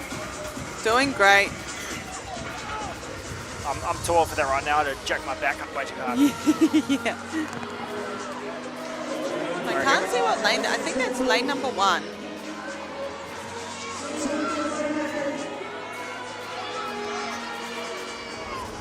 Lane number 1, Knoxfit Crew 2026. And it's a 50-50 when you're the last athlete out there on the floor, right? It's so nice that everyone comes down to support you. And it's also an immense amount of pressure to be standing there out on the field and having everyone watch you, especially in something that requires so much focus when you're trying to handstand walk, you know. It's a very technical movement. Yeah. You know, I know a lot of people that would prefer to be alone. Yeah, yeah. When they're trying to do this, but it is so cool that the community gets behind these athletes. You know, everyone down there supporting that last athlete on the floor. She's still got just under 90 seconds to get this handstand walk done, and that's right. It looks really good. Yeah.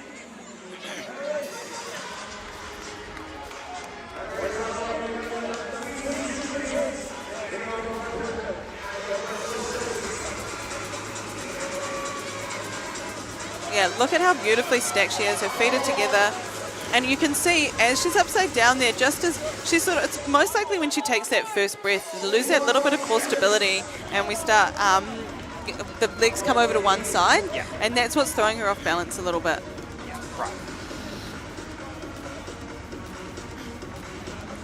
And this is also so hard as well, because everyone's watching. You feel that pressure to kick up and try again. Early. Even if your shoulders aren't quite feeling it yet, you know, it's like you do really just feel like you've got to do it.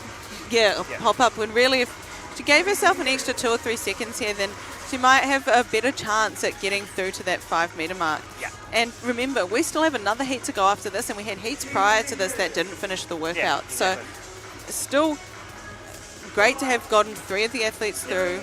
Final 3 seconds. And she does a single-handed handstand into a flop on the ground to finish off for the day.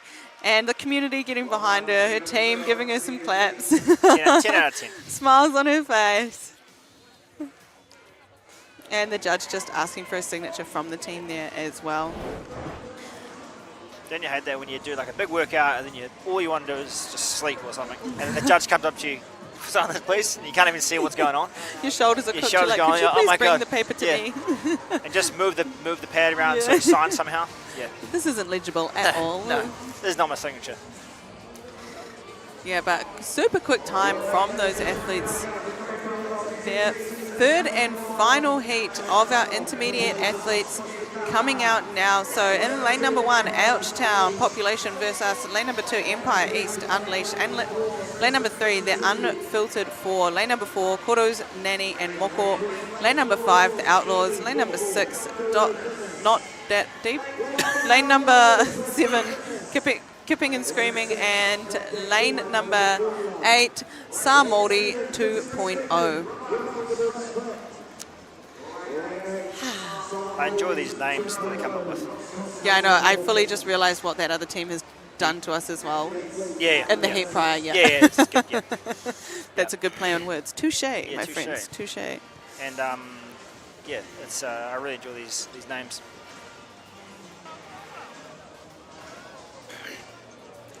Okay, so third and final heat for our intermediate athletes here. They're just getting set up on that competition floor. Same workout that we've seen the last couple of times. Pops, can you run us through what these guys are about to do on the competition floor? Yeah, sure can. So how it's going to work, your 4 members, 10-minute time gap. First member will run out and do 30 double unders. Followed by that, they'll do 10 power snatches, 45 for the males and 30 for the females. Then they'll do 10-minute handstand walk, and these must be done in 5-minute segments or 10 meters unbroken. Once you do that, you'll run back, grab that chest piece you see with the cluster sign on it, move it forward to the next box, and then you can run to the end. And then that's when your teammate can go and basically do that until you finish all 4 finishes the workout. Now I've had some fast times. Our fastest time is just over 5 minutes. So some people have been doing this workout in an EMOM, so with under a minute. If you're efficient at double unders and efficient at handstand walking, this one should be pretty easy for you. And we've got our first athlete, that's Kyla. The other half of our friend Louis, who's competing in the individual elite men's. I've said it before, but they live the dream. Hanging out in their Unimog, travelling around Aotearoa, New Zealand. Out the gate is their Instagram if you want to see what I'm talking about. It's really cool. Not sure if Kyla should be doing an intermediate. She's just come back from surgery, so I'll allow it. But another month or 2, she definitely shouldn't be doing intermediate. Alrighty, so these guys are the top seeded heat of our intermediates, so we're expecting to see them a little bit more confident in that handstand walk and going for it unbroken, I would say. Running back, having to grab their marker, a few people just like running back into other lanes. Yeah, Kyla thought she was done, she just ran the other way, but that's okay. And that's, again, part of the precision of competing in a competition at this level is making sure you know what you're doing, where you're supposed to go, and what your job is. You know, in a team of 4, you've got a job. And your job is to finish that workout, go back, get your lane marker, and then move it forward. And that is so that the spectators here live and also so you guys online can see where the athletes are and how well your team's doing. So even if we're not commentating on it, you can see, okay, their lane marker's ahead or their lane marker's 1 behind, so it means that they're just 1 person or 1 lane behind. And as we've seen in this workout, they're generally sending their athlete that is the least confident in the handstand walking last. So while some teams might have a blistering time for those first 3 athletes, it's about your finisher. Yep, it's your anchor. Who's your anchor? Can they handstand walk? It's how fast you can finish, Danny. Yeah, the faster the better. Faster the better, exactly. That's what she said. Oh, lane 2, Empire Unleashed, and lane number 3, the Unfiltered 4, both finishing their handstand walk at the same time, grabbing the lane marker. And then once they run to the end, they've got to touch that lane marker and get cleared by the judge down there before that next athlete can start their double unders.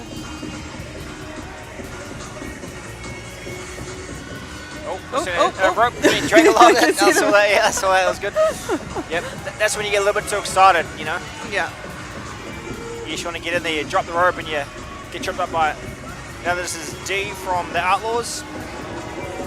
Surely she can do 10 meters unbroken. Oh, she's coming down for that 5. Smart move. Also brave, wearing a hat for handstand walks and snatches. Yeah, you want to hit the tip right. Yeah.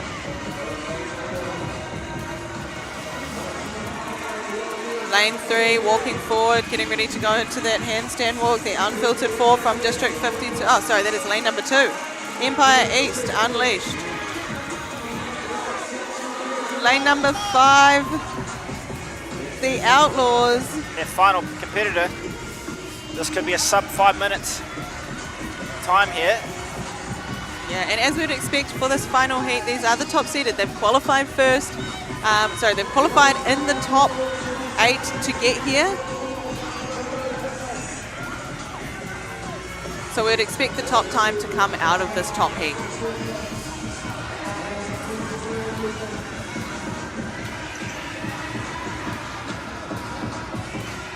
Nice Final and 2 smooth. reps.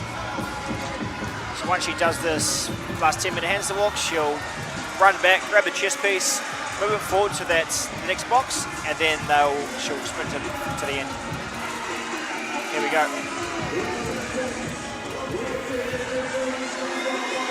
Looking solid, looking solid. Yep, she's got this.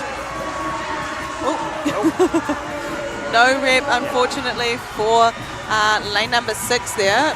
Not that deep, the hybrid formula. They're just, I don't know if the hands were across the line before the body hit the floor. Yeah, I don't know, yeah.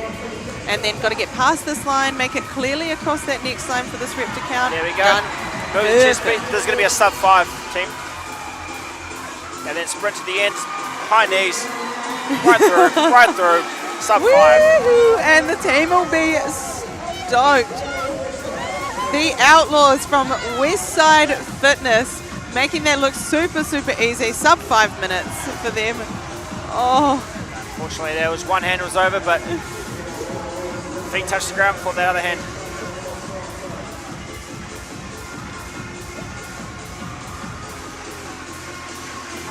Now this is really hard because he's done 4.5 meters. He's gone back and gone straight into it. You know, me personally, I'd wait another 10, even 15 seconds before going into that again because.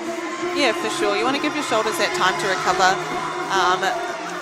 Fatigue starts to set in, and then it just gets harder and harder to get out of that deficit that your shoulders have built. Yeah. And he's done it. Oh, he's a strong man, strong shoulders. Strong shoulders. Look at the size of him. Yeah. Lane number 6.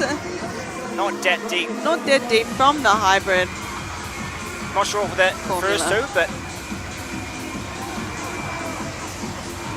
Running back. A couple of teams left out there to get their last athlete across the line.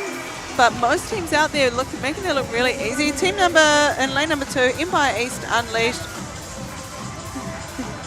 And waiting, team in lane number 1, Ouchtown Population Us from CrossFit Kiakaha got their last athlete out on the floor, and again, still so much time on the clock. We got just over the halfway through the cap. And in lane number 8, coming up for that final 5-meter handstand walk. So we know she can do 5 meters. She's done it in the first 5 there. So she needs to go back slightly. Yeah, and she just needs to give herself the time. She's stoked. Look at her. She's over the moon. That's kipping and screaming. Remarkables. From the Remarkables, that is actually Lauren. I spoke to her yesterday after her team had finished event 1, and Queenstown was in flood, so they were lucky to actually make it here and get on a plane to come out. So really cool to see our teams coming up from the South Island, making it out of Queenstown, even though there was some flooding down there, and getting to compete and then be so stoked to be out on the floor. Yeah, that's amazing. And her hair looks great. Oh God, I've got the lean on. Yeah, same here. Who's leaning? Everyone leaning? He's got it. He's got it. Come on, son. Come on. You've got it. You've got it, son. Go. Go. Lean with him. Lean with him. Oh. All right, so it needs to take a little break here. You know, I'd start on that 8-minute. Oh, at least. At least. You want to give yourself a really good shot of getting across the line, especially if this is your second or third attempt at trying to do this. Exactly. And he did 4.5 meters, so it's not like it's a up 1 meter down, then go. Yeah, and he's got it. Let's go. Come on. Come on. Come on. Come on. Come on. Come on. He's got it. He's got it. Oh, yeah. Yeah, that was good. That was good. That was good. That was good. That was good. He's going. Oh, well done. from CrossFit Kia Kaha, Ouchtown population, us. Now this is final- Simoldi from CrossFit South Auckland, right? Yes. Final athlete on the floor, and she's done 2.5 meters. She just really needs to give herself that time to get across, to let her shoulders recover, because we know she can do it. Yeah. She's done it just a She's few got 90 minutes ago. seconds. So it's even okay to start at 9 minutes, you know, just... Yeah, give yourself one really good chance. Yeah.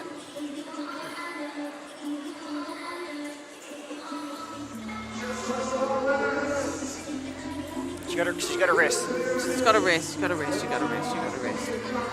Yeah, see, and you can start seeing it too, just through the shoulder. So there's that little elbow bend in that just losing that nice lock. Oh, there's that lockout. But you can see it there where the shoulders get a little bit softer, and it just makes it really hard to get any kind of forward momentum when your shoulders aren't quite locked out and in that nice solid position. As you start getting more and more efficient, you really start to like push through the shoulders as opposed to lift the hands, and it does make it that little bit easier. No elbow bend, right? Yeah. Oh, come on, come on. Nice. So it's not that line that she has to make it to. That's our 2.5 meter mark. So there's actually another 2.5 meters after that she's got to get to. You can see Sian down there. She's trains out of Empire. She's a coach there as well. Used to be a fiery. She's super supportive. One of the nicest people I know.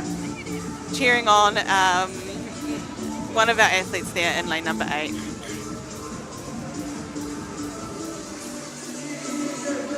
Final 10. I'm getting a lean. I'm wishing people could see this on TV, 3, Danny. 2, 1, and well done. Final heat for our intermediate athletes, all done and dusted. We have got our elites coming on very shortly. What we're going to do is, me and Pops here, we're going to sign off temporarily. We're going to hand you over to the boys. Chuck on Jack and Cody for you guys to give you guys a bit of information on the following events. Thank you for listening to us babble and enjoy this up.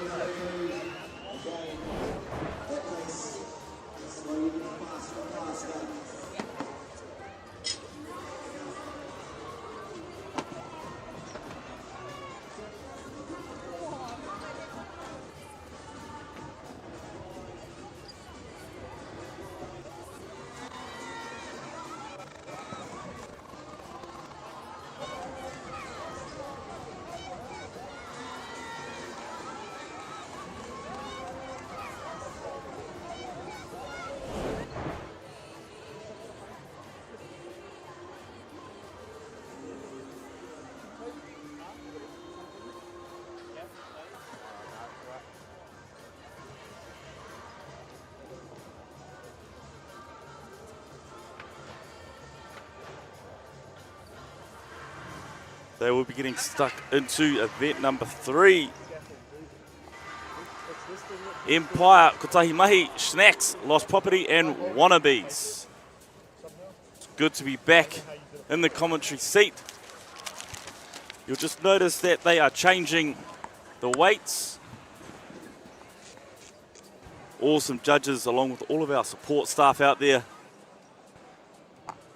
We are moving into the first heat of the elite teams in this shoulder dominant WOD. 10-minute time cap. They were doing 50 double unders.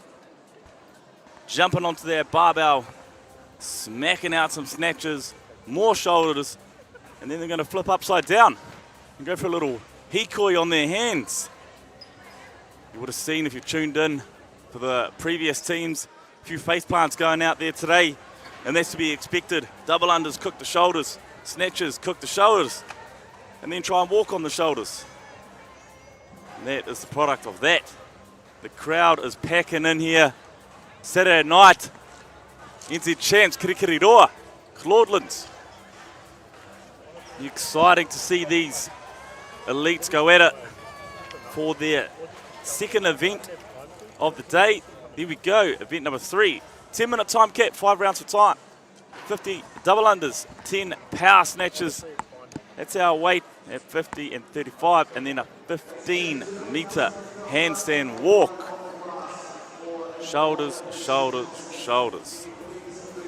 They'll be running like an Indian file style.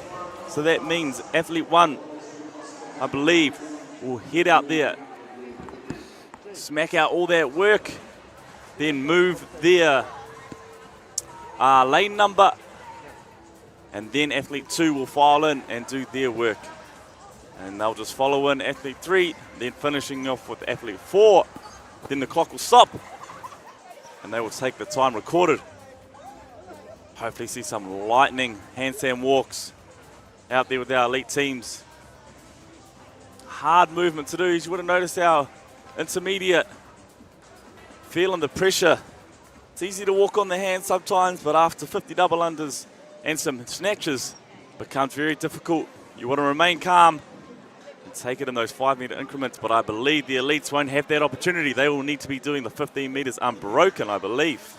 That is correct, Jack. It is unbroken on the handstand walks, but we would expect nothing less from these elite athletes. Look at them, they're all geared up and they're in the tunnel at the moment, charging, good to go, got ropes in the hand, at the ready. So like you're saying, Jack, they call it a waterfall style. They're just going to flow through one athlete at a time in a relay fashion. All the judges are excited, look at that, bit of a kani. And here they come, our athletes, elite heat number Tahi. Who are we looking at to win this one here, Jack? Oh, I think I'm just a fan of the snacks. Snacks. Sore performance. But a sore performance, lovely. I'm going to go for Mount CrossFit. They had the Mount Half Marathon today, so let's go. A bit of a shout out to the Lost Property crew out of Mount CrossFit. Come on, let's bring it home. They'll be getting set. Athlete number 1 will be preparing to start. Set the tone for the rest of the athletes. Now you've got 4 athletes in the team. Cody, how would you stage those athletes? Who would go first or who would go last and why? Oh, I don't know, Jack. I was just watching the intermediate one just before and had a look at some of the strategies there. And it looks like a lot of the teams were sending their stronger athletes out first to get some points across the board. But that was also the intermediate level as well, and where handstands are a lot more difficult. So we're hoping that all of these athletes here are capable of our handstand walk. So you'll probably want to send out your fastest person first, establish a bit of a lead, and then send the guns out afterwards. That's how I would approach it anyway. That's it. You're onto something there. Some of these people might not be as fast or as confident on either the handstands.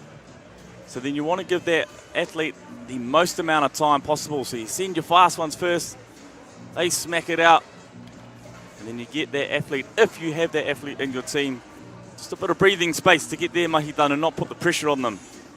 It's always hard going first. It's always hard getting straight into it. Just jumping across into our rank structure, Plan B. They are in first place with 3 points. Followed closely by our Australian brothers and sisters, Thorny Wharf Rats. And then Ruak in 3rd place. We'll see if that tally changes through this workout. So keep an eye on Plan B, see if they can hold that. If not, let's see what the Thorny Wharfs have got. Our athletes are getting ready. Go some fist bumps there from Kotahi CrossFit Kotahi, sorry.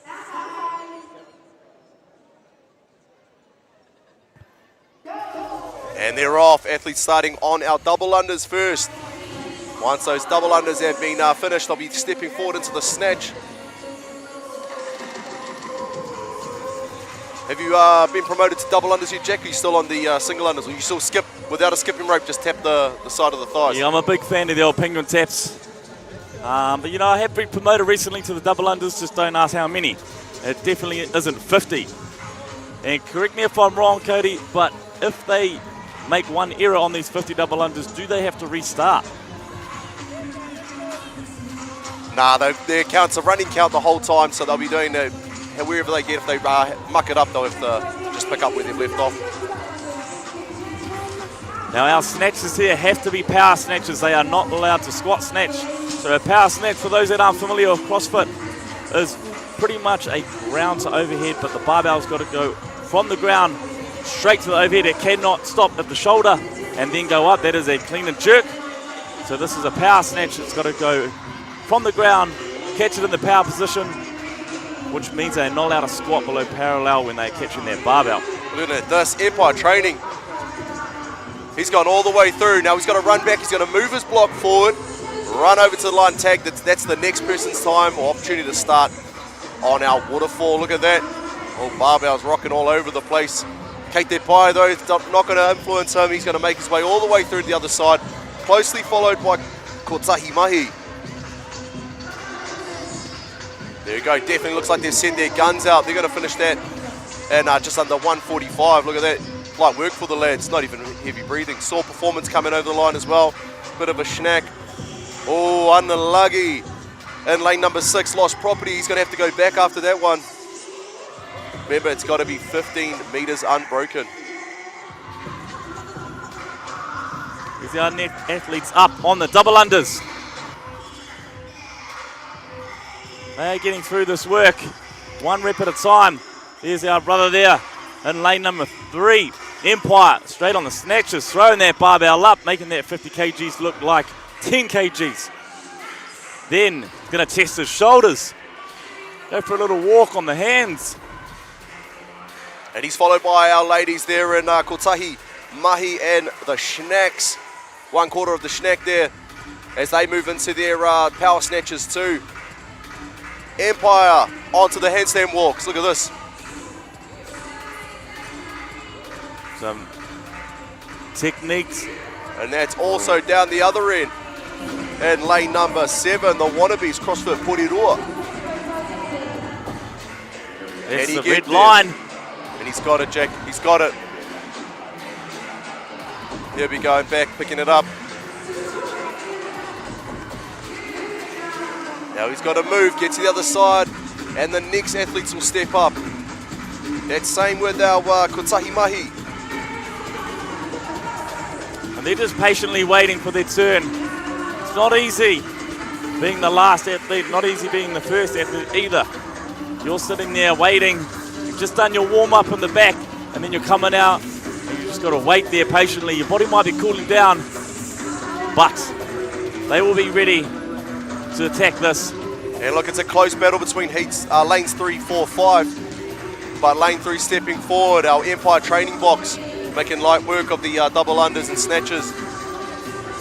Look at the calm face. That is a game face there. Strictly barbell nose breathing. There's the Mount CrossFit. Getting ready for the handstand walks.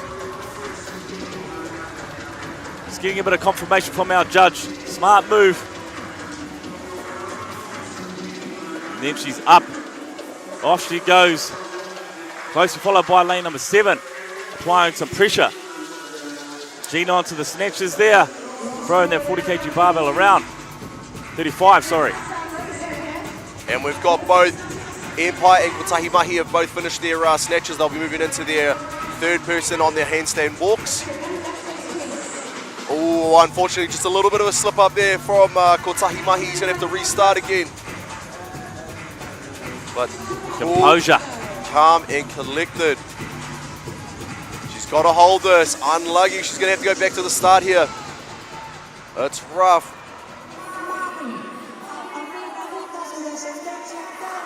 You notice that he's moving his legs as well as he's moving his hands.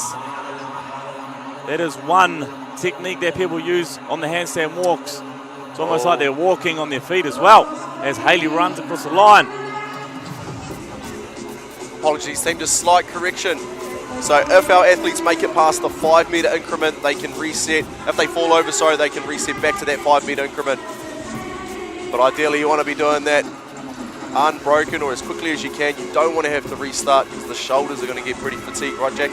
That's it. And then it's Kotahi Mahi getting it done. I believe we've got one athlete followed by Empire. Empire and Kotahi Mahi leading the charge here. Heat number 1, elite teams. Kirikiriroa and the champs.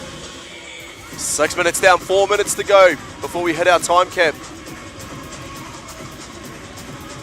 Here's our ladies. Both athlete 4 for Kotahi Mahi and Empire. They are bringing it home.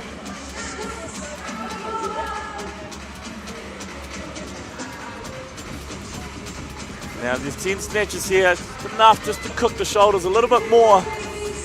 And then how composed will she be leading into these handstand walks? She's leading the pack. Will it stay that way? One fall may cost it all. The wannabes here, lane 7. They want to be doing those handstands unbroken, don't they, Jack? That's it. Tahi mahi into it, staying composed. And that's what you got to just rest a little bit. Sometimes you get stuck into the hype. There's a big crowd here, a lot of music pumping. Here's the old feet walking just as much as the hands from the Mount CrossFit in lane number 6. They'll be moving their block and getting stuck into their final athlete as well.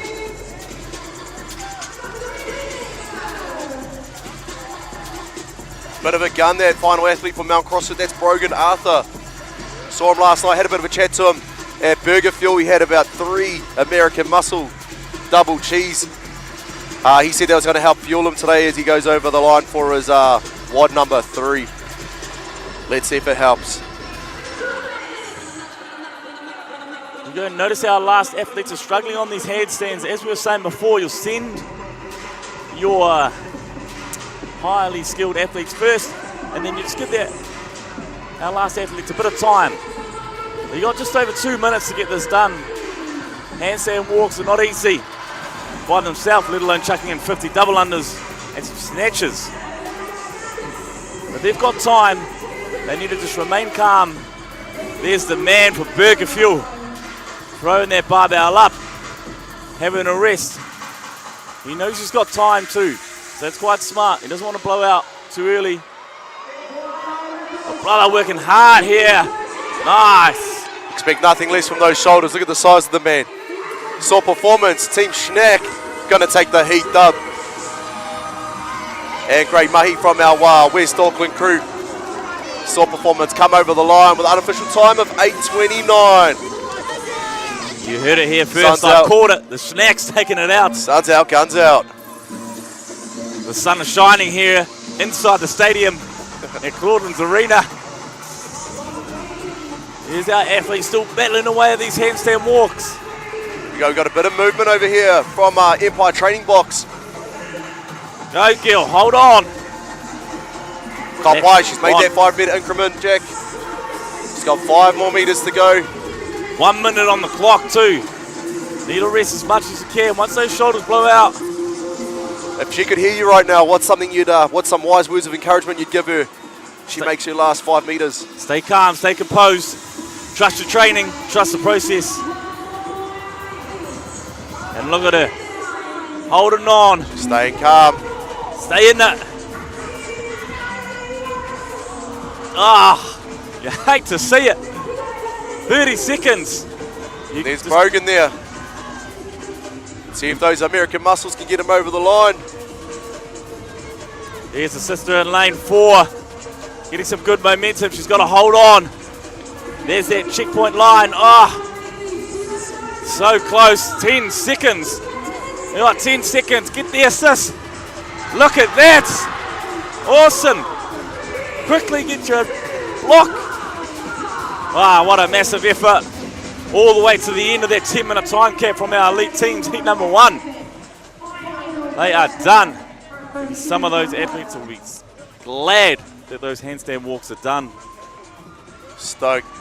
Awesome effort there. Great effort also by Team Schnacks from Saw Performance getting it done underneath their time cap. Big sprint, big bit of mahi, and as you can see, there's our double unders, burning those shoulders. Big effort from Empire at the very start. Set a good lead. Kotahi came in pretty close as well, but it was Team Schnacks that just maintained their consistency across the whole workout. And the big shoulders of the man as he runs over the line. Gets the dub, cheeky pose. And that's all she wrote for this evening for our Team Schnacks. But that wraps it up for heat number 1 for our elite teams. We're going to move into heat number 2 for our elite teams. This will be a goodie. And you'll see in lane number 2, BTS CrossFit. Then another Plan B crew in lane number 3. Thorny Wharfs, Ruak, Charlie's Angels. This should be good. This is our this is where our top 3 is sitting at the moment. Actually, our top 4. Plan B, Thorny Wharf Rats follow them pretty closely, and then Ruak and Charlie's Angel, I believe, they're on the same points at the moment too. So pretty close battle there for the top 3. Who have we got for this one? You know anything about any of these athletes that are out on the floor today, Jack? Oh, I'm back in Plan B, Mount CrossFit on this one. Got any proof in that? Like, what's the thought process that's going behind it there, Jack? They're leading. That's pretty much it. I'm taking the big dogs. I'm taking the favourites. Bandwagon, eh? You're the bandwagon. I'm going to go for the underdogs. I'm showing up for Charlie's Angels, the Arena West. I'm feeling confident after calling it in heat number 1. I'm going to do a safe bet here. Bet safely, whānau. Bet responsibly, sorry. You can tell I don't gamble. Athletes getting to some last minute questions. That's Tar there. Making sure she understands the WOD. Where to go, where to run to. And that's a Plan B crew. And they're going in 3, 2, 1. Away they go. Saskia leading the charge for Plan B. Cool Carmen collect the double unders from all of our whānau on the floor today. Good to see the All Blacks jersey out there. 2 All Blacks jerseys from lane 4 and 5. Couple footy jerseys at the back there for our CrossFit South Wharf team, the Thorny Wharf Rats. Look at that, all the way from Aussie, repping the All Blacks. Who would have thought? Must be in preps for the All Blacks playing tomorrow morning, right? Oh, that's it. That's a big game. I tell you what's even bigger. NZ Champs. Yeah, we won't be watching that. We'll be watching NZ Champs tomorrow morning because it kicks off at 7 a.m. with our first workout. But anyway, back to the mahi at hand. 10-minute cap for our teams to get through in a waterfall fashion or relay style. Individuals from each team will step forward. They'll complete.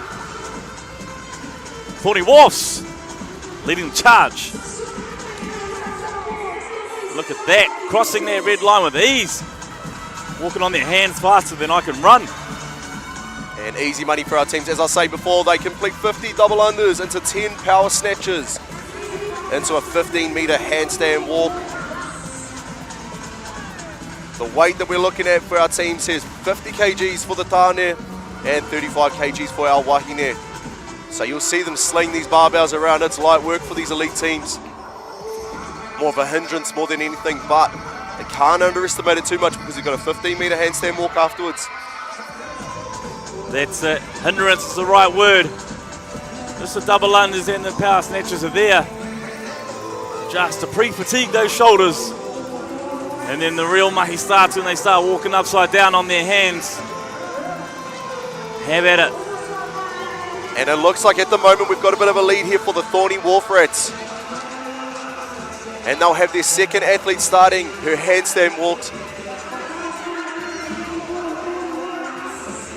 Will she go unbroken? Let's hope so. She's going to need to, otherwise Plan B will be hot on her heels. Here in heat number 2 for our elites. Looks like she's going all the way. And just like that, she has cracked it. Go back to move her block. Now we've got lane number 5. Which is Ruak. Team Ruak, they're coming in at 3rd place at the moment. So way to really try and pip this Mount CrossFit team. But running over from lane number 3 is our Plan B crew, CrossFit.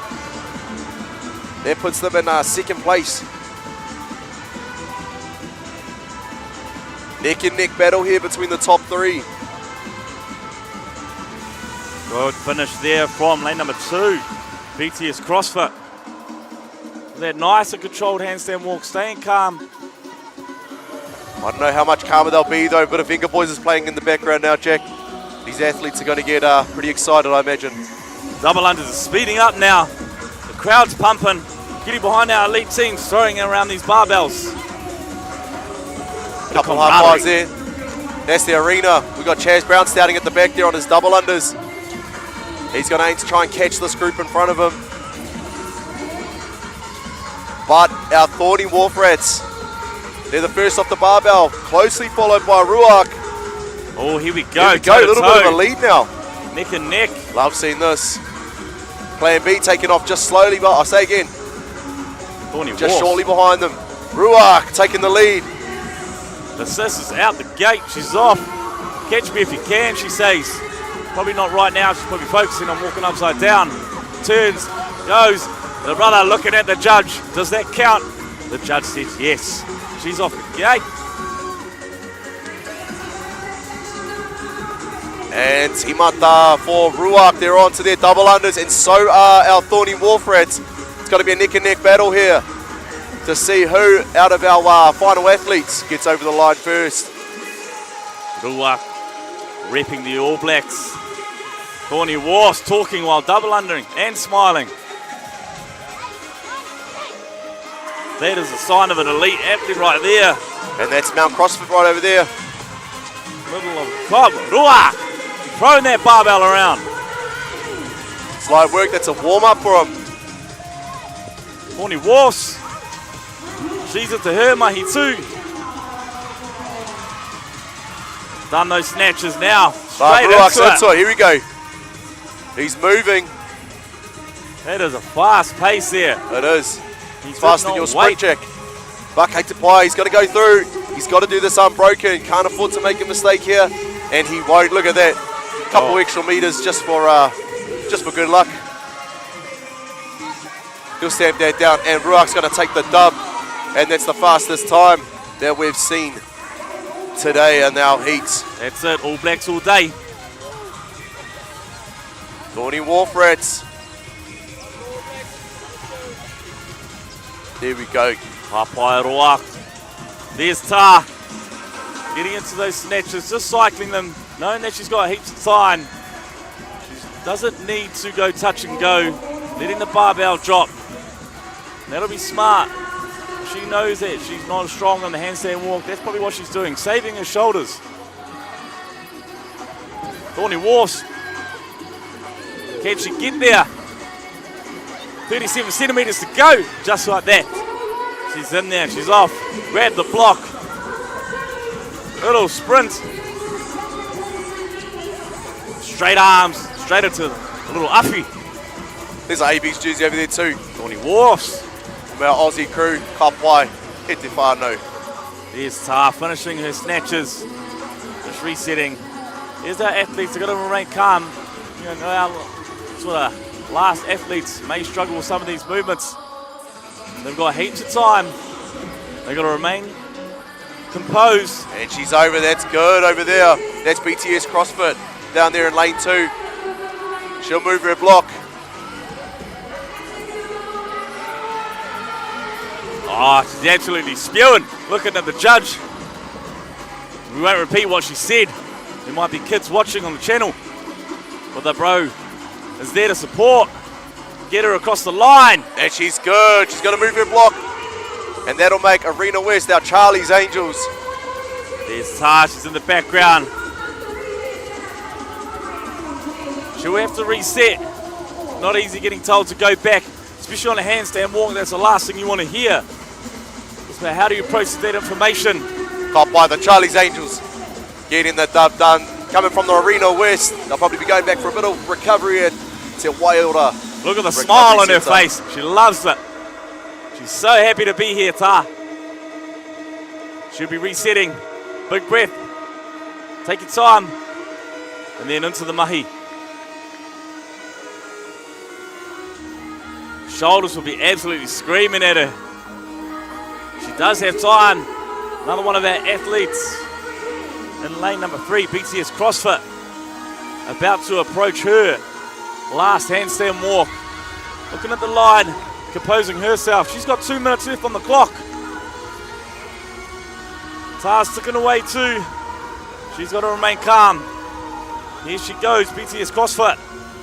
Getting stuck into it. Feet are nearly touching her head.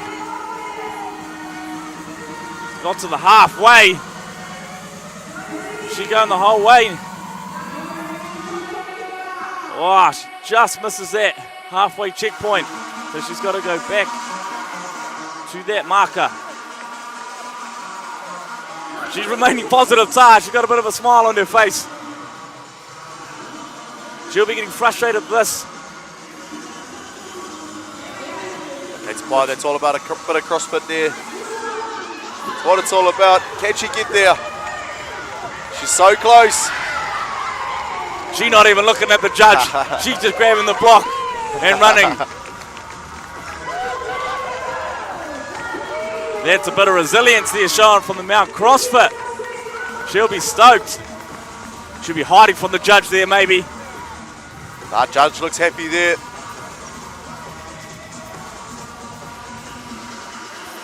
BTS CrossFit. Come on, can she get over there? Yeah! Oh! Remember, you've got to have both hands over the line in order for it to count. Kicked it by, she only has to go back 5 meters. She's got it. She's got 25 seconds to get it done. It's a high standard we expect from our NZ champs athletes. Whether you're scaled, whether you're elite, the standard does not change. 8 seconds left on the clock. 5 seconds. 2, 1. Oh, gutted. But that's okay, that's CrossFit. Heat 2, elite teams done. Done and dusted there, Haki. And taking out our Heat 2 for the elite teams was none other than the Ruark Fitness. Team Ruark, followed closely by our Thorny Wharf Rats. It was a close neck-and-neck battle between them, as well as our Plan B crew and Charlie's Angels as well. Here we can see this is where we thought Thorny Wharf Rats were going to take off with it. Then And Ruark. this is where Ruark really stepped up. Letting them know. Letting our Aitareria whānau know. You ain't going to have it that easy. Similar to the Bledisloe Cup. There they are, they're It ain't celebrating yours. over there. Team from Ruark Fitness. Here we go. But haere tonu te whānau, we've finished up our teams. If we look in there, we're moving on for our next event 3 for our individuals now. We'll be starting off with our scaled men and scaled women. The workout will be similar, but a little bit more mahi involved for our athletes there. They'll be doing 5 rounds for time with a 10-minute cap. For our scaled athletes, it'll be 50 single unders into their snatches, 10 power snatches again, and a 5-meter handstand walk. Say again, 5 rounds. As fast as they can, similar format. So heaps of volume, for these individual athletes. Yeah, that'll cook their shoulders just as much as you saw in our elite teams. Now, beautiful judges and now whānau out there supporting the NZ champs. They're just changing the barbell weights, as Cody alluded to before. 40 kgs for our males and 25 for our females. They will be going into their single unders. And after that last heat there, neck and neck between our teams, and we already knew that Ruark Fitness was sitting in that 3rd place, Jack, and now they've taken the dub. That might move them up to 2nd place. What do you reckon? Thorny Wharf Rats getting 2nd? Well, does that push them up into the 1st place? Where do you reckon we're sitting at now? I believe, depending on where Plan B came, we might see them drop a few places. And that's the beauty of CrossFit. Just be one WOD might kill you. But that's okay. There's still plenty of CrossFit left down here in Kirikiriroa. Oh yeah, it's a big night ahead of us, E Te Whānau. We've got a few hours lined up for our individual athletes. We've got our scaled, we've got teens, we've got our pākeke, the older masters crew coming through, and we also have our intermediate and elite athletes that'll be taking the stage very soon. It's exciting, this WOD here. It's nice, hard and fast. We get to see a bit of a race. See who's got the need for speed.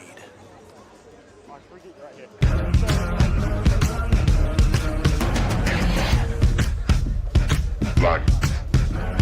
Black. Black. Black.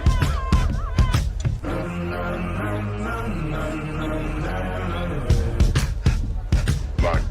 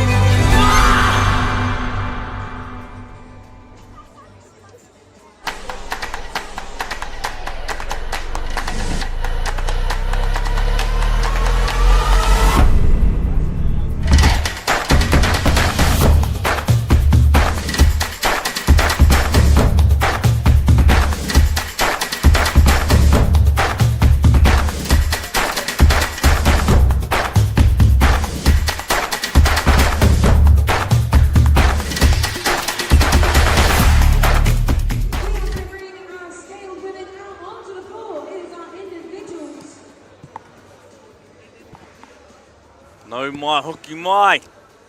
Kiri roa. Aotearoa, nakawhiti. Here hata kupu nakawhiti there, Haki. CrossFit. CrossFit. CrossFit. Tēnā koe. Some people may use the kupu whitiro as well. Here we go. That's our points for the scaled men. Not a lot in our scaled men there. Bailey Shelford on 28 and 11th place, coming down to Bradley on 34 points. Not really much separating the latter 10 as we move into the top 10. Big Hugo from Strength Nation on 5 points. That's a good lead there, eh? Kraitiana and William Howling. But everything can change, eh? It's only just depends on how well they perform in this next event there, Haki. That's it. Can we see a change in the leaderboard? Then the elites got the top 10 there. Sorry, the latter 10. Starting with Tonga in 11th place, going all the way down to Max Young on 34. Then Jack Verman. And she's close there if you look at it. What, 6 points in between our 10 positions there. So the anything can happen. Of every single WOD counting.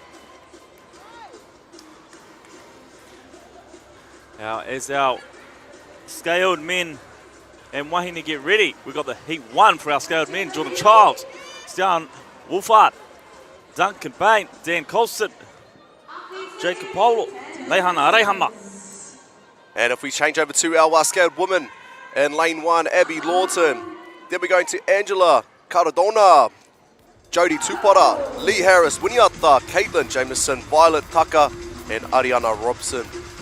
And as we can see, our athletes are taking off the mahi that they have in store for them today. They've got 5 rounds to do. 50 single unders with our skipping rope into 10 power snatches, finishing off with a 5 meter handstand walk. But they'll be doing 5 rounds of that today, whānau. So pretty much, this is a shoulder burner, isn't it, Jack? That's burning the shoulders. There in lane number 7, Tapi Kautarangi, Hakopa, getting through his mahi on the barbell, finished the single unders. Light work for him too, look at that, he's throwing it around. Might need to put more weight on it for this fella.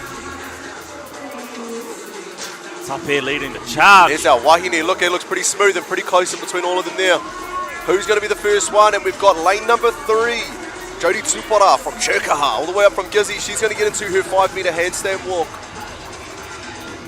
Here we go. Our brother in lane number 5, Jacob Polo.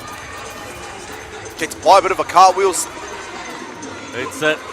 But like we said, those shoulders will be blown up after all of that skipping and snatching. But they're straight into our handstand. Kupu for handstand, Jack, is what? It is Poro Te Teke. Poro Te Teke. That is our kupu for our handstand. They'll be doing a Poro Te Teke Hikoi handstand walk.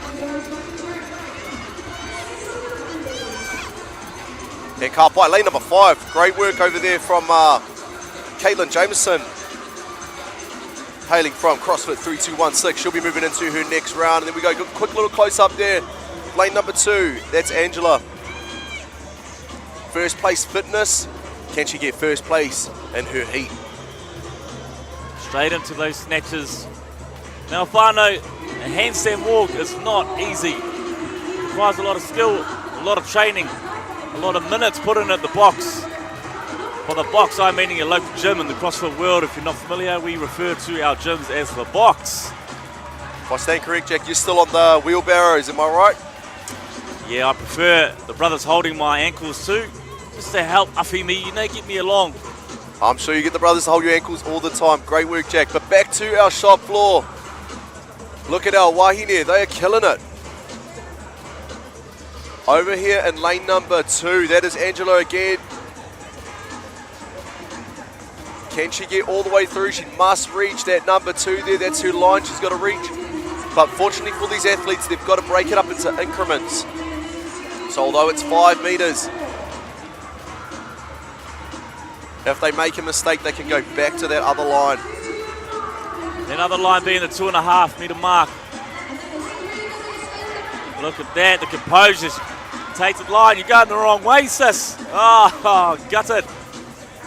So they are trying to do the 5 yoga meters. pose. Here we go back to Altane. Over there, lane number 2, bit of a reverse handstand walk from Stian Wolfhard. Empire training box.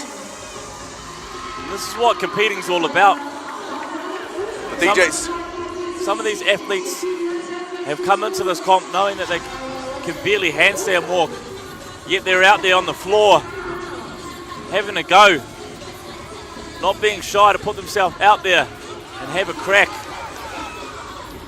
Oh, Tino Tata very close there. Tapiko Terangi having a day with it. Having some smiles, having some laughs. He knows he's out there just to try and give it his best shot.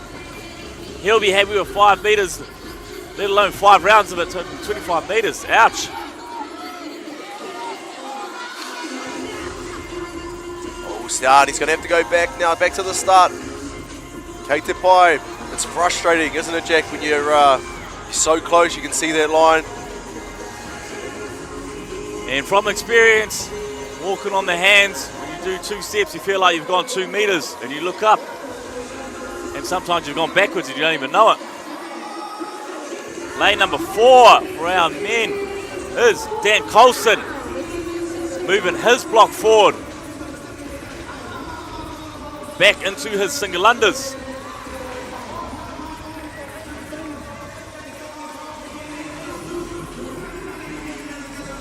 Here's our Wahine ticking away.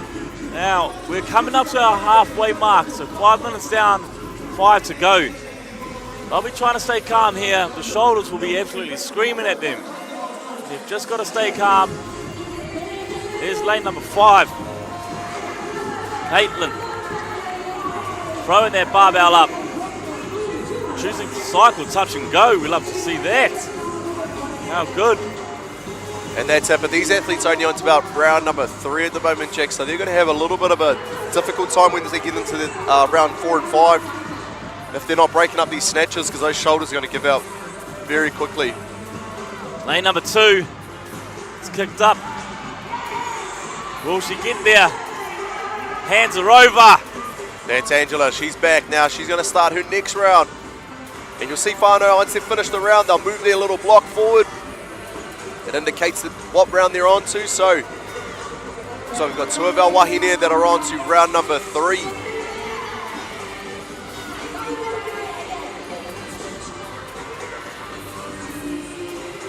And that's lane 4's Lee Harris Wuniata. Chirkaha. Beautiful gym down in Gizzy.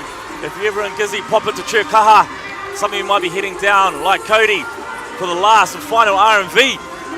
So make sure, before you go on a 3-day party, that you stop in a Chirkaha, lift some barbells. Sweat out the sins, that's it. Go back into our action. We've just got 3.5 minutes left for these wahine and tane trying to battle through these handstand walks. They're probably thankful for the skipping, a little bit of a rest, but that is deceiving because it's cooking their shoulders even more. There's Chirkaha, Lee Harris Winiatsa, moving that block forward, which must feel good, and then going back into her single unders. Our brother over in lane number 4, Dan Colson. This might be his last round. Throwing that barbell up.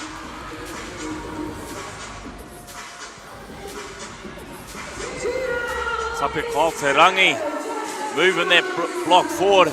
He's got through his work. Now he's back into his single unders. We've got 2.5 minutes here. Big Dan Colson going to work.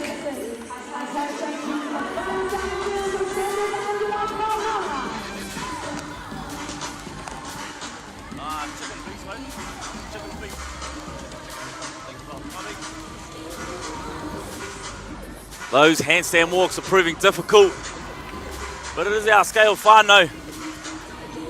They are out there giving it a go, and that's what competing's all about. 2 more minutes left on the clock. Dan, can you get it done? Shake the arms out, brother, get back upside down. Pura te teke hikoi. Handstand walk. There's a few few falls out there today. That's it. There we go, shirt off, Dad. Let's get it. What does that mean, Showtime Cody? now. Plus 10 mana, plus 10 kaha.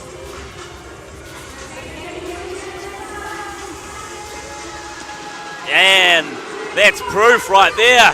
Shirt off. And it worked. But he can't just lie on the floor. He's got to go back across the line. Dan Colston finishing with an unofficial time of 8 minutes and 33. Congratulations, Cole. Waitu mahi e hoa.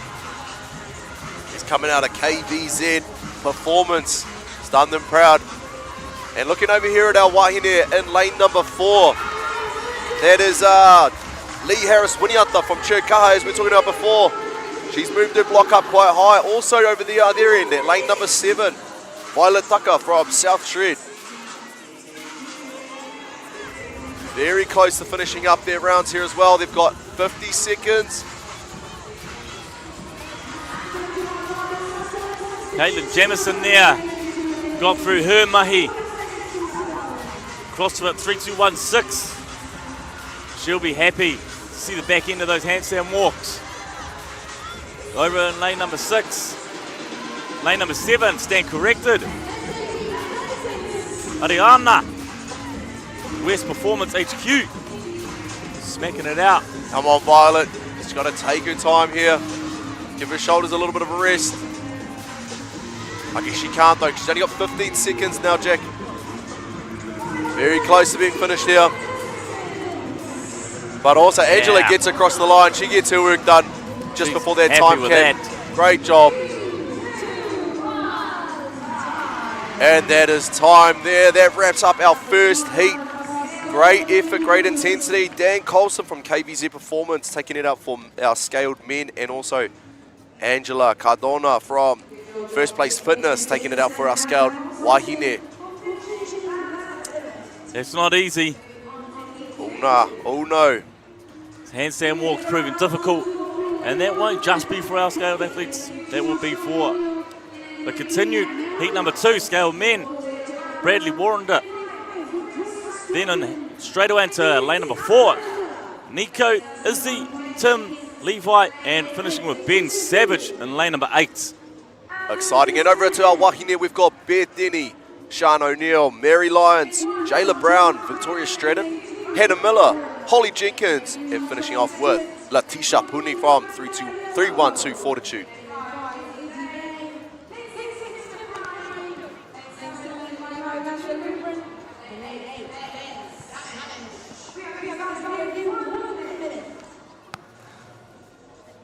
And we'll see our athletes getting ready over here.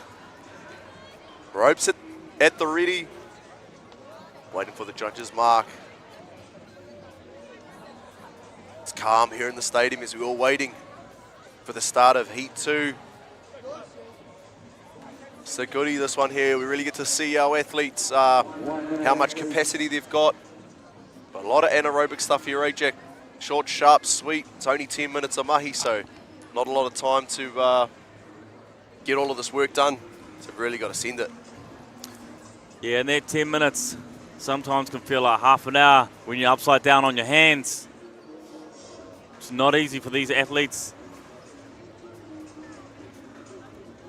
But they are getting through their work.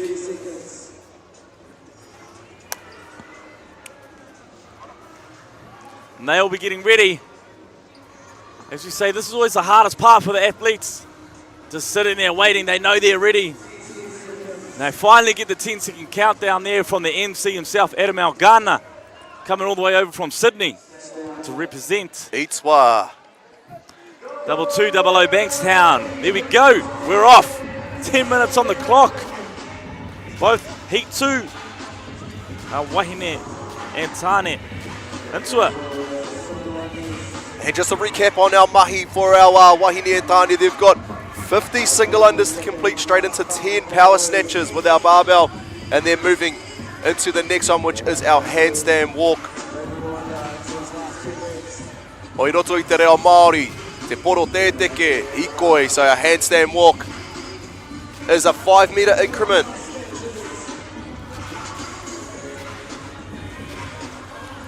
Look at the Wahine throwing that barbell, touch and go in round 1. Will we see touch and go in round 5? Set up here. Absolutely, those shoulders start to burn, but as you can see, the athletes will step forward to the red line. From here, they have to start their handstand walks from behind the red line. They'll make their way forward 5 meters. If they can get past the line in front of them, that is like a checkpoint per se, a bit of a restart point. So if they fall over, they can reset back to that line. 5 meters. Well, we see a few tumbles over there for Oceania. Broken into 2.5 meter increments if they choose. If they're feeling comfortable, they can do the 5 unbroken. How good, lane number 4 and lane number 3. Aroha my Jack. Jayla and Mary finishing their first round. They're starting their second round now. Then on to our Tane. We've got a couple of people that have moved their blocks forward. Lane number 7. Who's this here? Lane number 4. Is he gonna? He's got it. Big Nico from Westside Fitness. He's going to go back. Unfortunately, brother, you got 4 more to go though.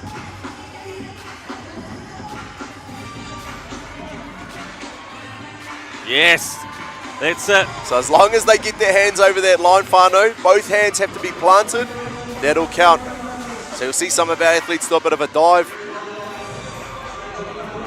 He is absolutely stoked with that. Now you'll see that athlete was just trying to go back that way, but the judges said, no, you've got to finish your handstand walk going the same way as everyone else, and then you'll have to jog your way back to that barbell. Nice try though, brother, but our judges are too sharp for you. Here we go, lane number 4, Jayla Brown, Sass for Masterton. Did she get the hands over? No, she didn't. Like you said, Jack, those judges are strict, they're firm, they're fair. They went through a rigorous training camp selection process to be here. We don't just let anyone in off the street. But we let anyone on the commentary. Tell you that for free. We are here, 3 minutes down, 7 to go. Jayla Brown crossing that 2.5 minute increment. Lane number 5 over there, Izzy Bite, getting into his mahi. Yeah, man, he was moving too. Kapa, oh, very close there, lane number 4 for Jayla Brown. On her portal there, teke. And she gets it. Both hands over the line. She'll run back, move the block forward, and she'll be into her next round. I believe that's round number 3 for Jayla. But she's also she's fighting at the moment with Mary Lyons from Empire Training Box. Between the two of them, they're fighting for that first place, sorry. And then we see it again, lane number 6, Tim McBride adopting the Superman effort, the big dive. Let's see if the body can endure a few more of those. So that dive, finally, they only need the 2 hands to cross that line. It's not the rest of the body, it's not the feet, it's just the hands. So you'll notice sometimes the athletes will get very close to that line and they'll just dive. They'll launch from their hands and just plant those 2 hands across that line. Look up at our beautiful judges on the floor and pray to the heavens that it counted. Another strategy you might also see from some of our athletes is they'll tackle these and break them down into increments. So as I was saying before, Jack, with that white line in front of them, they'll make their way to that white line, use that as a checkpoint, and then restart their handstand walk again, breaking it up into more manageable chunks rather than trying to tackle the whole 5 meters unbroken. Because after 5 rounds of snatches, single unders, and handstand walks, those shoulders are definitely going to be burdened.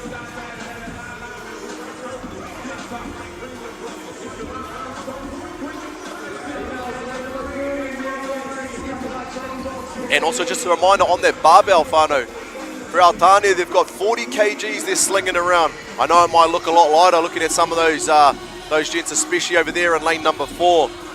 Mr. Nico Lupo from Westside Fitness is making it look easy, but our wahine have also got 25 kgs on the barbell. Jayla Brown moving her block forward. I believe the leader for our wahine is in lane number 2. We've got Sean O'Neill, Strength Nation Cambridge.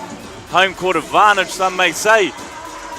Cambridge just a stone throw away from Claudelands Event Centre, Kirikiriroa. The shoulders will be screaming, and we're over halfway on our time cap. coming up to our 6-minute mark, which means we have got 4 more minutes left. And seeing those wahine now starting to slow down on these barbell snatches. Not a lot of touch and goes going down range anymore, and that is to be expected. Shoulders, I'll be screaming.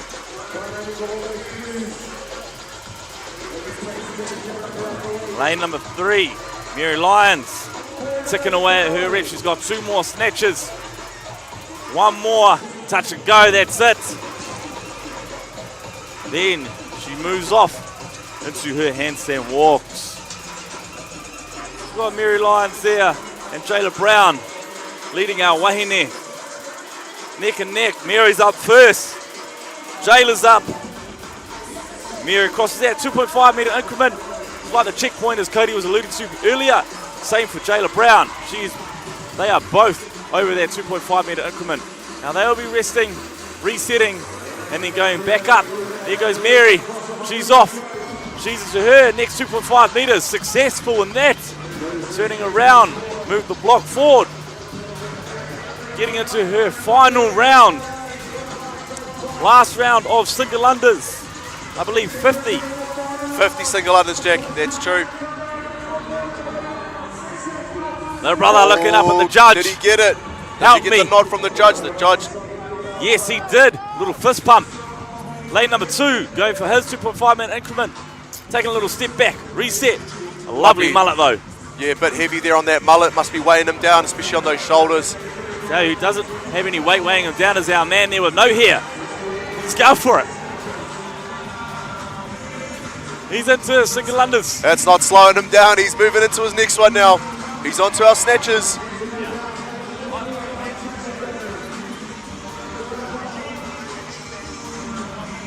And who's that in lane number 6? That's Tim McBride from Maya CrossFit. Oh, sorry, apologies team, lane number 7. That's Levi Lurvin from CrossFit Hibiscus Coast. Come all the way down from Tamaki just to be here in Kirikiriroa, just to show Aotearoa that he's got what it takes to be an NZ champ. Mary Lyons just edging ahead of Jayla Brown there. Close little race there for our wahine. Quick little Mary's wipe back down up. at the knees and back into it again. She's got it. Done. She needs to Not run quite. back She's though. got to run back. So once they finish their round, they've got to touch that black block there. And that'll cement their time completed. We go just over a minute left on our time cap. And finished over here for our Tane, that is Levi Lurvin. The man with the mullet. Lane number 2, the actual mullet man. Ticking away at his handstand walks. Trying to stay composed. Jayla Brown. She's got it done too, Kopway. Great work, Jayla. Sprinting to the finish line. She'll And be that's stoked also with that. next to her, Mary Lyons as well. High That's five. what it's all about. Love it.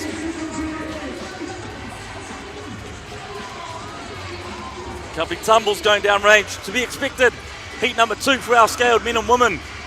Down on WOD number 2 for the day and event number 3 for the weekend. Shoulders, shoulders, and more shoulders. Can our whānau hold on for the last 15 seconds? Here's our brother, lane number 4, Nico. Assist down there, trying to get up. Only got 5 seconds. Get over that 2.5. Brother just falls short. It's time. That is heat 2 done.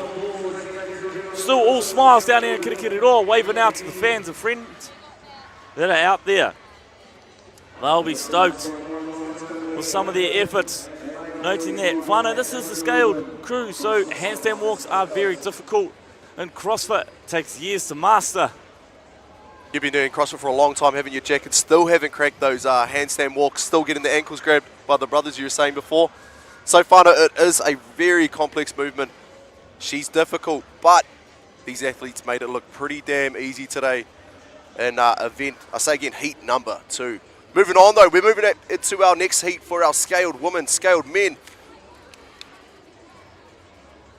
And in our scaled men, we've got Jared, lane number 1, Junior, lane number 2, lane number 3, we've got Te Whakamoemiti Tupuna, lane number 4, Bailey Shelford, then Nikki, Andy, Isaac, and Joe Whamui.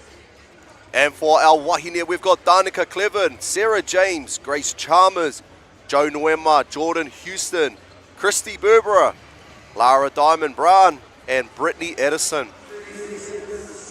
You've got 30 seconds before heat number 3 of scaled. Get into it. There's still one more heat coming up after them for our scaled teams. So can heat 3 put the pressure on? We will find out, whānau, in about 10 seconds. Got the big 10-second countdown from Adam Algana.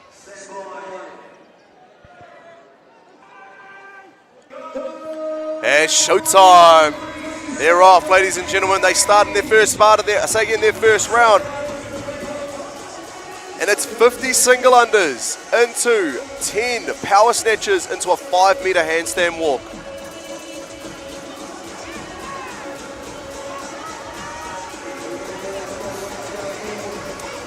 Cooking the shoulders here early on. Some of our athletes already onto their barbell, making light work of these snatches. Barbell weight there being 25 kgs and 40 for our Tane. After their 50 single unders, they'll be heading into their 10 power snatches. They are not allowed to squat snatch, so they must catch it in the power position. For those who don't know the power position, they cannot catch it below parallel. Lucky for Cody, he can't even do that anyway. So power snatch is his strength. Never see our man squat snatch. Lane number 7, scaled wahine. Lara making light work of those handstands back into round number 2. Lara from Soar Performance, and she's soaring through this workout here, starting off into her second round now. And look over there, lane number 8, Brittany, H1 CrossFit. Ooh, no, unlucky. She's just been called back by the judge there. So our judges have been told they must be strict, firm, fair for all of our events here today, or here this weekend actually, down at New Zealand Champs. But that's what it's all about, whānau. Bit of integrity, bit of accountability as well. So this workout's going to be pretty taxing on the bodies, whānau. It's going to be rough on the shoulders for all of our athletes, but lucky we've got a few of our sponsors here, such as the Physio Lab, Pulse, Recovery Hub. They can also fuel up with a bit of Dr. Hydrate as well to help them reset and get ready for the next events to come up, Pawpaw on Sunday. And then the backs might get a little bit sore as the technique sort of disappears as fatigue creeps in. Lucky the frog grips are here so they can belt up with a frog grip belt and they can get stuck into their mahi. Here we go, lane number 6. He's only got 2 more snatches. That is our man, Andy Cole from Ethos Fitness and Recovery. He might need a bit of recovery after this weekend of fitness. Straight into his handstand walk. Look at that, light work. He's got the wrong belt on, needs a frog grip one, but Kei Te Pai, he'll be making his way back and starting the next round after he moves this block here. He's in no rush to get back to that rope. And fair dinkum too. He does not need to be in a rush. We've got 10 minutes to try and get as much work as he can done. Hopefully he can finish these 5 rounds. If not, as many reps as possible, as every rep will count and will matter. In that far lane, switch back to our Tane, neck and neck. Look at them go. The Whakamoemiti, Tupuna, and Junior Acero going to work here.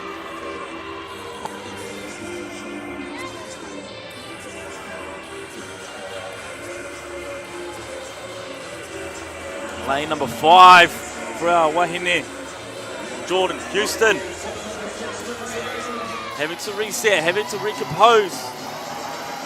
You'll see, whānau, fortunately for these athletes, if they do fall down, if they've made it over the white line in front of them, it operates as a bit of a checkpoint So they don't have to reset from the very start. They can just go to the 2.5 meter increment mark and continue from there. There's Lara getting stuck into her increment. Can she get that 2.5? Wow, pushing past the 2.5 meter. She's going straight to the 5. Just like that. She don't need it, Lara. Moving that block. She is into round 3 of 5, I believe. Absolutely hissing through this work. Straight into her single unders. For those that have just joined us, the whānau on the floor are competing and completing 50 single unders, 10 power snatches, at 14 for our tāne, at 25 for our wahine, into a 5 meter handstand walk, and they can break that up into 2.5 meter increments, but it is the minimum distance that they can break it up. If they don't reach that 2.5, then they have to restart at either the checkpoint 0 meter mark or the 2.5 meter mark. And that brings us to halfway, 5 minutes down on the clock, 5 minutes to go. Sister in lane number 1, Danique, cross for 2216, will be going.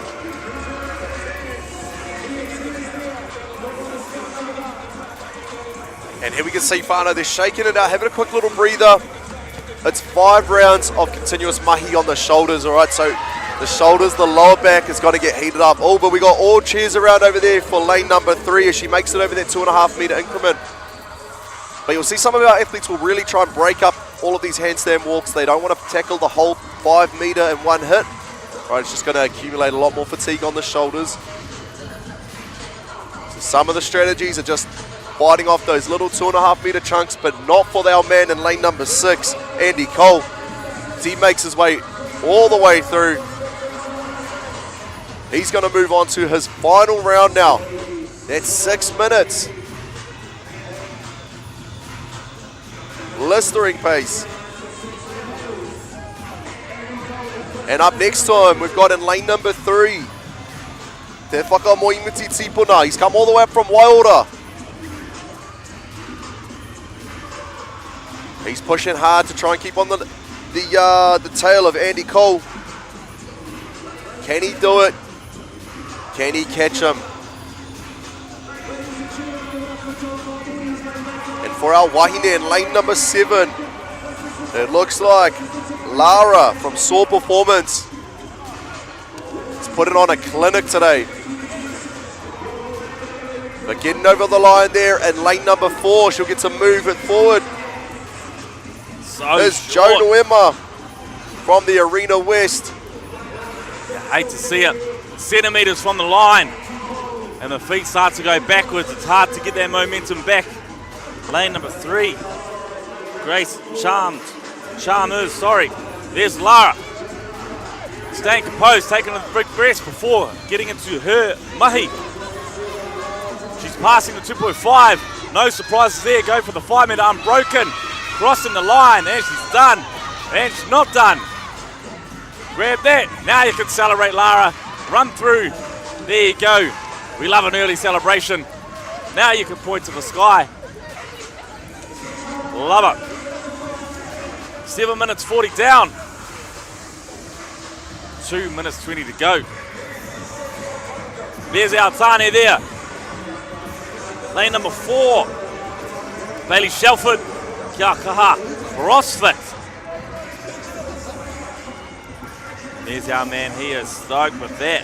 I believe that might be Andy Cole. He crosses the line.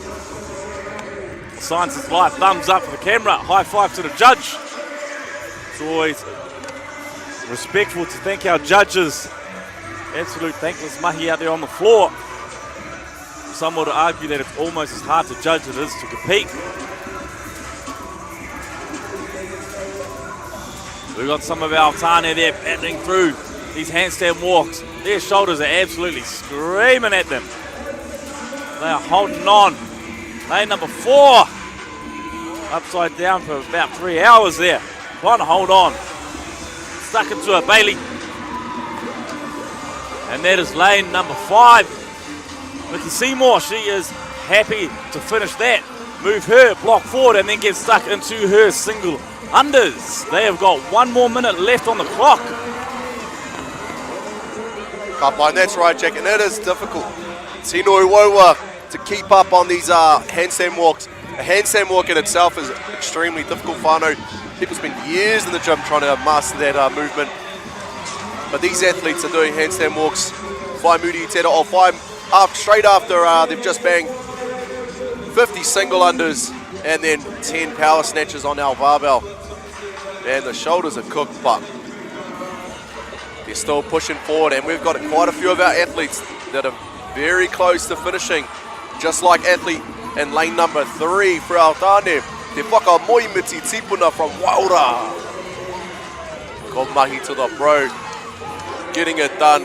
Must be that horsey he's got at the back there. Waura represent, love to see it. Awesome to see our smaller communities getting involved in our CrossFit competitions. Just a reminder, whānau, everyone can lift weights, everyone can train. Just have to have a good attitude and the willingness to get out there and compete. But that wraps up round number 3, or heat number 3, should I say, for our scaled men and women. We'll be moving into our final heat for the scaled athletes, as they'll be coming up for heat number 4 very soon, whānau. But that was a great effort from a number of our athletes there in heat 3. But looking forward now, she moves fast. Scaled men that we've got going on today: Matthew Dupree, Byron Karaitiana, Shandon Scott, William Howling, Hugo Verdonk, Hayden McCormick, Jeremy Atama, and LA Tusialafoa. And then for our wahine, we've got Jade Stoll, Aroha Mai, Lucy Reed, T. Madison, Stephanie Phillips, Tafutu, Gemma Cole, Bianca Leilua, Kayla Tāne, and Brearley Almatangi. This will be our final heat for our scaled athletes. They'll be looking to see if they can secure the W. Quite a few of our athletes in our scale comp have completed the workout before the time cap. So hopefully we see a few more in this next heat. So prior to arriving here for the NZ Champs, these athletes all conduct online qualifiers, and that determines where they're ranked and which heat they sit in. So those athletes that we see in the later heats, they're the ones that did extremely well on the online qualifiers. It gives them a bit of an advantage because they get to watch all the other athletes hurt in our workouts previously. And they'll be standing up, they'll be ready, they'll be up for this challenge. They'll be watching the heats prior to. And probably one thing they might have noted is some of the athletes have gone touch and go in these barbell snatches, and then all of a sudden, not real quick, because the shoulders will be blowing out. But here we go, and our athletes are off into their first round of 5 rounds. They will be completing 50 single unders, 10 power snatches, into a 5-meter handstand walk in a 2.5 meter increments if they choose. Otherwise, they might just go 5 meters unbroken like we've seen in some of the heats before. Lane number 1, straight on the barbell. My brother Matthew Dupree from South Shred, throwing their barbell up. He's got 5 more reps. He is going touch and go. He is not worried about the fatigue in the shoulders. He's like, no my. Let's go. He's on. Look at the speed of the man. He looks up. Did he get it? Did he get it? No, he did not. No rep. Unlucky. Tell you who did get it. Lane number 4. William Howling, Westside Fitness. West is best. And just remember, whānau, our athletes have 5 rounds to complete. I'll say again, 5 rounds to complete in a 10-minute time cap. They've got 50 single unders, 10 power snatches, and a 5-meter handstand walk. That handstand walk can be broken up into 2.5-meter increments. As you can see, some of the athletes starting at that white line there. It is a heavy shoulder workout here, so these athletes are going to be burning through the shoulders. You'll see these rounds will start up very fast, and as they progress, they get a little bit deeper into the workout. You'd imagine it'll slow down, but some of these athletes, man, they've kept that pace the whole way through. We've seen lane number 2 there. Lucy Reid completing her mahi alongside lane number 6. Nah, unfortunately, she's going to have to go back. Oh, that hurts. Lane number 5 gets it done, though. That's Gemma Cole. She'll run back. And Bianca, she gets it done. Too easy.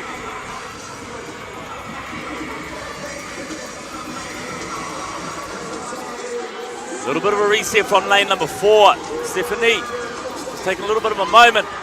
Lane number 4 for the Tania, though. Moving his block and our forward. man is moving. William, Westside Fitness. And you'll see at Tefano, they'll move those blocks forward every time they finish a round. And it just indicates where they're sitting at in our competition. That means we can track it at home, who's in the lead. But at the moment, our man in the Chuck Taylors, the unbroken power snatchers, lane number 1, Matthew Dupree, South Shred, getting it done. Lane number 5, can he hold on? Hugo having to reset.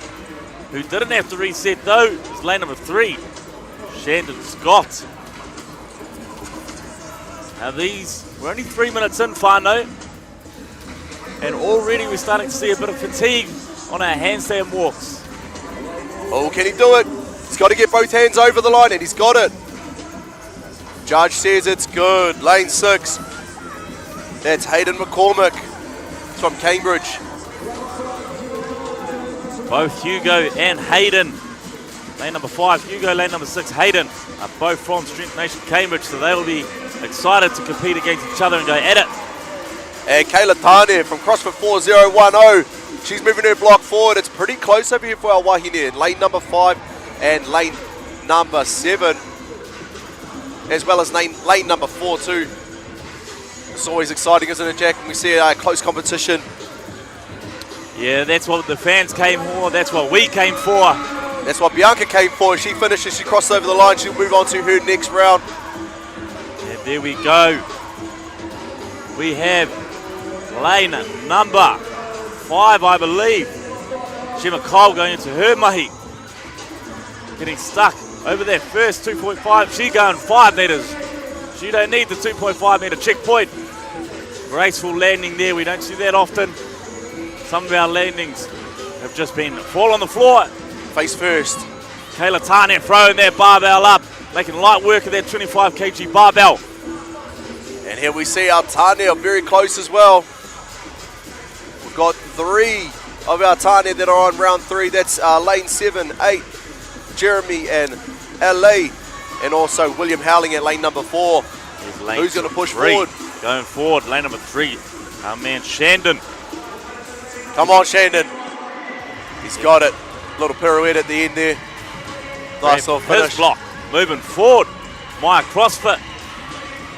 And over there, look at the speed on the man from lane number 6, Hayden.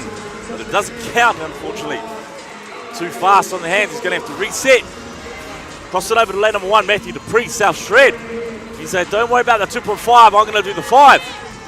Let's go. Mr. Converse gets it done. Look at that, he'll move it forward. 267, represent.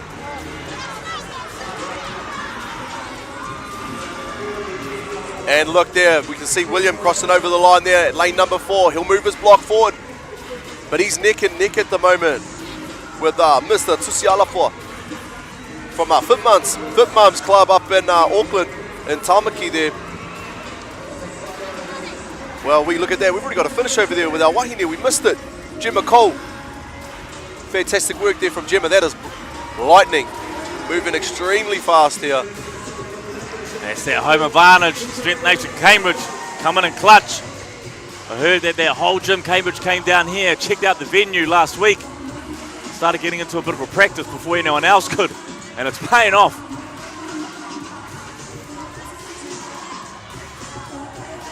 We're coming up to the 6.5 minute mark of a 10-minute cap. Kayla Tane going to her handstand walk. Going to that checkpoint. Oh, unlucky, she's just missed it. So remember, finally, they've got to get both hands over the white line in order for it to count. Oh, we've got a little tumble down there in lane number 2. Expected. That's all right. Easy money, back up again. And the latter end of this workout. Shoulders are screaming. There's our man, Matthew Dupree, South Shred, crossing the line. Gets it and done. He's done. You've got to turn and go. Run, brother. 267. That's what happens when you spend too much time upside down. Blood rushes to the upoko. And then you get a bit dazed and you don't know what to do. Can't even hear English. Engari, he's done. He's finished now. Who else is going to catch him? Who's going to get there? Looking at William over there. I'm also looking down the far end at old LA. Can he get it done for Fit Mums Club? William just missing out narrowly. The tumbles are falling here. Left, right, here we center. go. And it's good. The judge gives him the tick. He runs back. Look at that. Cheeky Sally there with the whānau. Representing our Fit Mums. Oh, look at that. We got a little cutout. Let's go, Fit Lad. He is a fit tumble lad. down the bottom there.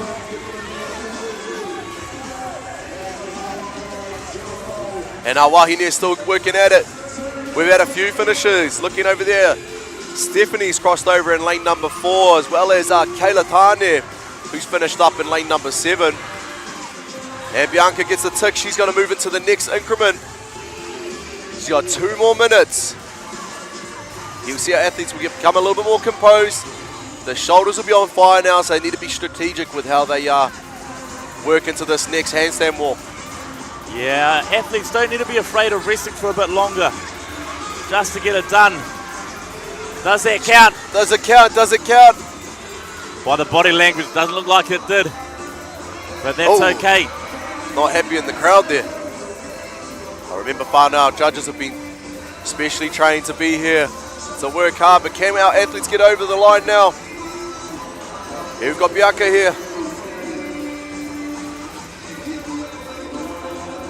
She's got to stay composed. Don't be afraid just to rest a little bit longer there, Bianca. It's easy for me to stay on this side of the fence. She gets stuck into She's moving forward. Kayla Just got to get both hands over. Yelling at her. Doesn't matter that she's competing against her. She's still there to encourage her lane buddy to the left of her. Got the barbell cycling going on down there, but a touch and go. Here come to our tumbling Tane over here. Lane number 5, Hugo Verdonk. Couple of donks on the floor today for our man Hugo. Come on, Shandon. Maya CrossFit, he's going to move it forward. He's done there. A little humble nod to the camera. Maya CrossFit.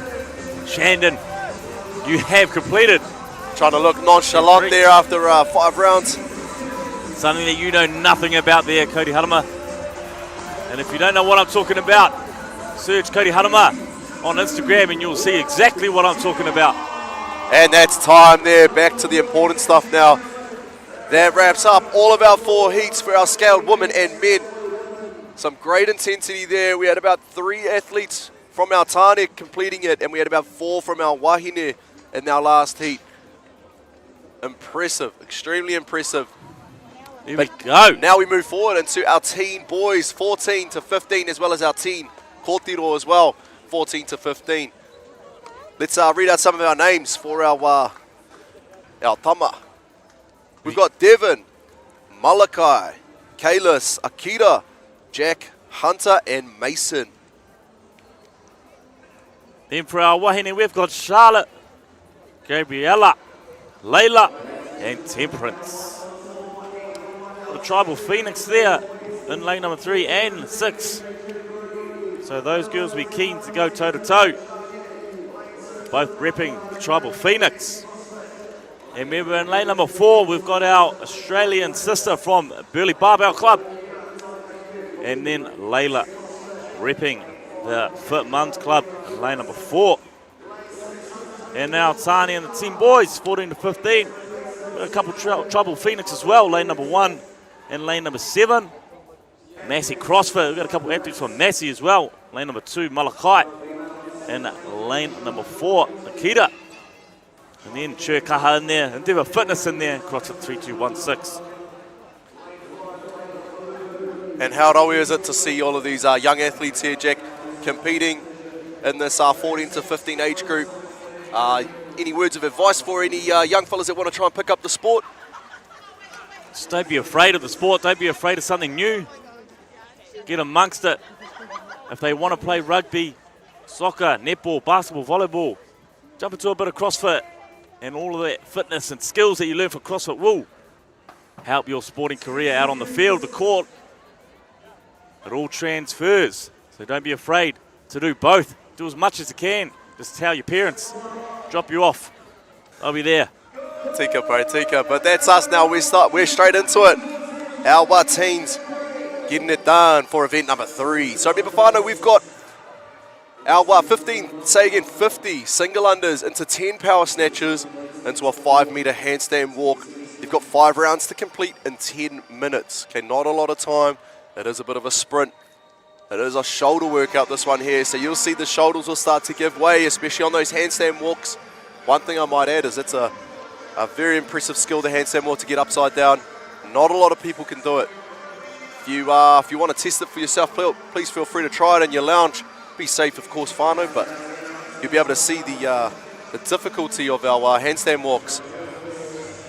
Don't trust these teens here. They're going to make it look easy today. That's it. Send a little widow out to your family. If you're sitting on the couch, try and get upside down. Go for a little hikoi light in lane number 3. Far out. That is too fast. Look at these young fellas. Unfortunately, though, he didn't get his hands over the line. That's lane number 3, Kalis Daniels from CrossFit 3216. You've got to get both hands over the line in order for it to count. And it is frustrating because it means they've got to return back to their checkpoint mark. So you'll see on the ground there, we've got a red line. That's the line to start. And then just following that, there's another white line. If the athletes can successfully get past that white line, that just uses their checkpoint, and they'll be able to rinse and repeat, keep going back and forth until they hit the full 5 meters. But every time they fail, they've got to restart again. And it is tough. But these athletes, they've got it. They've got something different upstairs, got a bit of kuri inside there, a bit of a dog. That's what's going to get them through it. But anyway, back to our wahine. Kōtiro mā. They're on their handstand walks now. In the middle there, we've got in lane 5. That's Leila Pahulu from Fit Mums Club up in Auckland, Tamaki.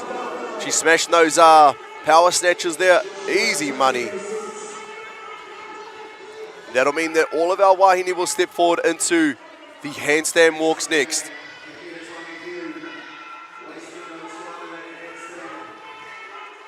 And over here for our tāne, look at that, lightning over there, number 4. That's Akira Taingahu from Massey CrossFit. Ka pai tō mahi e hoa, you're moving up into your next round. Hits him starting onto round number 3. And he's closely followed by lane number 3, Kalis Daniels from CrossFit 3216. Looks like Kalis has got those that hand placement sorted, or down pat at the moment for his handstand walk, so it's going to make it a whole lot easier for him to progress forward. And over here, it looks like we're looking at lane number 5, Anor Leila Pahulu from our Fit Mums Club. She's on to her second round now.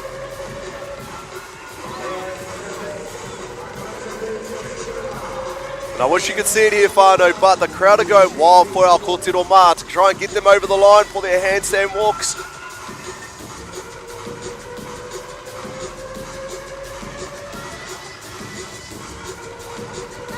Staying composed there. Shake out the arms. Lane number 4. Having a quick little rest. No, she's got time. Good just to stay the shoulders. But a barbell cycling there. 3 reps. For lane number 5, Leila Pahulu. Touch and go from Leila. Then she will move into her handstand walk. Hands on hips. Quick rest. Here's our teams get into this handstand walk. So you're not struggling. Lane number 5, Jack Miller. Can he get there? Yes, he does. Awesome little handstand walk there from Jack Miller. Moves his block forward. Starts to put pressure on lane number 4. Akita from Maxi CrossFit. As Akita finishes his single unders. And then goes into his 5-out snatches. Touch and go from the man Akita in the blue shirt. On the left-hand side of the screen, he is our leader for the teams at the moment in this workout and in this heat. Still holding on to a touch and go. But hot on his heels is our man Jack Miller. Letting him know, I'm still here. You go touch and go, I'll go touch and go. You ain't running away yet. Akita, but he shakes out the arms, goes straight up, upside down. Look at the boy go. That is a lightning fast handstand walk. Also known as a porotea teke hikoi. Moving his block forward. The man is composed. That's him done. Akita. Quality. Got his last round. I lie. He's on one more round. Not the first time you've lied there, Cody. That's all right. We're back. Just too eager right now. I'm loving it. These athletes are sending it. Very envious of them getting a free workout there on the shop floor today. Look at that. He's so casual with it, Akita.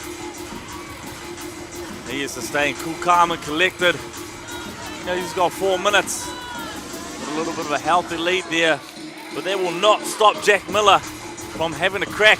He speeds up his single unders. And now Kotiroma over here putting in work on their handstand walks. All 3 of them stepping up on the line now. Can they get these walks done? That's it there, they're resting. Quick little breath, quick little shakeout. And we go straight into it. Layla. That's Layla. Fitmonks Club. Getting up and go 5 meters unbroken. Moving her block forward, putting the pressure. The other Kotiro. Those handstand walks. So difficult. But not difficult for Akita. He's over the line. Light work, look at him. Not even. Cruising. Loving it.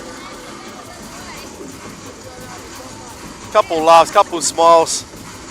I don't think I'll be reacting that way after finishing 5 rounds. Jack, what about you? No, definitely not. I'll be happy if I finish 5 rounds. Absolutely. But here we go. Our Tamama getting into their handstand walks, walking all the way over here on lane number 5. That's Jack Miller. He's going to take it with him. It's a bit of a souvenir. Take that home. Kapai Tomahi Jack. And looking over the side there, we've got Kalis Daniels, biggest fans. Can he get over the line? He does. In lane number 3, that's Kalis. Big cheers down the end there from his whānau. He has the honour of moving his block. That 1 step forward as Layla goes into her final round. Sorry, second to last round. Yeah. Got 2 minutes left on the clock. How deep can our athletes get through into their workout? Hea ata kupua no for handstand the haki. Porotea teke. Porotea teke hikoi.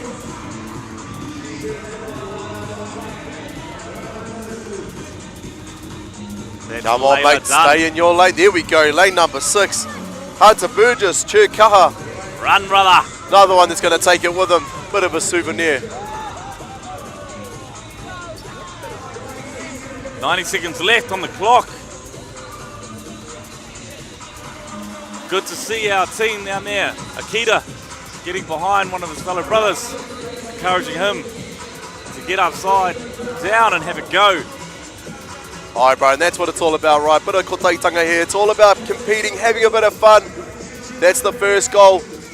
And then the second goal is to crown the fittest in Aotearoa here at the NZ Champs down here in Kirikiriroa. You can see over here in Claudelands Arena, we've got a gangster stadium here. Look at all this arena. Look at this rig all set up here. We've got 2 more events at Te Whānau, so don't be shy to come on down. Popo, Sunday we're starting. Nice, bright and early at 7 a.m. Come on, bring the whānau. Bring the tamariki. They can come have a bit of a look. Come have a watch. Maybe they might be there next year competing in the 14 to 15 category. Lane number 3 has not stopped giving that a go. That is Charlotte Lloyd from Tribal Phoenix.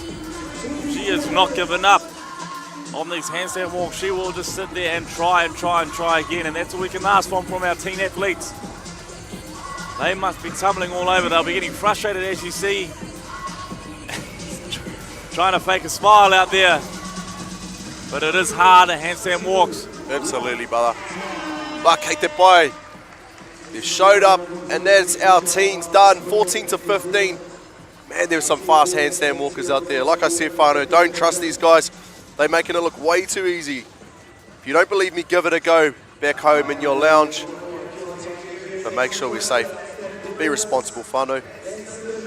And that wraps up our scaled and our teens. So now the judges will need to change the barbell weight as we move forward into our intermediate men and women.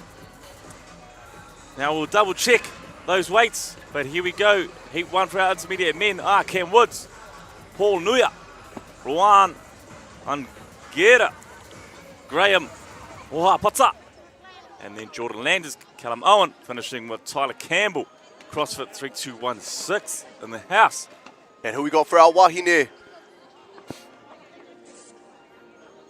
We have Divya Lau, Maya Jenna, Tyra Alexander Aroha Mai, Shari Messina, Zia Brewer, Alison White, and Heidi Trott.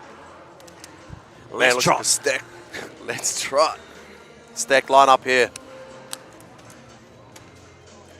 And at the mahi still remains the same. They've got 50, slightly changes. We've got 50 double unders for our intermediate athletes.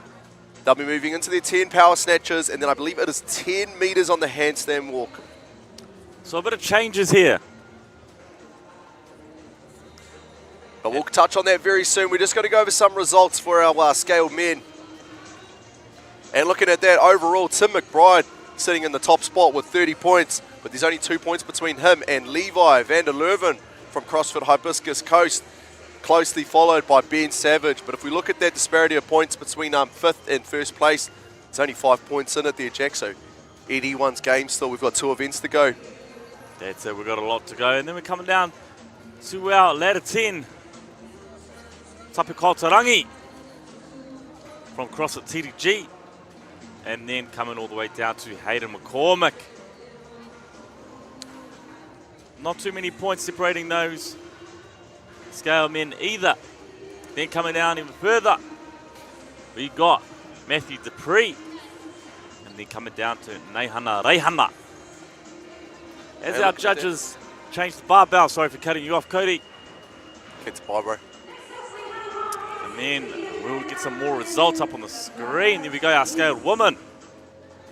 Stephanie, Gemma, both on 13 points.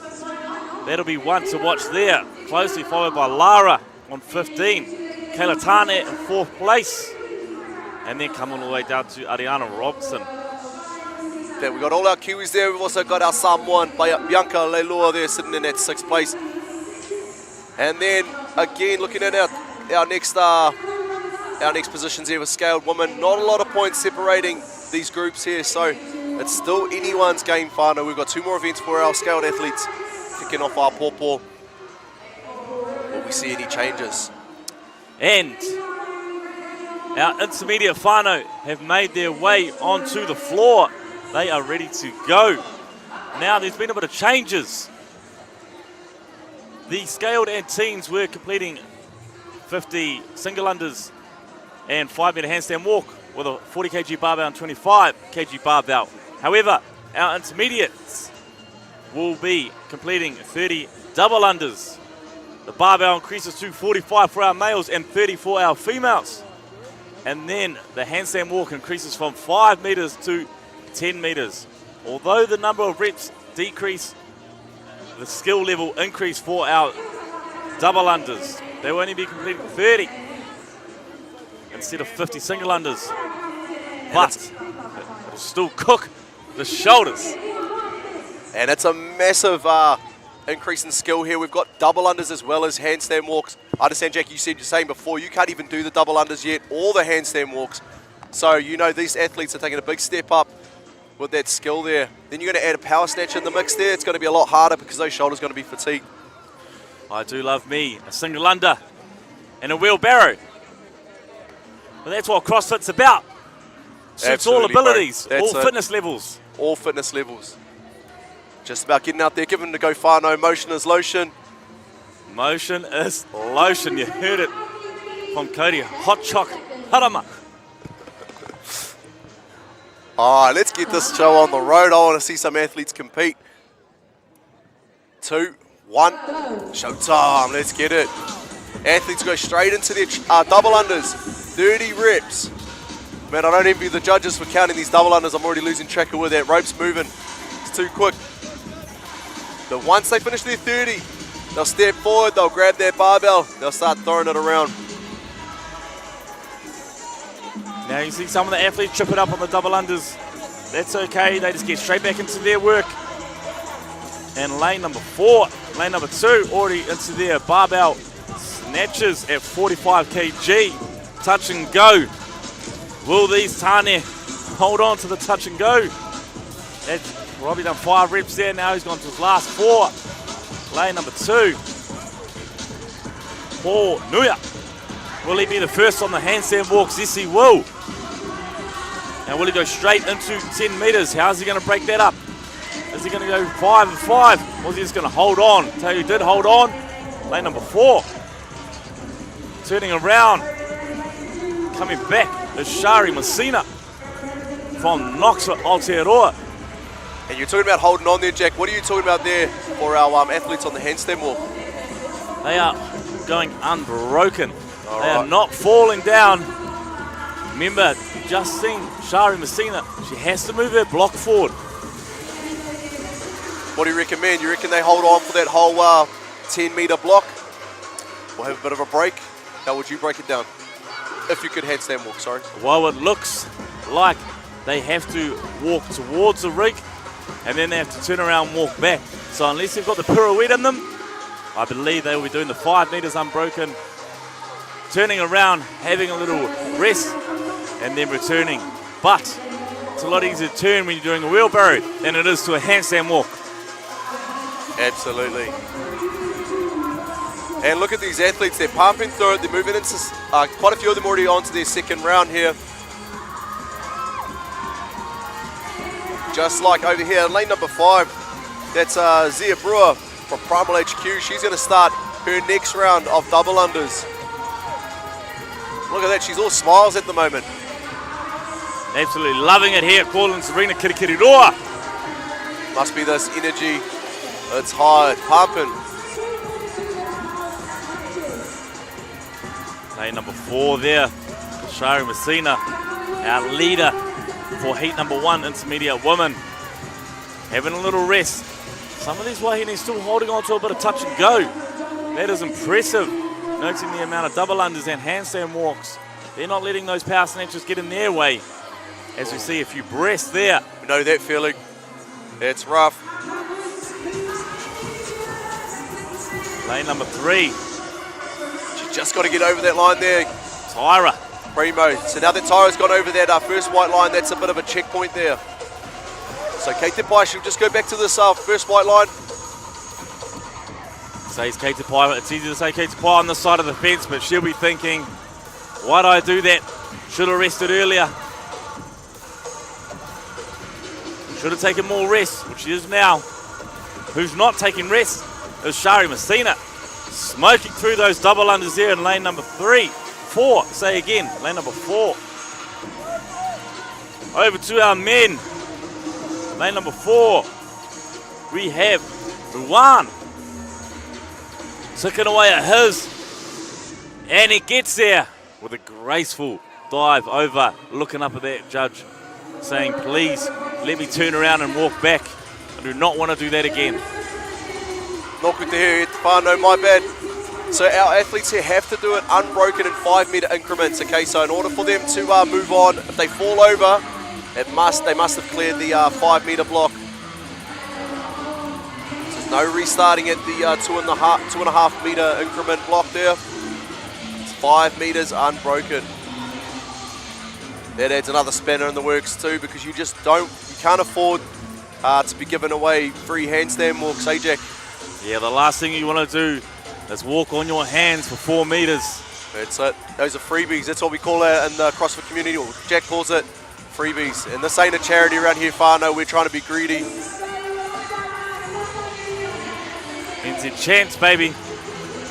We are here in Kirikiriroa. A couple of kanikanis going around in the crowd. Bit of a running man from our man, who also is running out there. It's lane number 2, Maya Jenna. Lane number 8 on the far side, Callum Owen.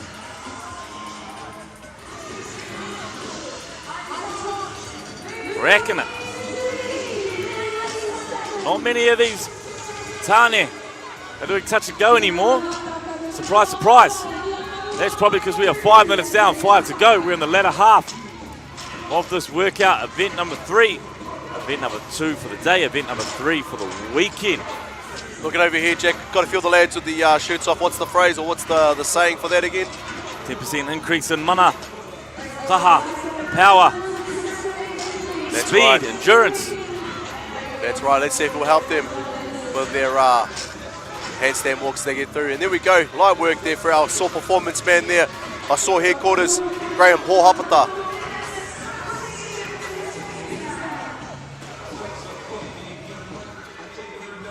And you'll see these athletes will move their block forward. That'll just indicate what round they're on. So lane number 2 and lane number 7 by the looks of it. That's Paul Nguya and Callum Owen.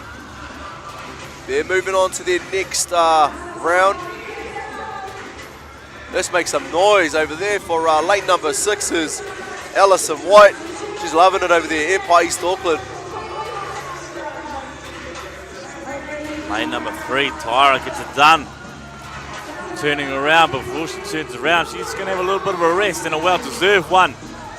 We have got 3.5 minutes to go. Our athletes will need to stay composed in the latter part of this workout. Shoulders will be screaming at them. CrossFit 30, 110. Callum Owen throwing that barbell up and letting gravity do the job on the way down. Not a bad move. Lane number 2, Maya Jenna.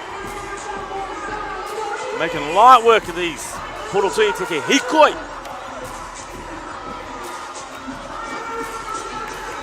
Also lane number 7 on their far side. We have got Heidi Trot. Let's trot. Oh, a little roly-poly on the hands. What a graceful dismount that was. Moving that block forward. Here's our man from 3110, Callum Owen. Walking towards the camera. Don't get in the way, cameraman. He's having a break at that end before he returns. Breathing the big ones. Not easy going upside down and trying to breathe all in one. He's shaking out those arms. To be expected here at the 8-minute mark. They've got 2 more minutes to go. 10-minute time cap. 5 rounds, whānau. We're looking for 5 rounds of 30 double unders, 10 power snatches, and a 10-meter handstand walk. Callum getting stuck into it. And that's it. Callum's getting straight into his next lot of double unders, but he's got to move that.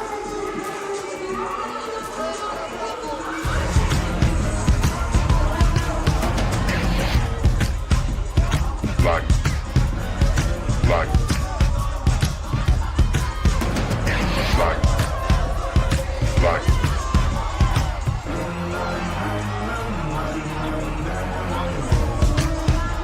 Black.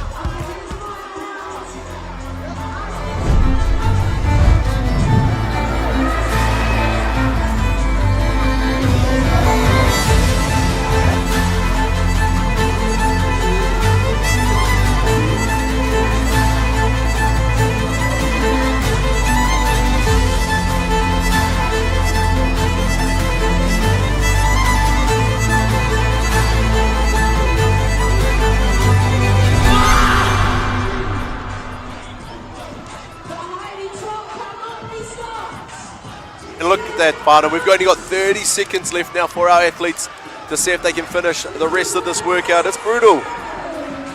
It's heinous. But look, over there in lane number 7, we've got a bit of movement here. She's just got to move her block forward again. And that's her. She's finished over there. Heidi Trott. Let's trot. Let's trot. Callum Scott, look at the tattoo on the arm. 3110.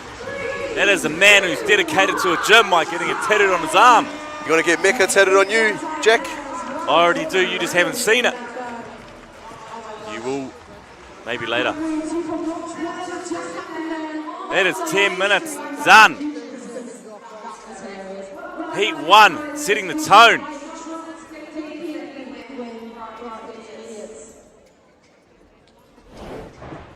And let's have a look at some of our highlights here. Look at that, stone cold as he gets through. Heaps of mahi here on our handstand walks. But it was Heidi Trott who took a nice early lead there for our wahine, as well as Tyra Alexandra from, she's an independent athlete actually. Over with our Tane Kalamoan and Paul Nuya were leading the pack for a majority of our workout here for our 10-minute block, event number 3. But that wraps it up for our Heat 1 for intermediate men and women. We're going to pass it on to our next group. Looking at Heat 2, we've got Bradley Lee, Petrus, Siaki, Rowan, Xavier, Paulo, and Lucas.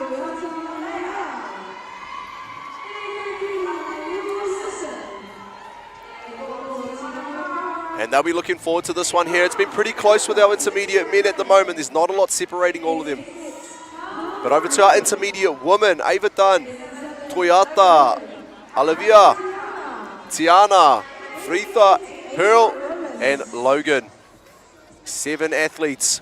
And now our women's heat here for heat number 2. And the mahi will stay the same in Tefano. So we've got 30 double unders with our skipping ropes there into 10 power snatches and then into a 10-meter handstand walk. One thing to note though is these handstand walks need to be done in 5-meter unbroken increments. Okay, so if they break, they will have to restart again.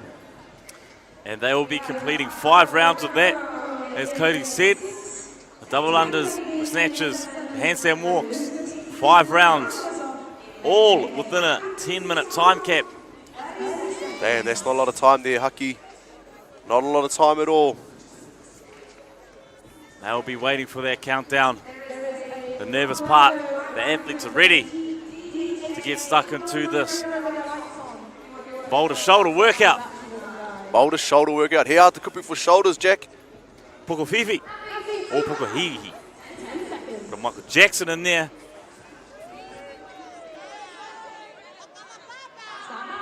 Three seconds on the clock. There we go, we're starting off. Nice and good. DJ's got some tunes pumping right now. There's the support of the Fitmont Club. Couple cameras out, she's going on TikTok later. There we go, locked in, you can see it. Serious stone cold look on their faces. Lane number 3, Lydia Wilson. See some of our Tani doing touch and go, some of our Tani just doing singles. Depends on our strategy here, because remember, the first thing that's going to go are these shoulders for our athletes here. So got to be strategic with how hard they push themselves in all of these rounds. They've got 5 to do. What would you do, Jack? Would you go out and send it in the first round? Well, if I had the opportunity to be in Heat 2, I would have closely watched Heat 1 and what they did. That's the beauty being of Heat 2. You would have watched Heat 1, and I probably would have noticed that a lot of these people got real fatigued in their shoulders real quick. And so they will need to go into singles straight away if it was me. Some of these people look a lot fitter and a lot stronger than me, so they don't need to go into singles. They're going to go unbroken, touch and go, and then just get straight on their hands and go for a 5-meter hikoi towards the rig, have a little rest, and then make their way back When they make their way back, you'll notice that the athletes grab their block with their lane number on it, and they move that forward in increments of 5, indicating the 5 rounds. They must move their block forward before starting their next round of double unders. Now, Wahine just making light work of these double unders. Speedy. There's the Fit Mums Club. Toyota. Straight onto their barbell after those double unders. Same with our Tane. There might be our leader there. In lane number 3. He's moving, look at that. Lane number 2, sorry. Petrus. And it's neck and neck over for our Wahine at the moment. Over there in lanes number 4 and 5.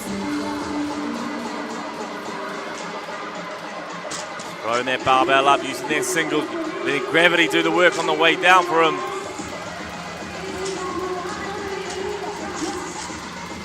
That is our man Paulo. Carbon Method. Bit of support behind him. Oh, here we go, we're in some handstand walks down here in lanes number 1 and 2. Ava pretty much walked 7 meters on that one. Lane number 8, Gabriel Lucas. Then lane number 2, that is Petrus going into his work. Apologies if I butchered your name, brother, but he is from CrossFit 4010, which, correct me if I'm wrong, that may be down in the beautiful town of Nelson.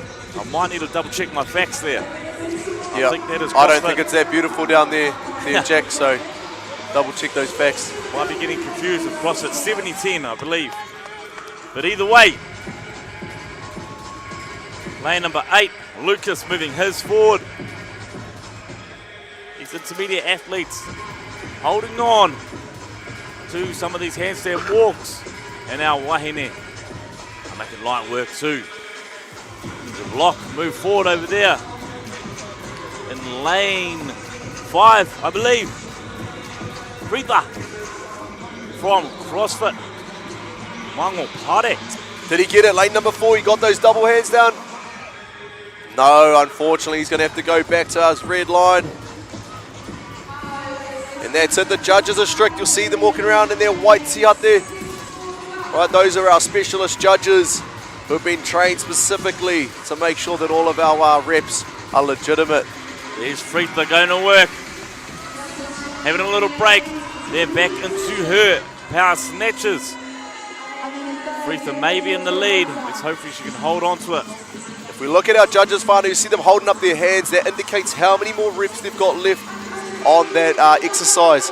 So as they count their way down, it's a good way for us to track where they're currently sitting. Up the top there, one more rep in lane number 8 for Lucas Peterson. Look at that, lane number 6. Is he going to get there? He is. Paulo. Lock that in. Carbon Method, they will be proud of that effort. Watching from up at Samaki Makota. And look at that, we're halfway through our workout already. That's the 5-minute mark. It's lane number 5. Frita from Mangopare. Box over in Papamoa. Her coach is Ani Magan, sister of Hauai Magan, another famous CrossFit athlete. Bit of a legend, I hear that fella. All credit to his sister, Ani Magan, that is why. Coaching Frita in lane number 5. And look at the results.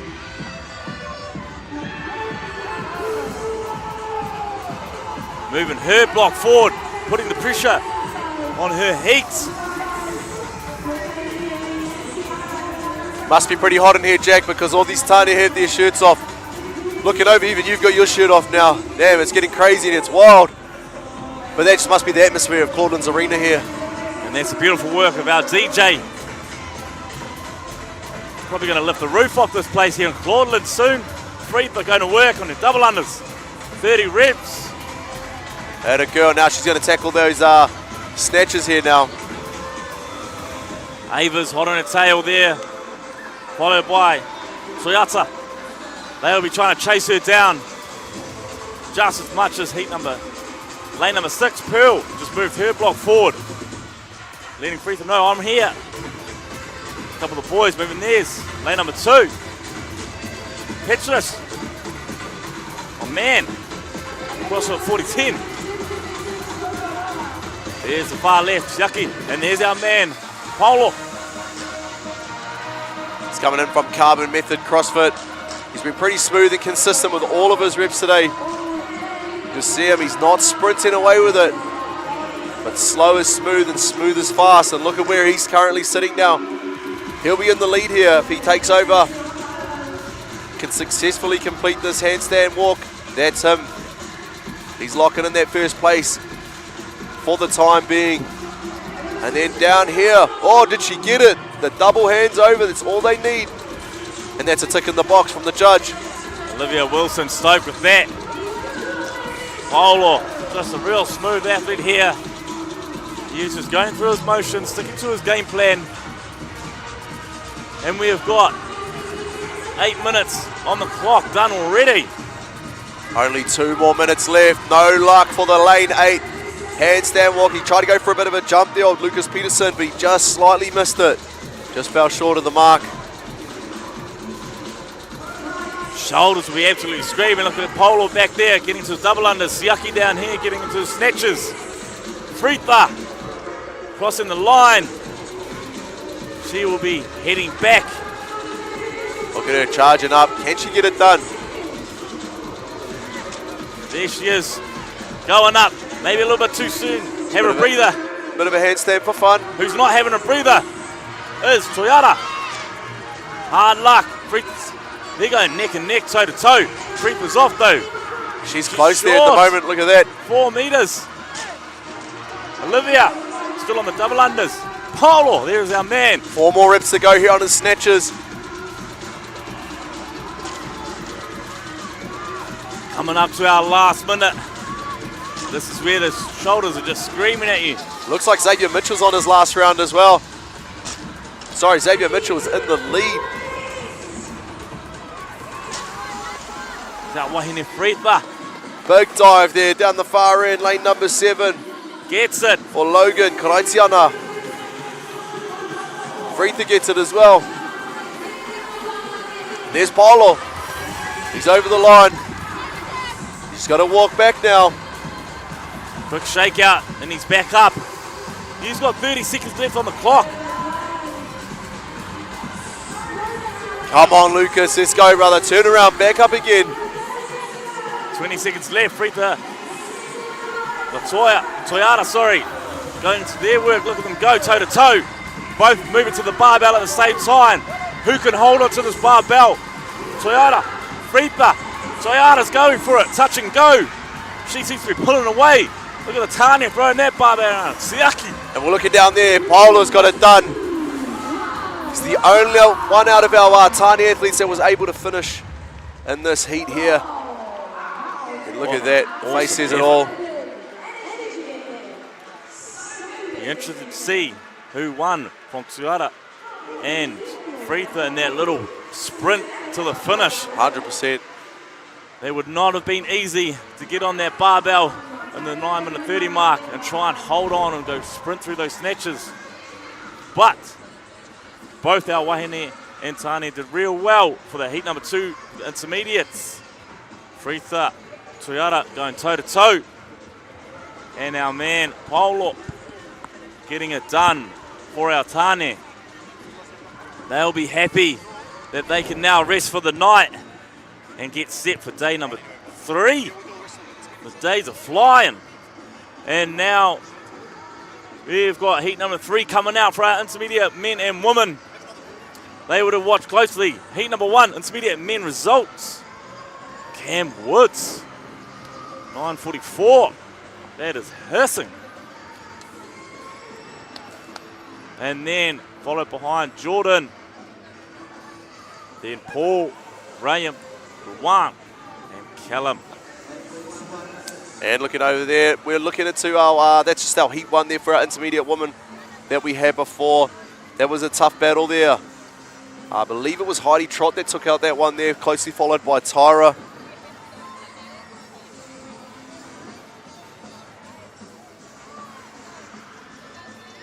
And Kate the Pie. Now we're moving on to heat number 3 for our intermediate men and women. Looking at forward, intermediate men, Aaron Jackson, Curtis Walker, Boston Beale, Kabir, Jackson Niels, Kane Radford, Jesse Tolva, and Solomon Henry. And our wahine, we've got Grace Northern, Orjan, Giovanna, Angie, Samantha, Deborah, Georgina, and Quinella. And just a bit of a disclaimer, Defano, if we do get your names wrong, we dearly apologise. All right, we're trying our best.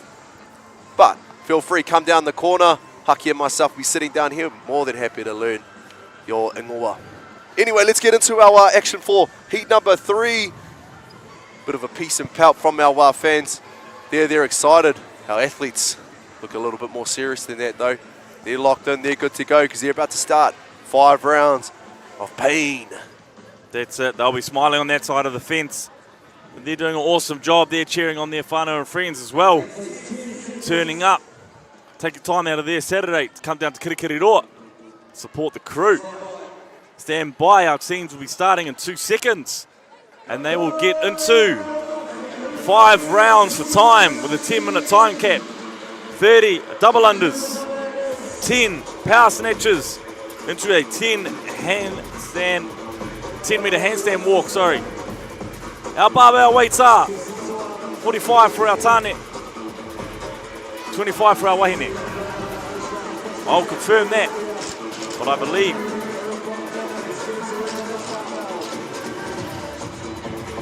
They are throwing that barbell around. Now when they do their 10-meter handstand walk, they'll be walking 5 meters towards the rig. Turning around and walking 5 meters back. They have to complete that 5 meters unbroken. If they complete 1, 2, 3, or 4 meters, they'll be told to turn around and go back to the start. Or if they make the first 5 meters, they will just start from that second 5 meters. Either way, they have to be 5 meters unbroken.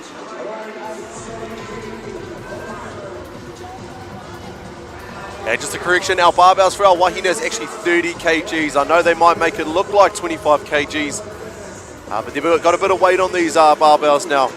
And that weight's going to take a toll on the shoulders too, because as they progress through these 5 rounds, man, these handstand walks are going to get a lot harder. As we've seen in our previous heats, these athletes are really starting to struggle as we get deeper into the rounds. But looking over here, we've got a big Jackson Niels from CrossFit Da Vinci.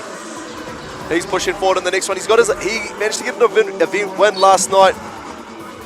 This morning actually, for event number 2. So I imagine he'll be aiming to try and get another W here for event number 3. He's already looking pretty strong. But back over to our wahine, it's neck and neck at the moment. In the middle there in lanes 5 and 6, as well as lane number 7. This is all about the shoulders here in event number 3. Some of these tiny are going touch and go. That is impressive. Others choosing to let gravity do the work on the way down. Now wahine doing a quick shakeout. The sis is walking backwards, going the wrong way. Let's go forward, sis. And there it is. She's creeping forward. You just got to keep going. Another 2.5 meters to go. Unfortunately for her, she's going to have to go back to the red line. So these athletes have to do these handstand walks at 5 meter unbroken increments. Right, Jack? That is exactly right. The most accurate thing you've said all day, Cody. Well done. Lane number 7, he's taken off. Look at the speed on the man. Jesse, you are making light work of that, Jesse. Moving his block forward.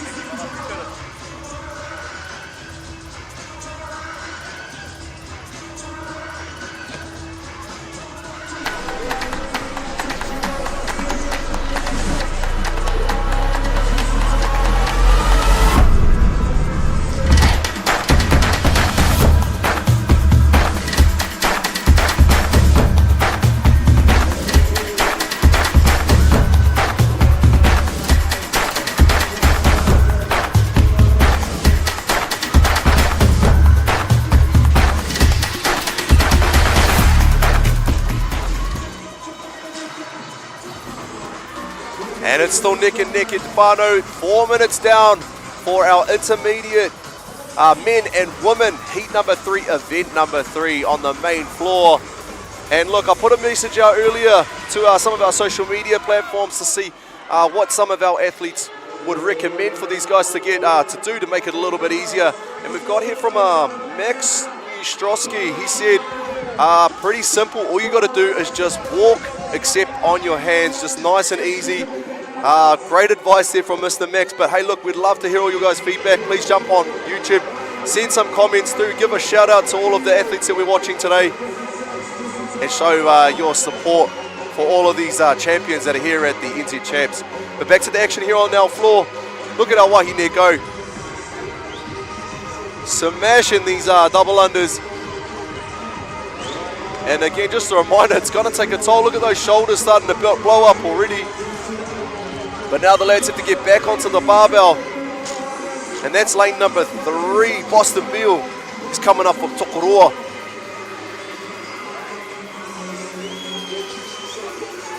And here we have Kabir from Saw Performance out West Auckland. Going to give your last name a go. Bagava. Hopefully we got it right. Big Kabir getting it done for his 5 metre increment. And then up the back there for our wahine, that's Quinella Morrison. Kawarau Fitness over there in the pink. She's just throwing that barbell around. Looks like a bicep curl for her. Nice and light.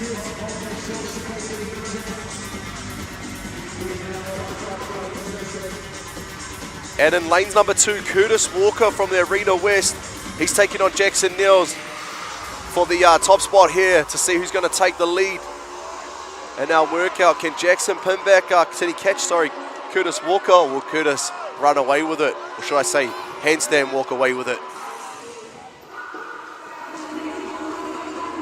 Lane number 3, we've got Boston, Gym 56 from the Mighty Toke, Tokoroa. He's got to reset. Notice a lot of these athletes do have to reset. 5 meters is a demanding ask for our intermediate athletes. As we go, he is getting it done. The man from Toke moving us forward. He is in the lead. Boston putting the pressure on. Quinella making light work of these double unders. Doesn't even look puffed. Straight onto their 30 kg barbell. Touch and go even. How good, and that's very difficult whānau to come from all these handstand walks, all that skipping, and then straight into a barbell and hit touch and go. The forearms will be on fire. Shoulders will be on fire. Don't trust these athletes here. They're making it look too easy. It's catfishing you right now. But this is a very difficult workout. A lot of skill required for our skipping and our handstand walks too. Here we go. We've got 3 reps to go over there in lane number 6. Deborah Natua from South Shred. Quinella on the far side. You'll see her just behind lane number 7, Georgina. She's getting into her last handstand walk. She needs to walk 5 meters there, 5 meters back. I wonder if she was going touch and go in the home stretch. There's our 2 leaders there. Boston and Quinella. Quinella's into it. Boston, he's into it. Both of them making these handstand walks look like a normal walk. She's got to reset. No, she's over. Grabbing the block. Doesn't know where to run to. Going Here forward, we go. going back. Boston just has to do one more, but great work from Quinella. All the way from Kawarau. There's Quinella. She's stoked with that. So is the whānau, and how good, again, to see our small communities getting involved in our bigger CrossFit community. And look at that. Boston Beal taking home the dub for this heat here for our Dane.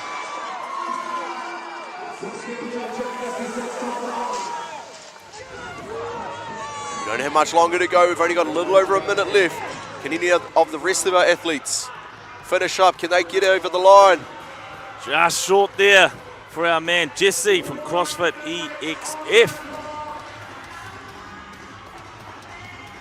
Lane number 5, Jackson Niels. Didn't quite said if he got over or not.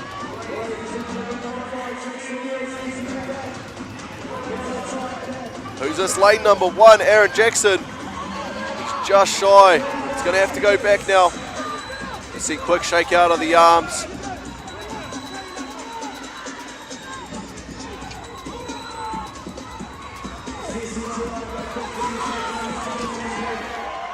And how good. Jackson Niels finishing it, as well as Jesse Dover. They both cross over the line together. We've only got 10 seconds left on the clock. Can they get it done? We will find out. And time. They'll be happy to finally see the back end of that. The shoulders will be screaming at them.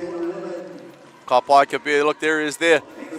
Just thinking about why he signed up for this competition, but this is what it's all about, whānau. We want to see who the winner, who the champion is in Aotearoa for our intermediate division. But that concludes heat number 3. Looking at some of our highlights, look at that, locked in. There we have the winner for the Tane, is Boston Beal. Big reps, and this is what won it for them, that slow, smooth, controlled rep. Big Jesse over here, he got it done, and there's our Wahine winner for heat number 3, Quinella, coming straight out of Kawerau. But that wraps up heat number 3 at Te Whānau. We're moving on to heat 4, our final heat for our intermediate men and women. But looking at some results now, we're going to throw it back to heat 2. Bradley Lee.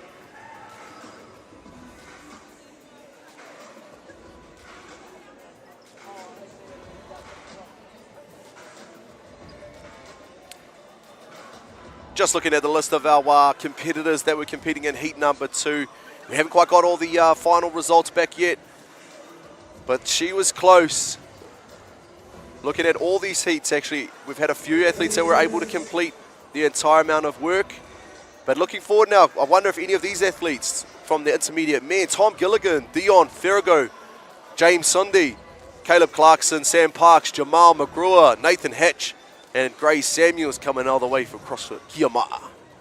And our wahine, we've got Tash, Caitlin, Atsa, Ngawai, Rosie, Alana Lee, Leone, and Carla. CrossFit Whangarei. Represent. The holders of the shield. Let's see if Carla can raise another one. The NZ champs, equally as important to our whānau and CrossFit Whangarei. Here we go. There we go. Heat number 4. I believe this is our final heat of our intermediates.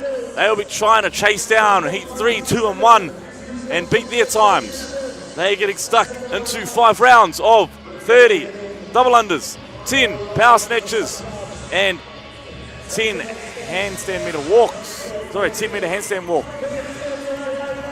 And let's get eyes on here. Big man, Sam Parks from Mana Method, getting a dub last night in event number 1. We also got in lane number 8, Gray Samuels, who got an event win in event number 2.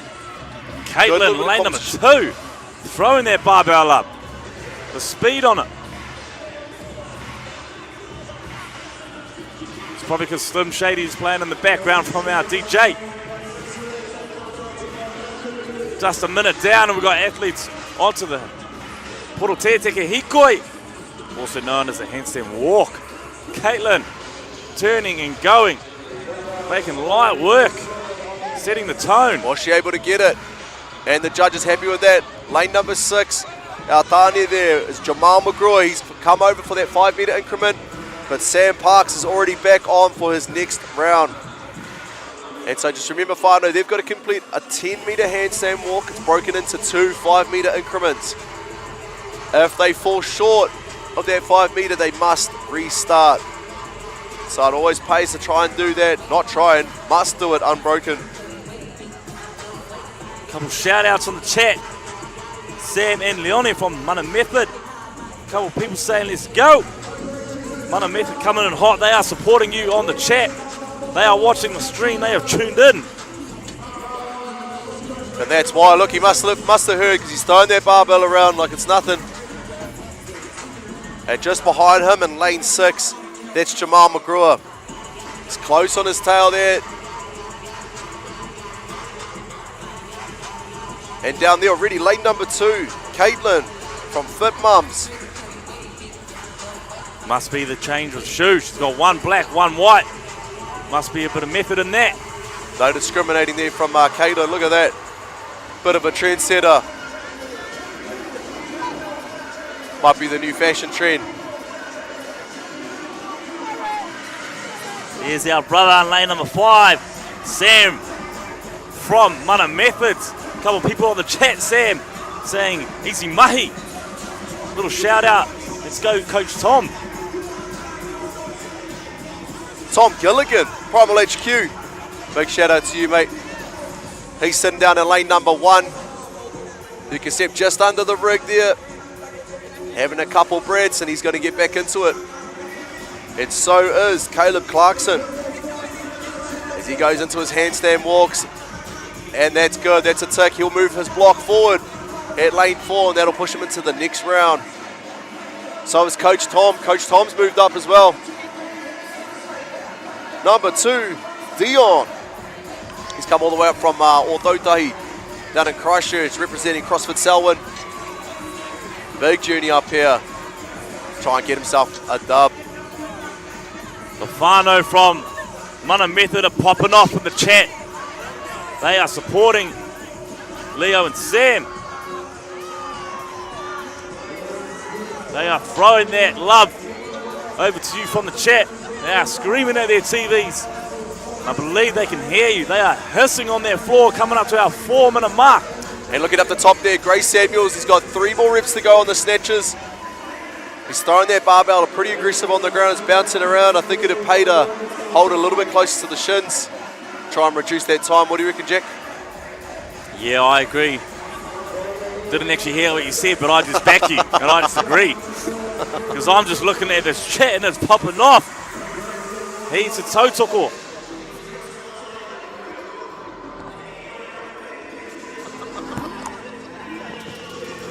I think it's like a fundamental aspect of being human and feeling part of a team.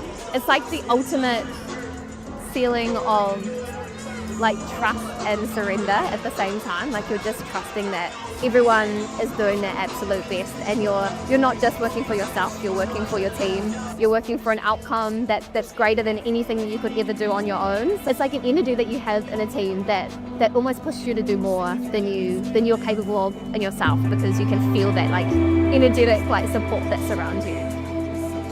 The opportunity to go out there to give your absolute all and leave nothing after a workout and then see all your buddies doing the same thing, there's no better feeling. I feel like New Zealand champs, especially this year, and seeing how Te Ao Māori have been woven through as a huge aspect and a huge value of the competition and of our community and of our people, I think is a really special way to bring us all together and connect us through something that's more than what you can see out here on the competition floor. It comes down to our values and how we connect with each other, on many different levels.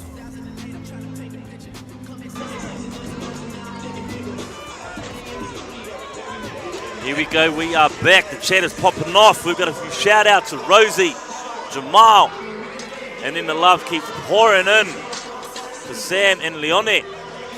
Te tai tukiro ki kirikiriroa, rehi ko, Sam and Leone. Pop off Te tai tukiro. In the house, love it. Are there any shout outs for me there, Jack, on the chat? Any shout outs for Cody? No, not quite yet. Not that I can read, sorry, but we do have one maybe saying that might get it come great. later on. Kate the Pike, looking back at our Tane. How good, Jamal. He's pushed forward, he's on to his last round now. And that's back up at Caitlin there. Fit Mums. Can she get her finish off the last 5 meters of her handstand walk here? Big Sam Parks up there.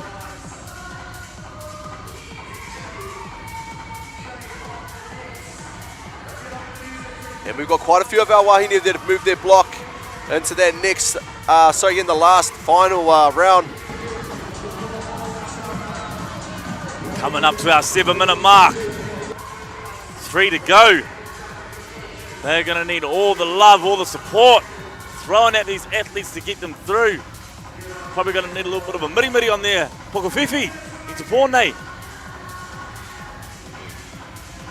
Well, if they need it, they could always go to the physio lab or Pulse Recovery Hub to help with all of those injuries. Paku little shout out to our sponsors there. As well as, damn, look at our judges, they look good, don't they? And that's because they're wearing a bit of LSKD, so shout out to LSKD for kidding us out. Those that don't know what LSKD is, it's Loose Kid. There's a couple of loose kids out on the floor today. Got a couple more shout outs. Let's go Pukakohe, Alana and Nathan popping off. Jackson Niels earned this. Won't say what else it says. Can't say that word on live stream. But we've got just over a little 2 minutes left. And look at that.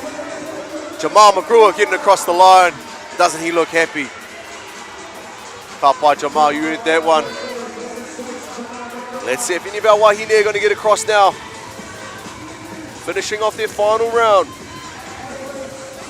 Caitlin, 33 centimeters away. Now she's on. Cross the line. Turn around and come back now. The black and white shoes, eh? Must be something in that. No black and white socks though. Disappointing. And lane number 4 coming across, Caleb Clarkson. Our man from Odotahi, CrossFit Selwyn. He's getting the dub, and Caleb's going to run through. She's got it as well. How good. Definitely looks like that mixed pair shoe combo might be helping. Might have to try that next time we're in the gym there, Jack. You don't really come to the gym anymore, Cody. So it'll just be me there. You have got a shout out on the chat though, Cody Burley on the commentary. Fantastic. And we also have a shout out to Mountain View Screen Prints for Coach Tom's cool shorts. Tom, you're a lucky man with those shorts. Ngāmihi Mountain View Screen Prints.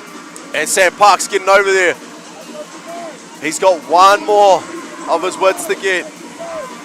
So again, lengths to get on his handstand walks. The last 5 minutes, can he do it? He's got 35 seconds to get it done. And in lane number 3, Atamangu for Chekaha. And Ngāwai Isles crossing over the line. Sammy Boy will be stoked with that. They've only got 20 more seconds. Whānau, touch and go, throwing that barbell up. Judge right there, keeping them in check, letting them know how many reps they've got. Oh, she's running the wrong way, sis. Hootie. But Kate Pai, she's got it done. Alana Lee, great work. Cross from Pukakohe, getting across the line, and that wraps up heat number 4. They're all finished. That was a tight one. Quite a few of our athletes managing to get that mahi done. Look, you can see it. Look at the excitement on their faces as they cross over that line. Some of them still running around, Jack. Got heaps of energy. And look in here, we've got it. And Sam Parks went off to a nice lead at the start, but he was caught by our man right here, Jamal McGrew, the red singlet. And back over to our Wahine, that was close also, but I believe it was Caitlin from Fit Mums. There she is right there with the black and white shoe combo. They managed to get the W. And there's our Tania winner there. We've got Big Rob on the chat now. Ordering me to shout out to his mumsy, Renee Stewart, lane 8, and the Aunties Masters. Big love from Rob. He has avoided the intermediate masters, the individual masters due to multiple injuries. So he's jumped in the teams. I think this might be his last year and then he's going to retire. You've heard it here first. We're handing over the reins to Danny and Pops.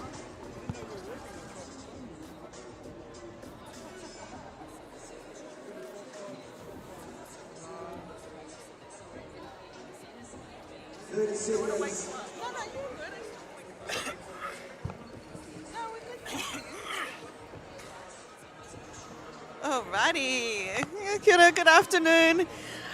Danny back again with Mr. Poppleton. Big Pops here. Big Pop Dog.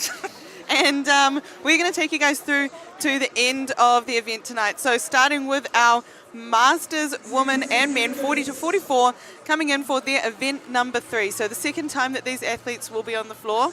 Now I was speaking to this lovely lady. She's got the red ribbon. Where's she gone?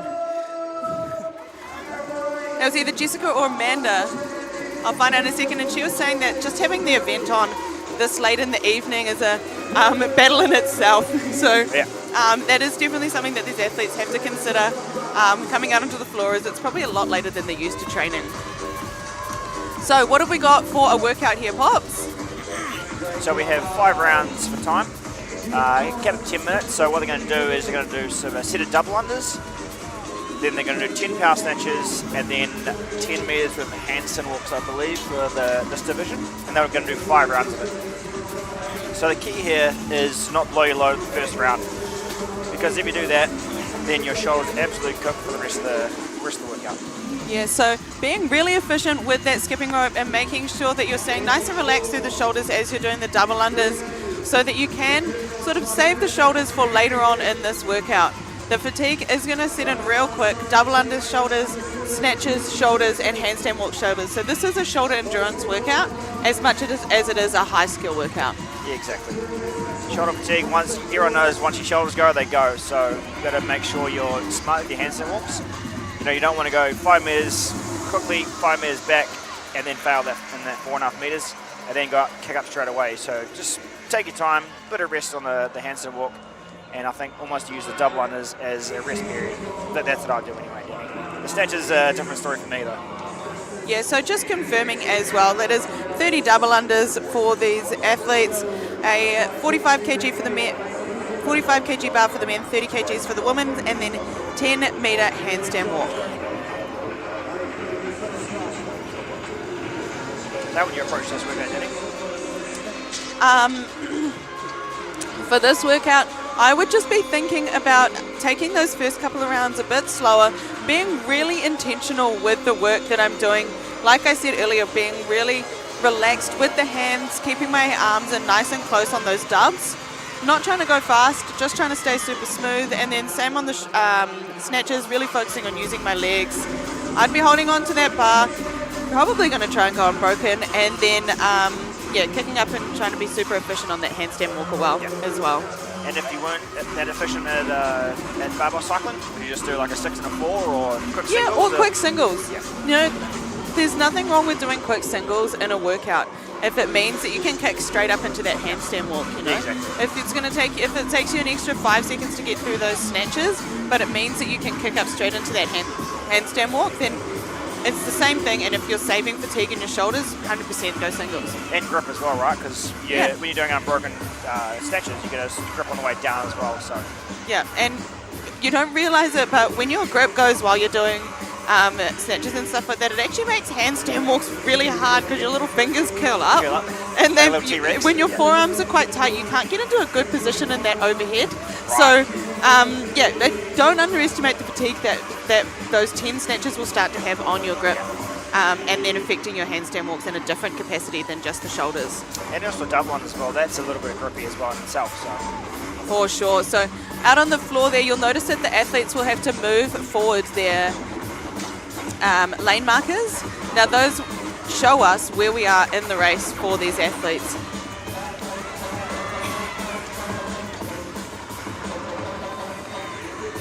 And shortly we'll be able to give you guys a little bit of info on where these athletes are. Stacey on screen at the moment, she's just coming back after having her little peppy. So first baby for Stace.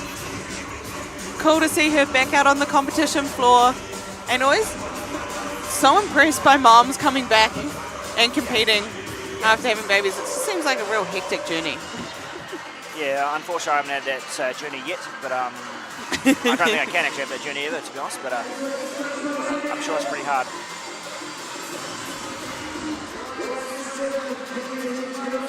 Yeah, cool. So lane number 5 and lane number 7, the two gentlemen on the screen at the moment, heading back to their skipping rope at the same time. Now that is lane number 7, Jeremy and George.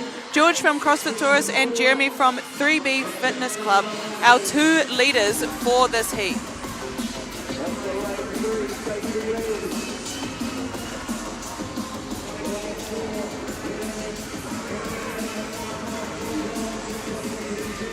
I believe we've got Jen in lane 5, and then we've got Renee in lane 4, battling it out for that lead right now.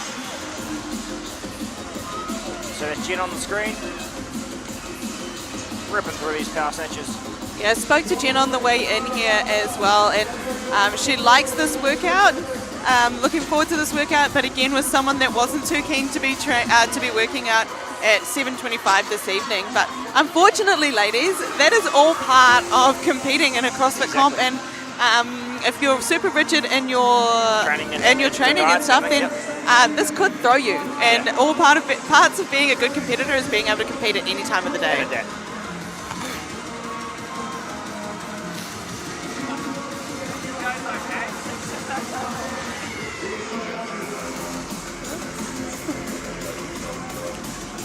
Nice, and on screen at the moment, Jeremy, and that's Jen. She's just coming across that line there. And George, we've seen George competing at a few competitions. Always does very well. Very green today as well. Very green. Very, very green today. Coordinated. Coordinated. Coordinated to the shoes.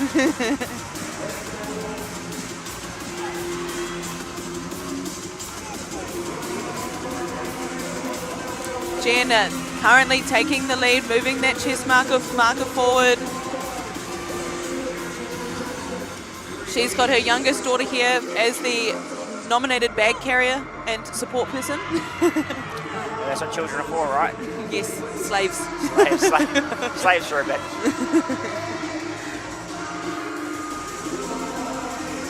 And lane number 3 for our men there, Darren from Ahika CrossFit.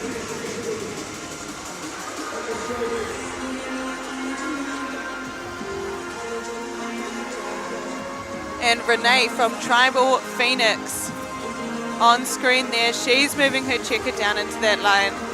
Last rounds for the ladies here, and you can see them shaking their arms out. Shoulders are starting to take a toll now.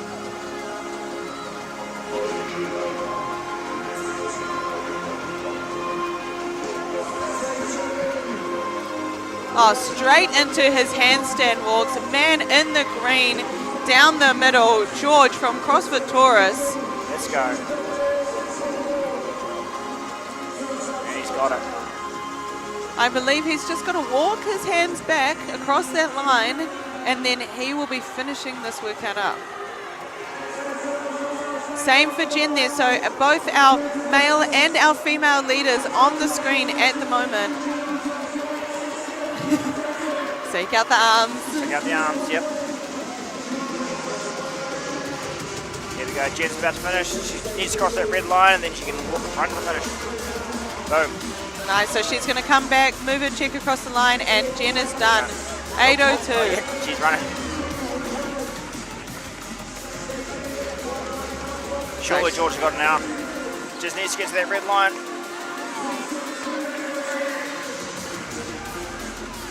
Nice, George moving his check across the line and finishing up there for George, 8:20. Incredible work from George today.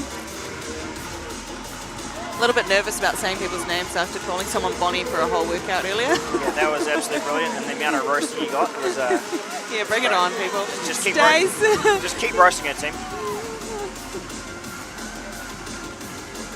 Stacey thinking she's finished, didn't get her checker across the line. We've got David finishing up as well.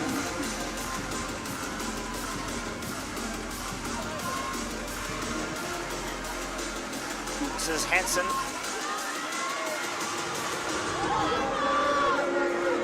So I've got two ladies finished down the end there. We've got Jen finished, she's talking to her daughter. Stace finished talking to her friend Casey, competing in another division.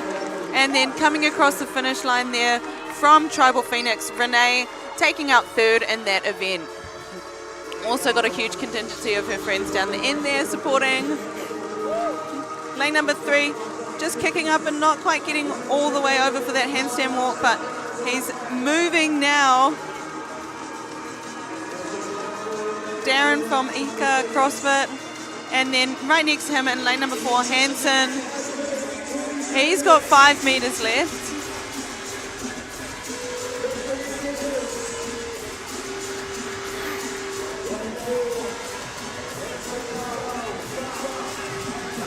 And just going for a bit of a roly-poly to come out of that one. The shoulder fatigue really does start to kick in for these athletes. And that is time. So about half and half on both sides finishing up that workout. So in terms of programming for the athletes that are competing today, I think that they've done a really good job getting that one across the line. Yeah. Well done to the ladies and to the gentlemen. George on screen there. He just had a phenomenal workout, taking the win. And then Jen on screen for the girls.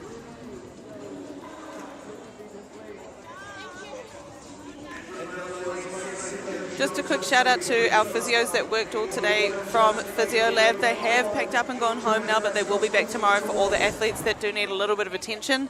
I was lucky enough to go and get a massage, even though I haven't been working out, from them earlier, and it was really good. So if you do need to see a physio tomorrow, come and see the guys from Physio Lab down in the corner here next to the sauna.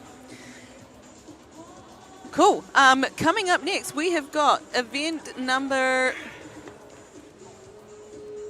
3. Number 3 for our athletes. We have got our 45 plus coming out onto the floor. So in lane number 1, we've got Maru from CrossFit Whangarei. Lane number 2, Manuel from Raw Iron CrossFit. Lane number 3, Te Rarangi Pai from Ahika CrossFit. Lane number 4, Nate from Instinct Fitness. Lane number 4, Adi from CrossFit Waikato. Lane number 7, Michael from Overflow CrossFit. And lane number 8, Mr. Dave Lees from Mount CrossFit. For our wahine, we have got in lane number 2, Christy from Instinct Fitness. She's actually recently moved to Australia, so could be EXF on there as well. Lane number 3, Lana from 298 Performance. Lane number 4, Katish from Kawaro Fitness. Lane number 5, Tess from Domain Fitness, Newmarket. Lane number 6, Donnell from CrossFit Remy. Lane number 7, Yvette from Instinct Fitness, Thorndon CrossFit. Woo!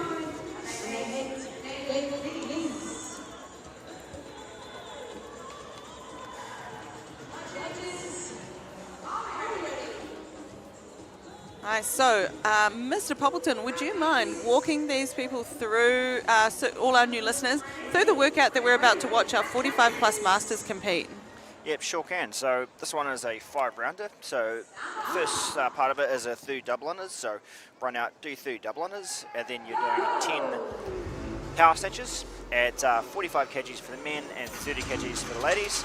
And then you're doing a 10-meter handstand walk. Now, the good thing is that the 10-meter handstand walk can be broken into 2 sets. So you have to do your 5 meters unbroken, come down, and then you do another 5 meters unbroken as well.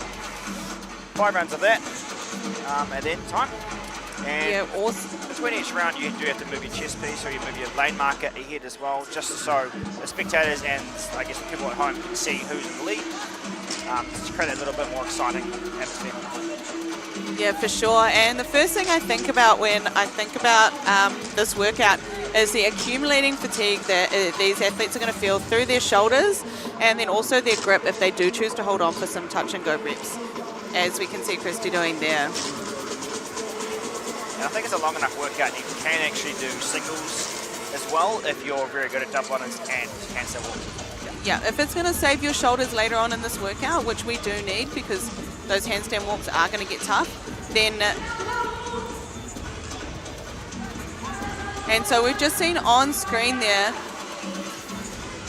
I think it was Donnell, sorry, I've just missed that a little bit, but I believe that was Donnell, so she didn't quite make it to that 5 meter mark, so she's got to go back and start again, making sure both hands are behind the line there.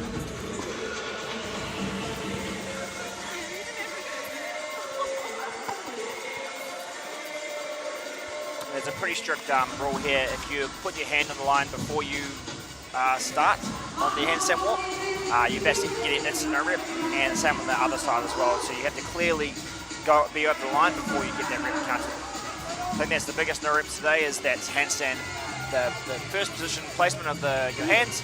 That's the number 1 no reps we've seen today. Yeah, I'm not sure what's been going on with the athletes today with not getting their hands behind the line, but coaches, if you're out there watching, gym owners, if you're watching, start making those athletes put their hands behind the line, please. Yeah. Cool, just going to send you guys into some ads.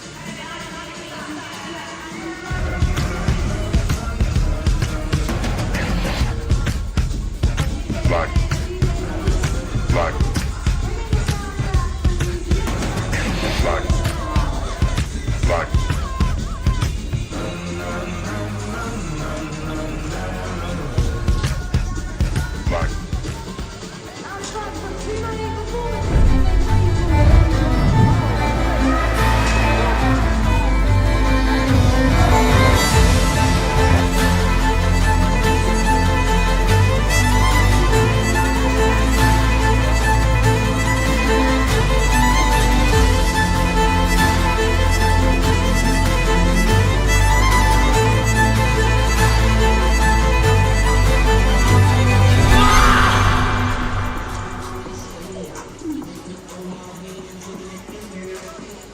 Alrighty, welcome back to me and Poppleton's voices. So, out here on the floor, we've got a bit of a race. Or we've got Manuel, who has taken the lead. He actually gave the cameraman a little bit of shush before because the cameraman was trying to highlight how quick he was going.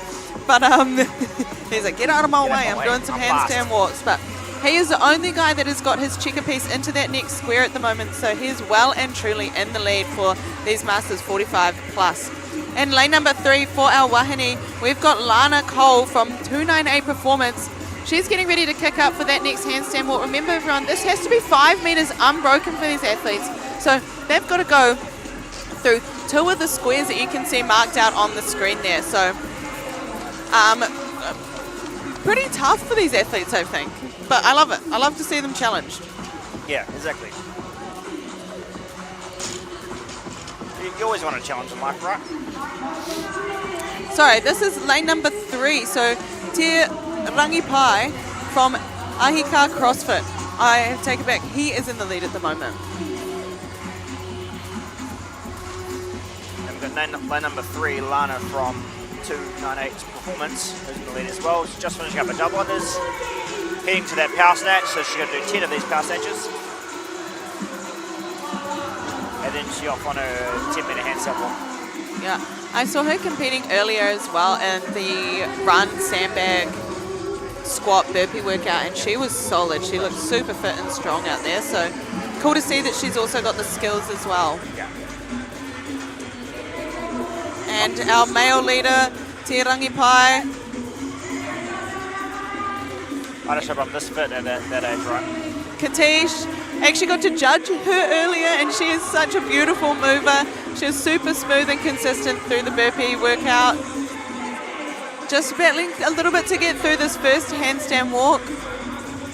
Some athletes, this will be their kryptonite. You know, they'll be like, I can do everything. Please don't make me handstand walk. Too bad. I'll do anything but handstand walk. Yeah. Too bad you don't handstand walks. Yeah, lane number 2 on the screen. This is Manuel from Raw Iron CrossFit. Raw Iron CrossFit is from Australia. So he's either popped over or he's happily representing his friends over there. Woohoo! She's loving it. She's done it. Yeah, lane number 6. That's Donnell from CrossFit Remy. She's come across, she's made it past her first 5-meter handstand walk and was super stoked with that, and we love to see it. Even Julian, the head judge, was stoked with it as well. Yeah.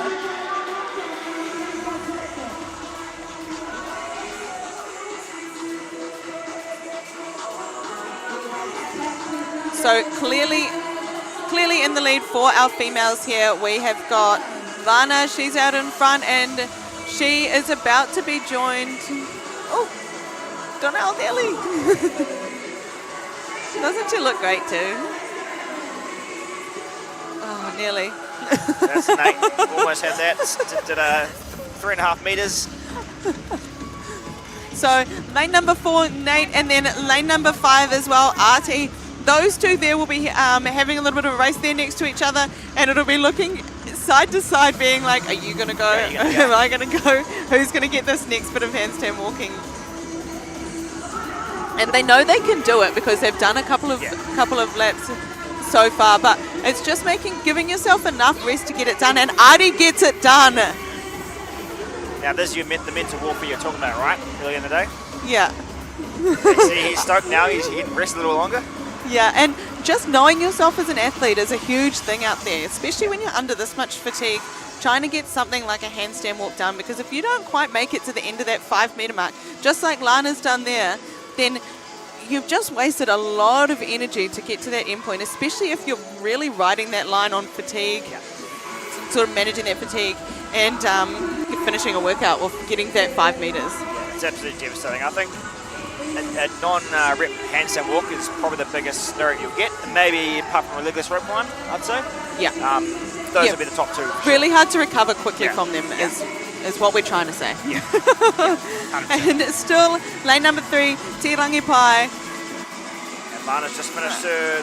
Lana finishing her one as round, her... Now there's a 4th round, I think. Yeah. Into her 4th round before getting to that last round. So 8 minutes. Not sure we're going to see any of these athletes finish this one here. Lane number 6. Oh, sorry, I've completely messed up the names again. Lane number 6, Donnell coming through, and then it was Yvette who got that handstand walk before and was super stoked. Sorry, Yvette. So many lines on the floor. There is, yeah, it is confusing. I apologise to everybody's whānau and friends at home. Yeah, so Yvette in the blue, looking amazing, getting her first 5 metre handstand walk and being stoked about it earlier.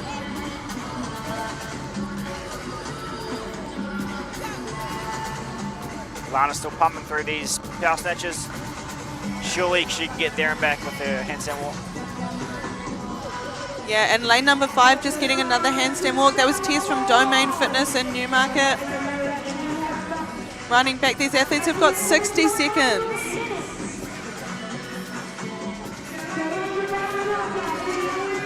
And even in this workout alone, if you look at it, you know, that's 50 snatches for these athletes. That is a lot. And it's a lot of snatches, along with a whole bunch of double unders and the handstand walks. Like, those shoulders are going to be absolutely blowing right now. Final 30 seconds. We've got our 2 leaders on the ball, on the TV screen there. Can see Christy. She's been making attempts at that handstand walk for a while. I know that she hasn't got her handstand walks just yet, but is still working on that skill. And she's always got a smile on the competition floor, which we love to see. 10 seconds for Lana.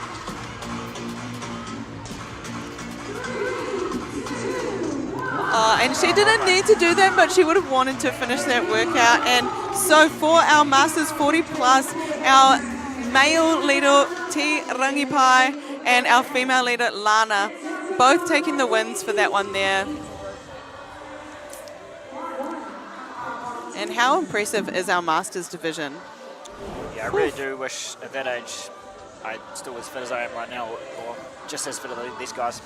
It's very, very impressive. I know. I think about waking up and getting out of bed in the morning and how much that hurts right now, let alone in 15 years' time. Yeah. Years' time. Yeah, so it's going to be devastating. these guys are seriously impressive. Yeah, Artie on screen, showing us a bit of love, showing his friends and whānau back home some love. So we've gone from our 45 plus into the future of our sport. Our teen boys and our teen girls, 16 to 17 years old. Yeehaw. So lane number 1 for our Tane, we've got Harvey from Primal HQ. Lane number 2, Isaac from the Hybrid Formula. Lane number 3, we've got VJ from Soar Performance. Lane number 4, Max from CrossFit Whangarei. Lane number 5, Leonardus from Massey CrossFit. Lane number 6, William from Soar Performance. Lane number 7, Tamatea from Ethos Fitness and Recovery. And lane number 8, Dallas from CrossFit Kotahi.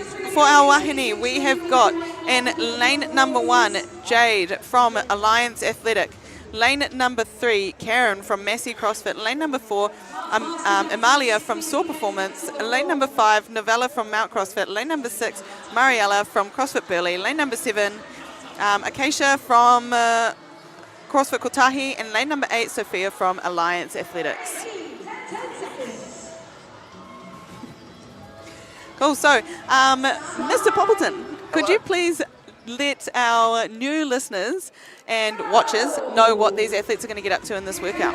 Yep, sure. So this is the 16 and 17 teens, so they'll be doing very similar to what the Masters and Intermediate did. So the workout is 5 rounds, 2 double unders, 10 snatches at 45 for the lads, 30 kgs for the girls, and then a 10-meter handstand walk. Very similar to what the Masters and Intermediate are. Is the 5-meter handstand walks as well. So the minimum you have to do, the maximum, so minimum you have to do is 5 meters. You can go 10 meters unbroken if you want to. 5 rounds. So I guess what we were talking before is your first 2-3 rounds, yeah, it's not too bad, and then the shoulder fatigue sets in big time, and that's where we see a lot of fails on the double unders and obviously fails on the handstand walk as well. Yeah. So the athletes that have been more successful in this workout have generally been going for singles here, or sort of smaller sets on the barbell to really save their shoulders and look after the fatigue that's going to accumulate and really show in the later rounds. Nice. So that was lane number 5 taking an early lead for the females. That's Novella from Mount CrossFit. And she looks super smooth on her hands, hey? Jeez, that was quick. Yeah, super quick. Lane number 8 on the screen for Altana at the moment. Dallas from CrossFit Kotahi, a local down here in Kirikiriroa. VJ just finishing his handstand walk there, moving his checker up into that next box. So you'll see the athletes will advance their lane markers up into each square to show us how far they're moving through the workout so that we can keep track of them while we're commentating and while you guys are watching as well. You can see, so Amalia here, we've just gone off her on the screen, but she's just doing her handstand walks. But as they move that forward, you'll be able to see where they are in this race. Novella's smiling. Round 2. That's insane. Round 2 things. Yeah, round 2 things. We'll see that smile. Round 5 will be impressed at him. Yeah, for sure. VJ just sorting out his shoes. Come on, mate. Let's go. You always got to double tie your laces on this double unders, otherwise. Yeah, I'm lucky enough to train with VJ a fair bit when I was at Soren. He's a wicked athlete, and I'm excited to see the future that he has in this sport. I know he got super inspired by watching the team go over to Torian this year, and he's got great leaders there with Houston, all the females there as well that are absolute goats. So the future is bright.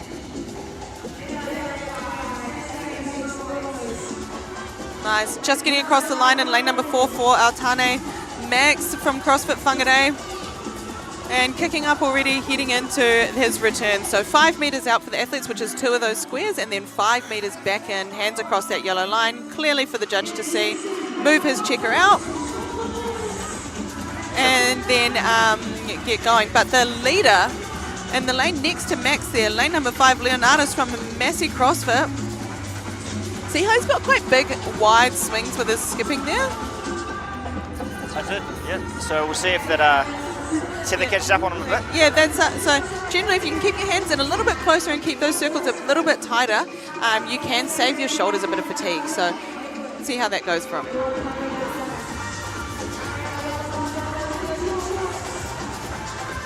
Very quick on his handstands though, so he must be confident in them. Nice, and that is lane 7, Tamatea from Ethos Fitness and Recovery down in Rotorua.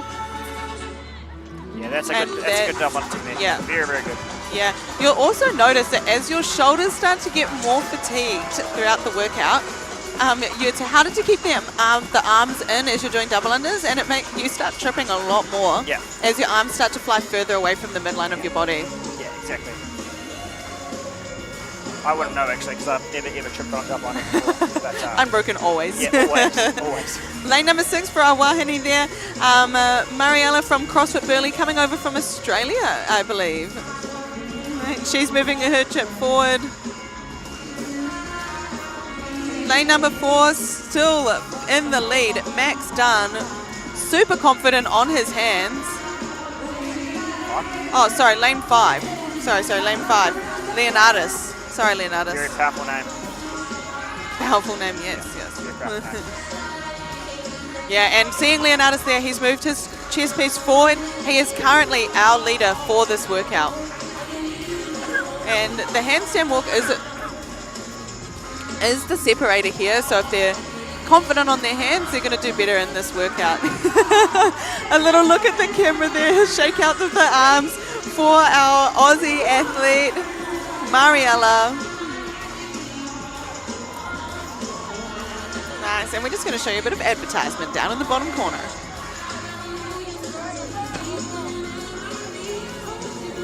I think it's like a fundamental aspect of being human and feeling part of a team. It's like the ultimate feeling of like trust and surrender at the same time. Like you're just trusting that everyone is doing their absolute best, and you're not just working for yourself, you're working for your team. You're working for an outcome that's greater than anything that you could ever do on your own. It's like an energy that you have in a team that almost pushes you to do more than you're capable of in yourself, because you can feel that like energetic like support that surrounds you. The opportunity to go out there to give your absolute all and leave nothing after a workout, and then see all your buddies doing the same thing, there's no better feeling. I feel like New Zealand champs, especially this year, and seeing how Te Ao Māori has been woven through as a huge aspect and a huge value of the competition and of our community and of our people, I think is a really special way to bring us all together and connect us through something that's more than what you can see out here on the competition floor. It comes down to our values and how we connect with each other, on many different levels.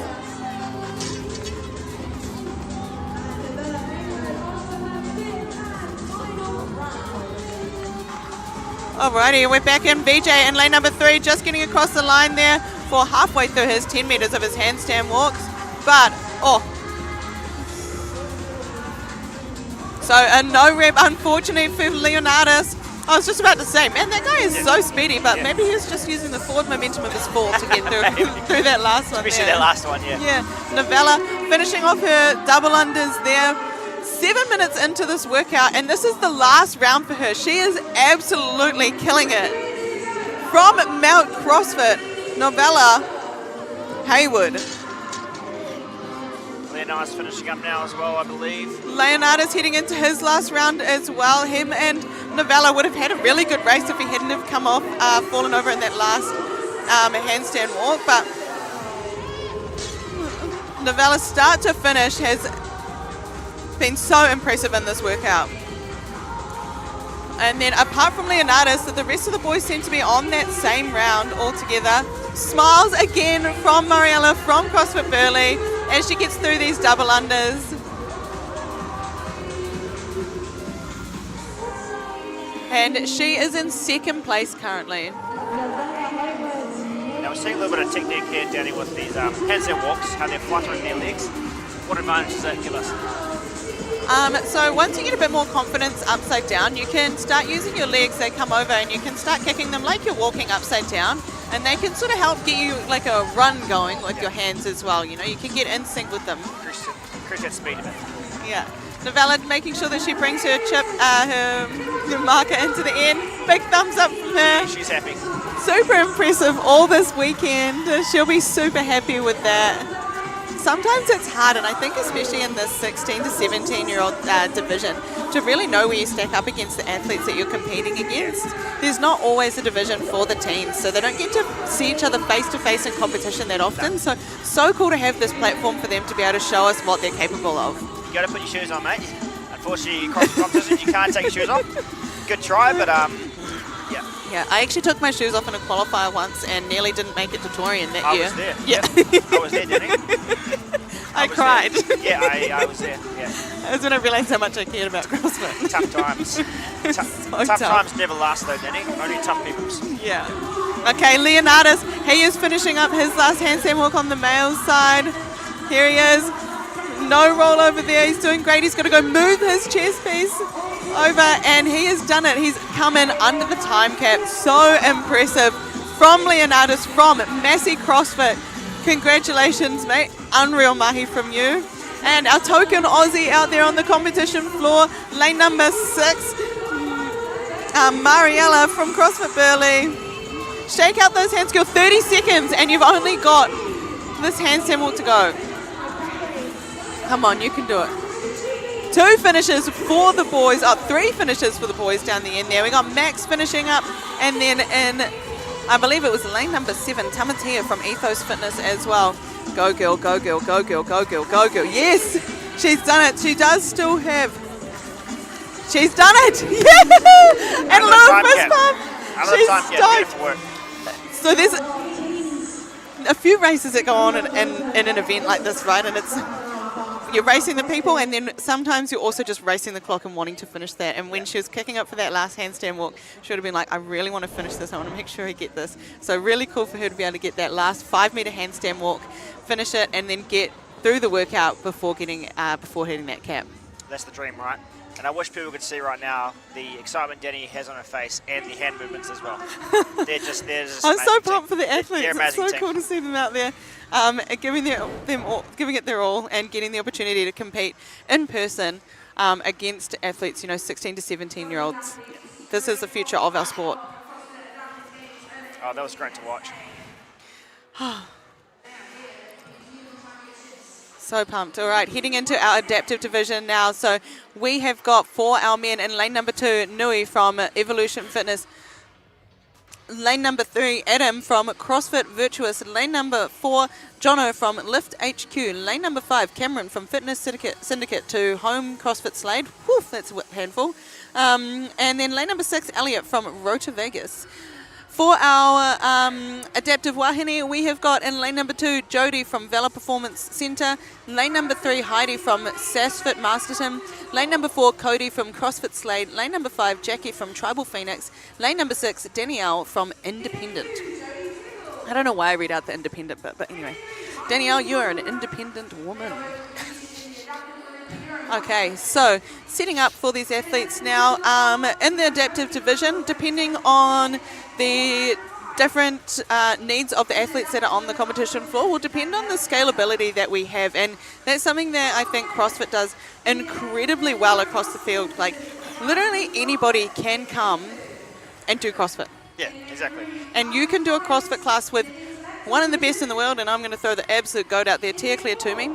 So you can do CrossFit with Tia Claire Toomey, and then you can have someone like Mr. Poppleton who's sitting next to me, and they can both come into the gym and they can do the same workout and just scale it massively.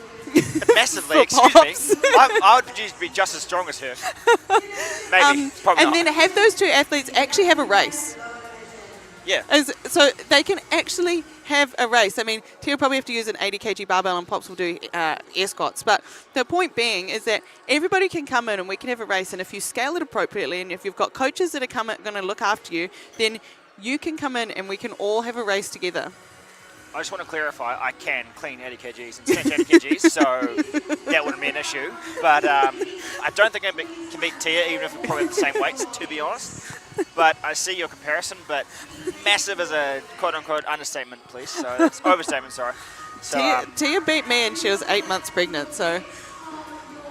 Well, yeah. In an open workout, so yeah, she's a goat. Yeah, I know she's a goat, but, you know, the massive comparison is a bit harsh there, Danny. Big comparison, yes, but and especially how you capitalise that massive there. Explanation point.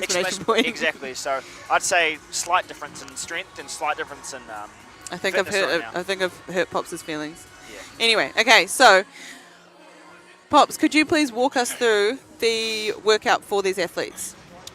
So, as it currently presides, it is 5 rounds. So it'll be still 5 rounds. It'll be some type of double under workout, double under movement.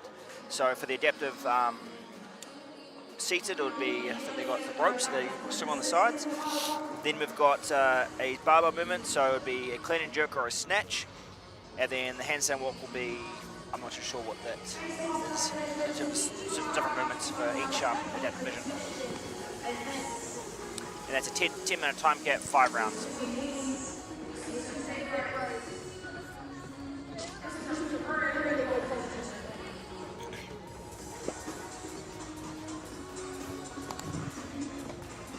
Easy, so nearly finished setting up for the athletes on the competition floor now. And getting ready to get started.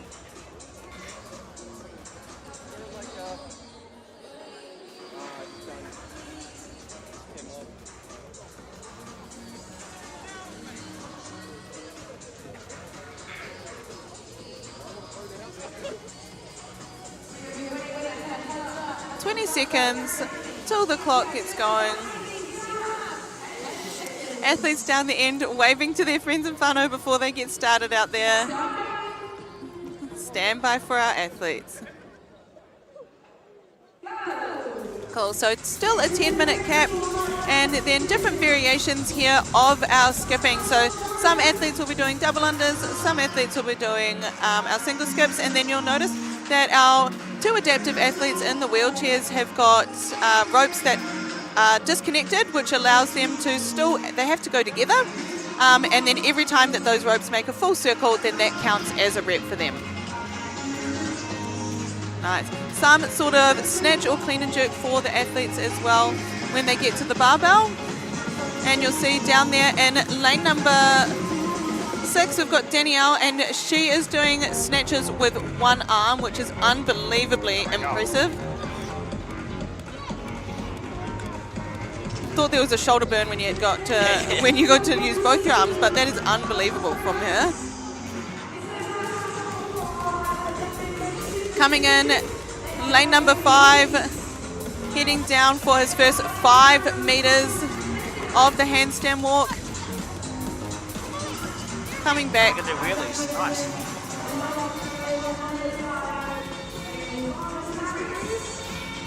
Oh my god, that's impressive, eh? That's single arm hand snatches.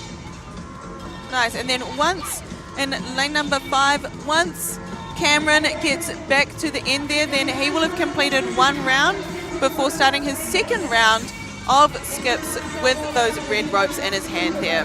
He is closely followed behind him in lane number 4 by Jono from Lift HQ.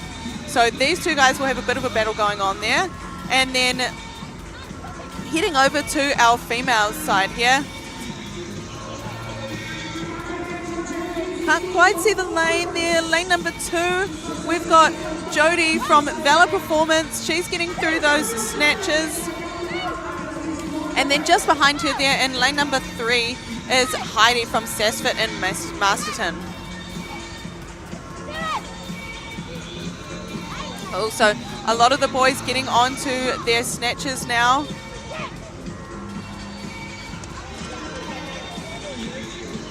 And in lane number 4, for our females, Cody from CrossFit Slade, moving through that handstand walk. Oh, no. So she hasn't made it through to that 5 meter mark, so she's going to have to go back, start again, make sure her hands start behind the line before going again. Lane number 6 for our Tane Elliott from Road to Vegas. He's making that handstand walk look super easy. Both hands across that red line. That is a good rep for him. And then he's going to have to move his lane marker forward. Now, we saw the lane markers getting moved forward to help us know what rounds the athletes were on so that we can give you guys a good commentary on where everybody is at.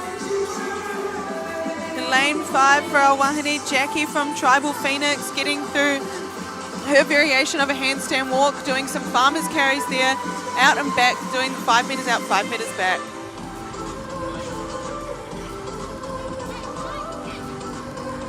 Lane number 3 getting through those lunges.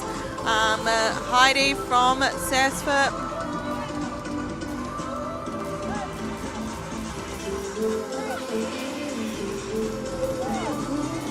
So good. Lane number 6. Good, Elliot. Elliot from Road to Vegas. Holding on, deciding to go unbroken for the snatches. Clearly not worried about his shoulders burning out at all. And then closely followed behind him in lane number 5,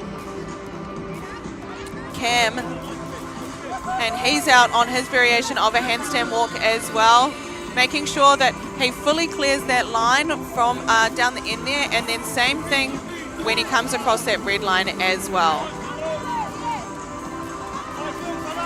We've got Jono from Lift HQ. Getting through his snatches here.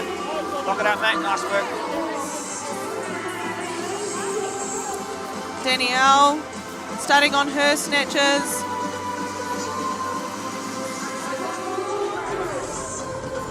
From CrossFit Napier. And how cool are the bumper plates? I haven't seen those out there yet. Personalised. Nah, still so impressive. Will that be about 30 kgs? 30 kg snatch? Yeah, 25 to 30 kgs.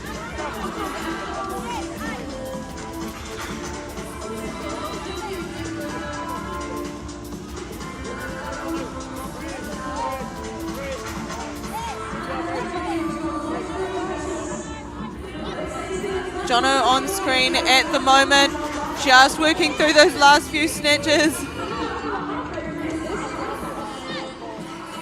Nice, so you notice the rep has to come down, it has to make contact with the knees, and then locked out at the top for the rep to count for Cam there on screen.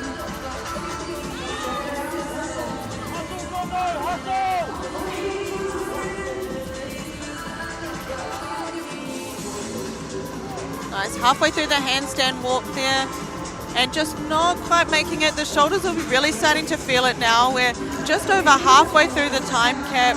Oh, I love it. Take the shirt off. Take the shirt off, girl.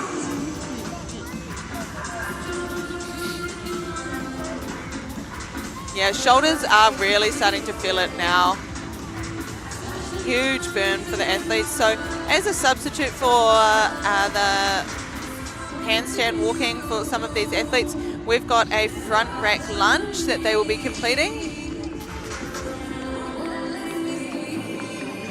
I'd actually rather prefer handstand walk than a lunge, to be honest. Yeah. And that is athlete lane number 2. That's Nui from Evolution Fitness. He's getting through his lunges there, moving his chip forward. So he is moving into his 5th and final round of this workout. Okay, so close race between Nui and lane number 5, and then I believe it's lane number 6 with Elliot. So close race between the two boys there, both of their chips in that last lane, both of them on that 5th round. Go, go, go, go, go, go, go, go, go. Oh, nice work, nice work. Yeah, there we go. Beautiful work. Nice, clearly across the line there. Cam on screen now, just finishing up his snatches. And the shoulders will be burning right now. Absolutely burning. Lane number 6, Elliot. He's about to finish up his handstand walks.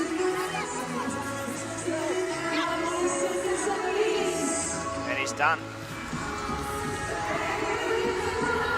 Nice, so Cam having to go out and do 2 laps of the handstand walk.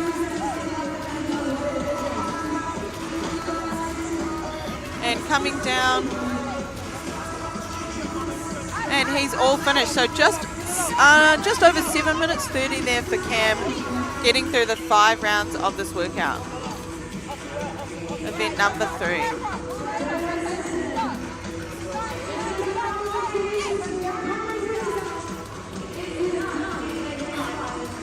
Unreal from Danielle down in lane number 6.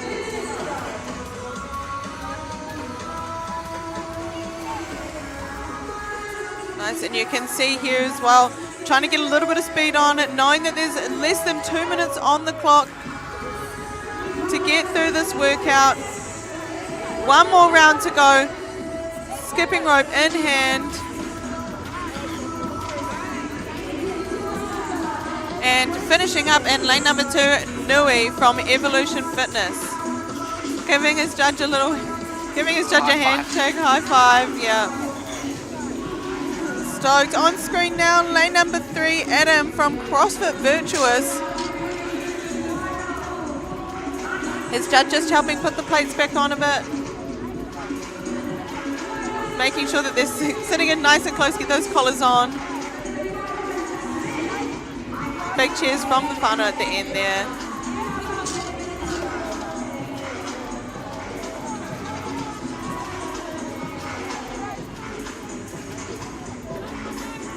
Another finisher, big smiles, big waves. And that's Jackie Smith from Tribal Phoenix. Lots of support there for her. Jono from Lift HQ. Go, mate, go, mate. Holy. Not quite getting that rep finish, so again, that rep has to start on the knees. Give him a few seconds, come on. Push, push, push, push, push. Oh. So close, he's got 15 seconds left on the clock, so give it a good rest, let the shoulders recover so that you can go for that final rep. Oh, unfortunately not quite making it there for Cody from CrossFit Slade, but awesome effort.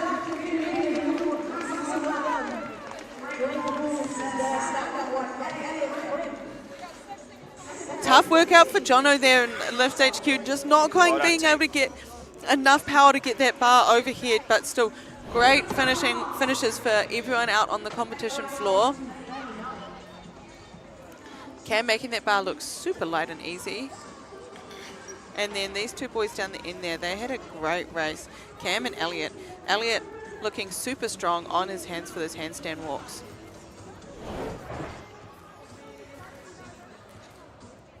Those are our adaptive athletes, and they are all finished for today. They can go home, have a rest. Still got 2 more events to go tomorrow, but so cool to see them out there.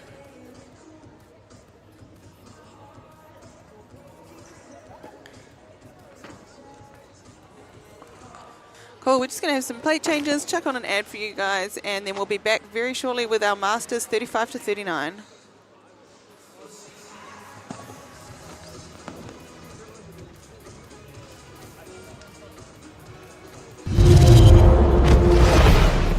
I love being in a team because it's like you aren't just by yourself and you've got the support of the others around you.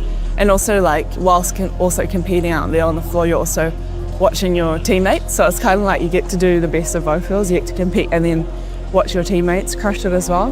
And then yeah, it's always awesome having the other teams supporting each other as well, even though we are competing against each other. But it's like good vibes. Teams is a good vibe.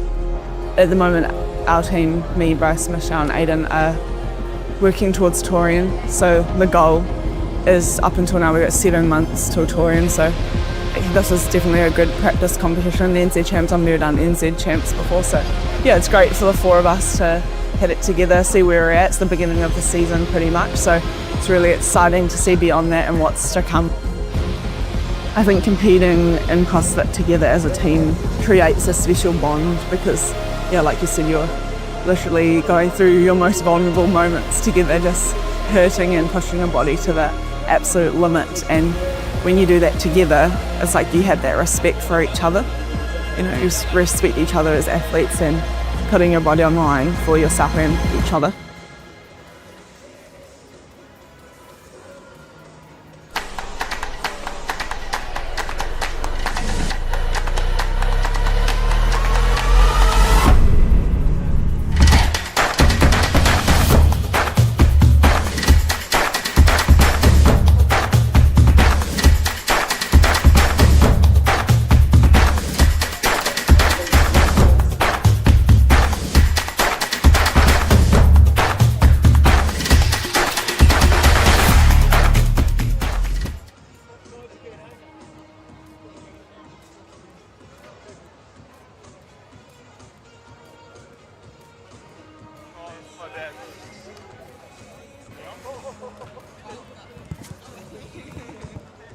Alrighty, so our Masters men for event number 3, we have got in lane number 1, Thiago from HFC CrossFit, lane number 2, Tonga from Metcon Māori, lane number 3, Andy from Mount CrossFit, lane number 4, Stu from Chirkaha, lane number 5, Nick from CrossFit 3216, lane number 6, Kieran from Strength Nation Cambridge, lane number 7, Dwayne from FMFC CrossFit, lane number 8, Aaron from Renegade Fitness East Tamaki, and then for our wahine we have got in lane number 1, Jess from CrossFit Bay of Islands, lane number 2, Lucy from Fitness Syndicate, lane number 3, Casey from Carbon Method, lane number 4, Kimmy from Metcon Māori, lane number 5, Rebecca from CrossFit Pukekohe, lane number 6, Courtney from CrossFit Active, lane number 7, Caleb from FMFC, lane number 8, Tera from Soar Performance.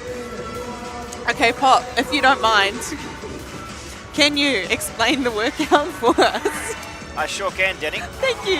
I sure can. So this one is a 10-minute cap, 5 rounds. What these guys are going to do, this is the Masters 35 to 39. So essentially these are elite athletes. So they've got 50 double unders, 10 snatches at 50 kgs this time for the men and 35 for women, and then 15-minute handstand walk, which they have to do in 5-minute increments for 5 rounds. So the shoulders are even worse. You've got 20 more double unders, heavier weights, and you've got another 5 minutes handstand walk. So I think we'll see a couple of finishes here, but I don't think we'll see everyone finish here. I'd say half the team will finish this one. Yeah, for sure. So huge accumulative load through the shoulders for these athletes. The first round, 2 rounds are probably going to feel alright, and then as we get further into this, the shoulders are really going to blow up, and it's going to be just about managing that fatigue, and then mainly making sure that you're going to get that handstand walk so that you don't waste a rep. Hands start behind the line. They've got to do that 5 meters. So if you're looking on the screen, that 5 meters is from where the number is, that white line, to where the red line is on the screen at the moment. So if they clear that, hands clearly across the line for the athletes there, they can kick their feet down. That's one 5 meter increment, and it's 15 meters total. So they've got to go from the red line out, back in, and then that final one, they've got to come back across again. And look at us, Danny. Kimmy has always started strong again. Yeah. Like we saw in that last workout, start strong, finish strong. Super dominant in that first workout, eh? super, super cool to see. So lane number 7 on screen at the moment for our men. We've got Dwayne, and he's coming through, finishing up 10 meters of the total 15 that he's got to get done. So one athlete down in the corner there, lane number 2. So lane number 1 and 2 are both starting on that second round there. So Tiago and Tonga both starting on their second round. You'll see Tera giving us a little holy. This is not good here. Yep. A little pukana for us as well. So yeah, based off that first round, I think Kimmy is the only one that could potentially finish this there, Danny. If you need to go sub 2 minutes each round, and she was just sub 2 minutes, so yeah, this is going to be tough. Tough cap for these athletes, eh? But on screen at the moment, lane number 2, taking off to an early lead, Tonga. So Tonga and Kimmy, both from Metcon Māori. What are they feeding you guys down there? How are you so fit and strong? Mana was what they feed them. And yeah, so a few different options here. Some athletes going for touch and go reps on the barbell, and some going for the singles. Now, I like this singles. The more I've watched this workout, the more I like singles. Some quick, efficient singles. Yeah, great, because then you can just kick up straight away, do those handstand walks. So I think that the handstand walks are definitely the sort of stranglehold of this workout. Yeah, and if you can go into the handstand walks, not feeling super gassed, your grip hasn't blown out, and save your shoulders, then it's definitely going to pay off later on in this workout. Because I think these athletes here, the double unders are almost a rest on the workout, right? A little bit slower, a little bit higher jumping, a little bit slower momentum on the swing.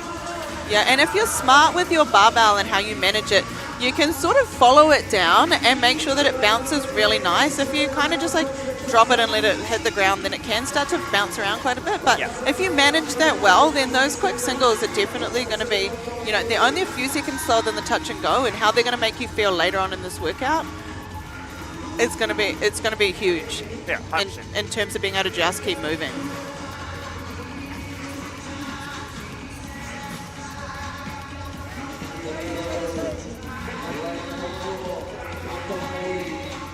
Nice, so 2 out of the 3 handstand walks done for the athlete in lane number 1 for our females. That is Jess from CrossFit Bay of Islands, hailing from the mighty north.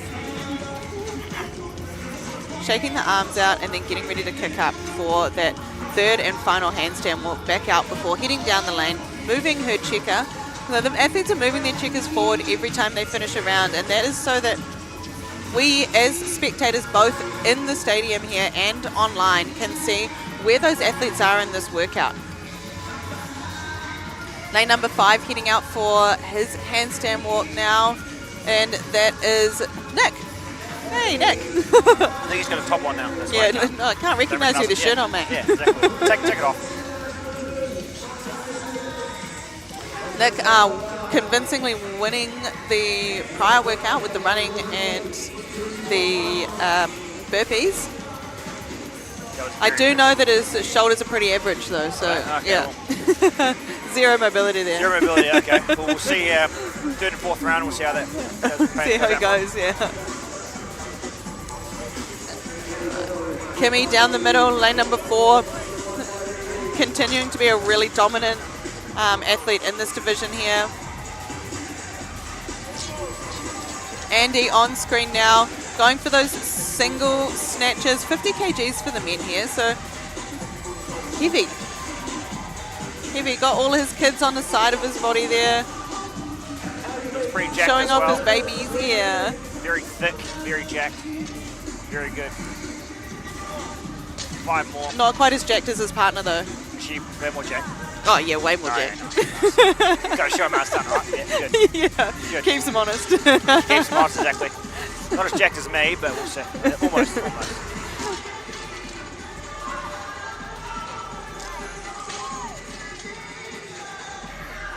Great cycle right here as well. Just no rest, just drop the bar straight in. Yeah, so more athletes moving to those single reps now as we get further into this. You know, 6.5 minutes into a 10-minute cap workout.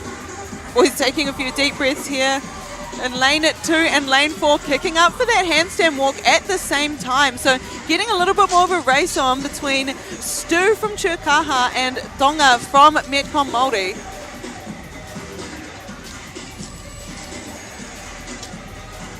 Okay, Stu kicking up for that third and final handstand walk back. Remember, it has to be done in 5-minute increments, so athletes making sure that they're going to make that 5 meters before picking up.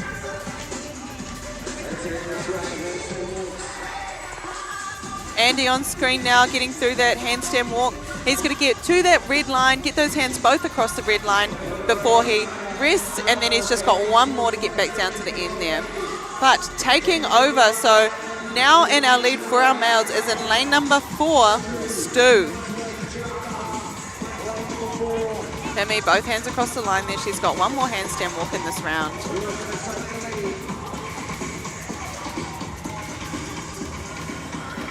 Yeah, just next to her in lane number 5 for our females, Rebecca from CrossFit Pukekohe. She had a great finish in the last workout too, so had a good weekend or a good day today. Now Kimmy's just starting her double unders, the 8 minute. So 2 minutes she's averaged 2 minutes around, so if she goes unbroken on the double unders and the snatches, I think she's got a potential here to be able to finish this workout. Yeah, for sure. And these guys all on their, a few people here on their last round. Lane number 1 on the screen right now, Tiago. Looking really solid on those double unders. 50 double unders for the athletes here. Lane number 7 on screen right now for our females. So Kayla from FMFC Hamilton. Still doing a few touch and go reps, which is so impressive this far into the workout. And just in the lane next to her, running back to screen is Courtney from CrossFit Active. Getting into those double unders. Kimmy's got 2 left, then she's on the handstand walk. She's got a minute to do it. Final minute for these athletes. Are we going to see any of these Masters 35 to 39 finish workout number 3? Lane number 4. This is his final handstand walk. Nope, sorry, one more back out. 40 seconds. So he's got 40 seconds to get it done, and that is Stu. So Kimmy's doing a 10-meter handstand walk now. She's got one more handstand walk, and then she can run to the finish. Here we go, final one.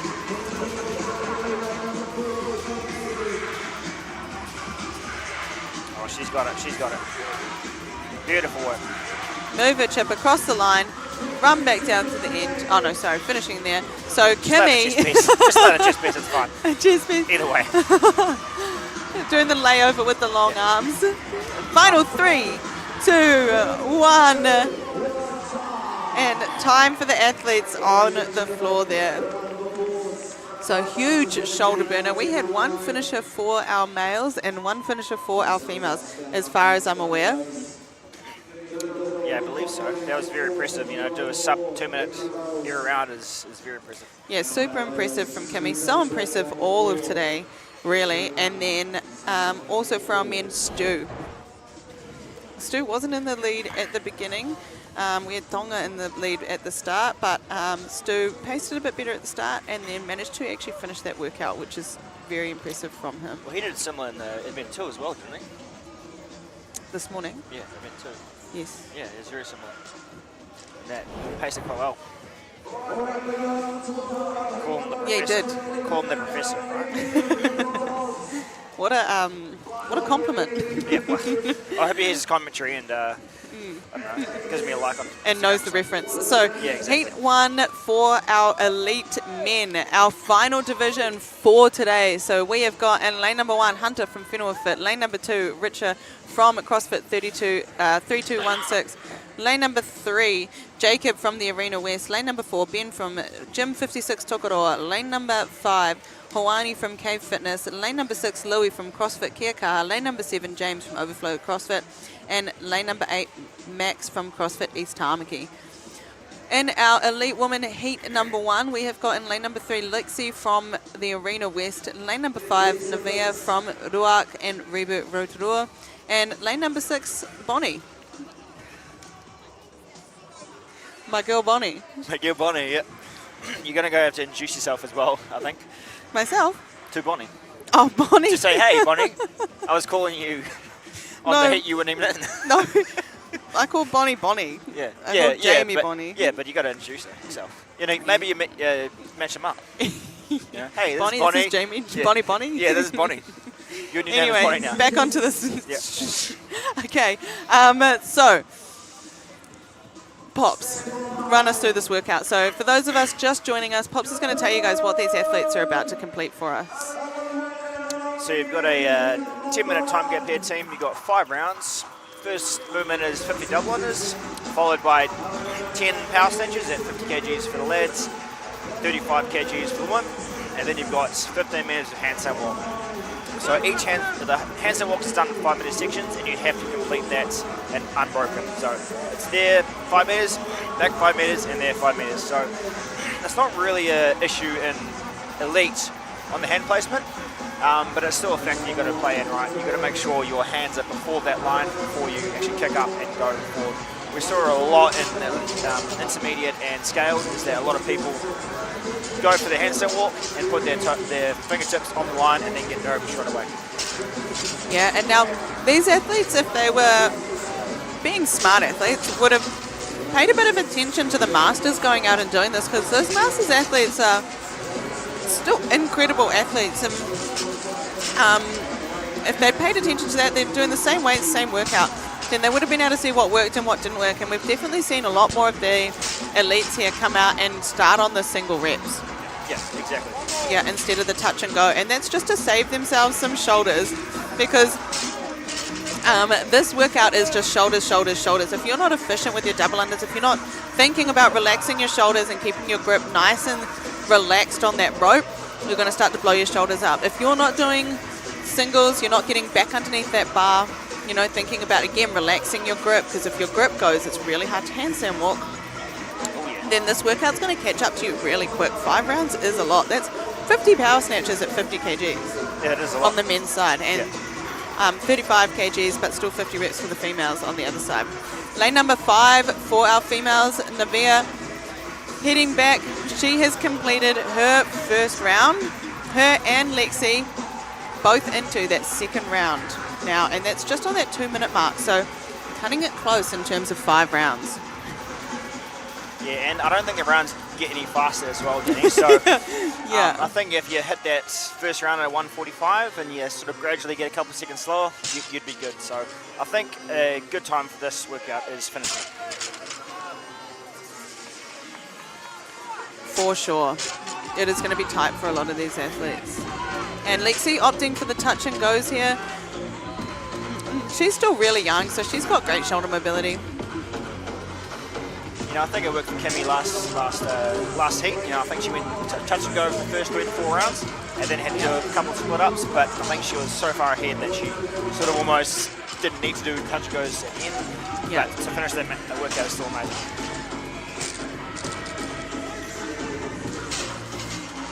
Nice, and the men are starting into their second round here. Lane number 3 on the screen at the moment. That's Jacob from the Arena West.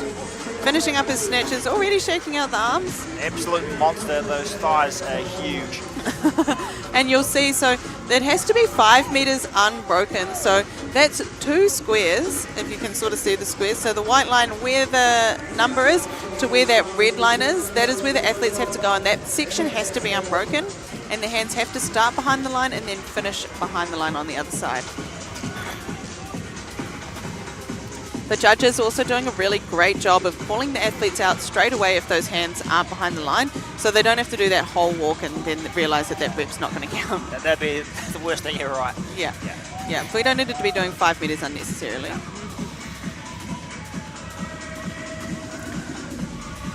These up ones look nice and relaxed as well. The hands aren't going too wide, which is great. Keep that fatigue down. So you've got Ben Wilson here, opting for singles. I like to see a little bit faster though, follow that barbell down. Yeah, and we saw Ben in the workout prior to this, he held the lead up until the last set of burpees, which would have been tough, and then just lost it, unfortunately, to one of the other boys. I believe it was Max. Yes. Oh, it's James Carr, yeah. Just pipped it up there. So those are some nice looking double unders there, Jenny. Yeah, nice and relaxed.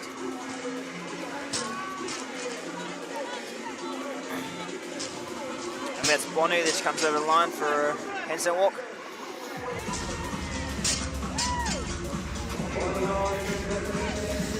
And here we got Ben taking a moment, and we're halfway through the time cap right now, so fatigue really is starting to settle in. And if these athletes know themselves well enough, it's figuring out the perfect amount of time to rest before kicking up to make sure that you make that 5 meters.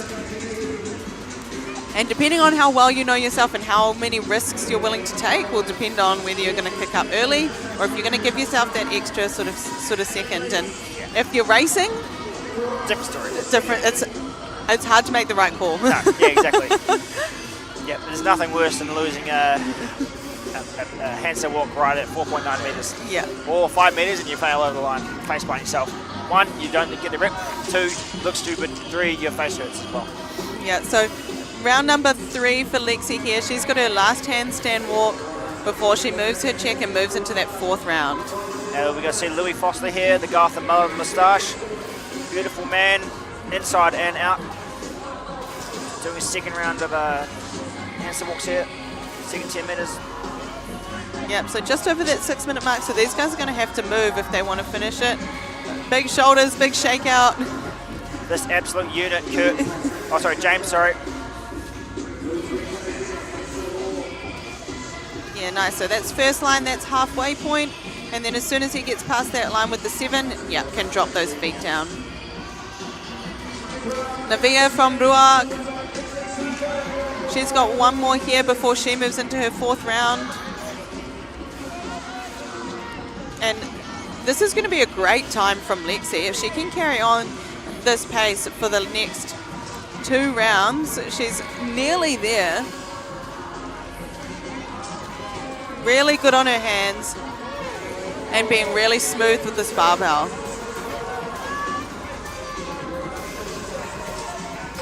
I think just saw Navia forget to do her dubs there. Sometimes, you reckon if I start on the barbell, that's fine? Judge says no. And on screen at the moment in lane number 8, we have got Max from CrossFit East Tamaki. Moving through his snatches.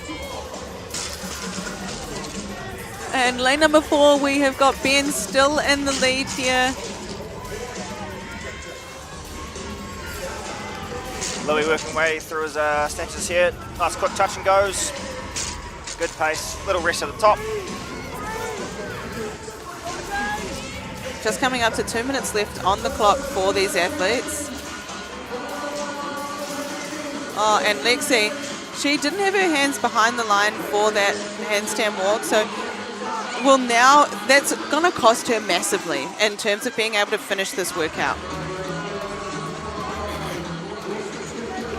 So hitting that 8-minute mark, so probably not going to get this workout done just because she's got 2 minutes left to do one whole round plus this other 5-minute handstand walk. Sorry, I got so caught up in getting her across the line with my head on an angle there. Okay, back onto our men. And a few of the boys here getting through those snatches, working through that 4th round now.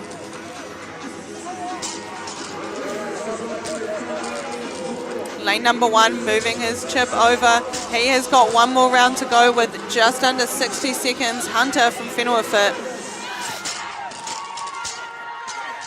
Ben though, start to finish, he is super confident on his hands. You see him just then finish his snatches, kick straight up into that first 5 meters. Oh, he wants to finish this. He wants a good time. Jacob's hot on his heels though. Let's see how that shoulder fatigue is now.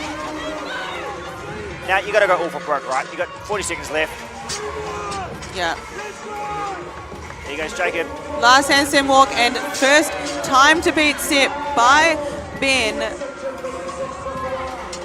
from Gym 56 Taukaroa. That was about 9:24 unofficially. Roughly. 9:25 we reckon. Lexi, she's moving through her last round of snatches. Come on, girl. Last 10 seconds. Louis as well. Oh, going for the touch and go to finish it off. Goes, raw dogging it. And every rep counts here, okay? So we want to get as many as we can on the board. So good from Louis. What a great finish. Little thumbs up. What a beautiful man. Moustache, mullet. Beautiful. But it was Ben being the only athlete on the floor to finish that workout. I think followed closely by Jacob, and then Lexi was the female. For the females. Yeah, I think so. I think she was about just the hands and walks behind me. There she is on the screen there, and she just got a really rough no rep there. Her hand wasn't quite behind the line when she started, and she did the whole handstand walk to have to do it again. So lost quite a bit of time there, and obviously that fatigue as well.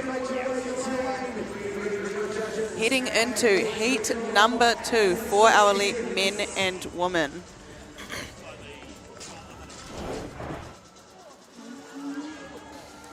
Resetting the markers for them. In lane number 2, we've got Houston from Soar Performance. Lane number 3, Lewis from +64. Lane number 4, Tonga from Soar Performance. Lane number 5, Oliver from Complete Fitness. Lane number 6, Finn from the Grassroots Club. Lane number 7, Toriki from Black Box Tahiti. How cool. Sorry, lane number 8, Curtis from Mount CrossFit.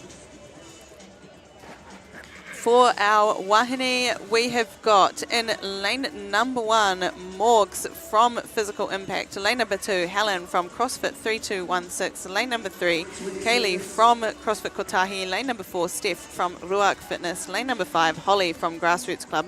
Lane number 6, Stacey from Massey CrossFit. Lane number 7, Rachel from Forged by Facer. And lane number 8, Tui from Mana Method. Now, how has Houston been working on his double unders like his running? Has Houston been working on his dubs? Houston's got good dubs. Okay, good. Yep. And handstand walking and snatches? Yeah, this is a good workout. This is a really good workout for Houston, actually. All right. He's going to do sub-8 team. Heard it from Danny first. Sub-8 somehow. Yeah, Houston, the man on the screen right now. Sub-8. Yeah, I'm going to call this a good workout for Houston. Yeah, Okay. his handstand walks are... They slap, as the young kids would say, yeah. They slap. Okay, They and that's slap. do they 6'7"? I don't know what that term means, to be honest, but anyway. I don't know what you just said, but yeah. I don't know what I said either. Walks on the screen at the moment for the girls. She had a really good, she had a great event too this morning, / this afternoon for these athletes, but really good event for her there. So now how this event works is you got a cap of 10 minutes, you got 5 rounds, you got 50 double unders, straight into 10 power snatches, 50 for the lads, 35 for the females. Then you've got 15 metres with handstand walks and 5-minute increments, which that has to be unbroken each time. So ideally you want to finish each run within 2 minutes. Only one person finished in the last elite heat. So if you finish it, you're in a good space. And we've got a lane number 7, Toriki from Black Box. He is already on his handstand walks. Oh, there you go, Houston. Houston, hey! Yeah, there you go, sub-8, mate, sub-8. Yeah, so Houston's got confidence in his handstand walks. He's great at them, good shoulder endurance. Handsome too, that really counts for these sort of workouts. That does count. And now look, Houston, I love you, so don't hate me for saying this, but he does have an issue with executing sometimes. So hopefully he comes through today. Let's go, Houston. So Danny's guaranteed sub-8 minutes, so you know, a Danny guarantee is almost positive. So Houston, and then also down in lane number 7 as well, we've got Tariki from Black Box Tahiti coming down and giving Houston a run for his money. We love to see it. We love to see it. Houston's looking really good here. Yeah, super calm. We like it. We're just at that 2-minute mark, so if these guys can carry on this pace, then we're going to finish easily under that cap. Yeah, I think finish workout, good time. Yeah, that'll be cool. So lane number 2 for our females, that's Helen from CrossFit 3216. She is just finishing up her first round there, getting through those handstand walks. And in lane number 4, working through her snatches, Steph. That's not Steph, sorry. That's lane number 3. Kaylee from CrossFit Kotahi working through her snatches. She had a great event. She had a heat win in the event prior. Yeah, so, granted she executes this workout, a phenomenal day for her today. And Houston, good race going on between Houston and Toriki at the moment.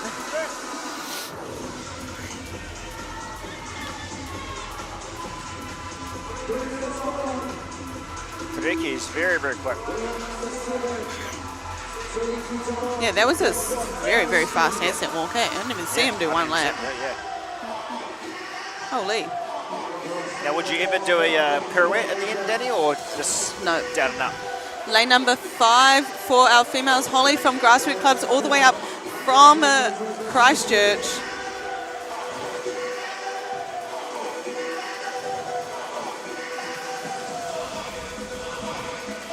On screen right now, we've got Lewis from CrossFit Whenua. Also a good finish earlier today. And just in front of him on that handstand walk, Donga. So it's 5 meters out, 5 meters back, and then that's 10. And then the athletes at the red line there were just about to kick up for their third and final walk. Steph, she's a mom, she's a coach, and she's an athlete out on the floor. Showing everyone what can be done. She does everything. Yeah, there she is right now, finishing up that second of 3 handstand walks. She's got one more to do. Looking strong out there, Steph. And then next to her, on screen at the moment, Holly Patterson.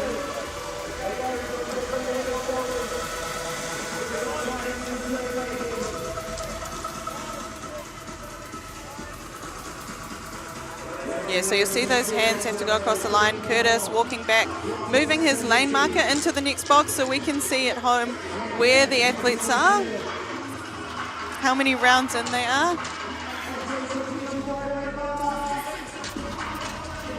Tariki's looking very good here. I think this is his last handstand walk on his 3rd round. Yeah, super strong from Tariki. So he's looking very strong. He's almost doing 1 minute 40s for his each round. So maybe he'll be in that 8 minute mark. Maybe he'll be that 8 minute mark. Yeah, definitely going to see a new time to beat set here. Our time to beat was set in the prior heat by Ben at around that 9:25 mark, and that is unofficial, so please don't quote me on that.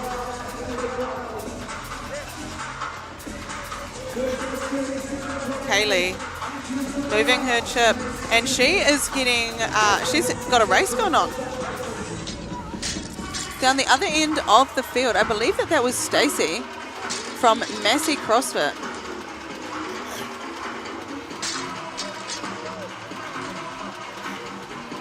Yeah, right down here, Houston's looking very, very smooth here. Very, very smooth. Kaylee on screen in the all purple there, moving through her dubs. I believe this is the 4th round for these two.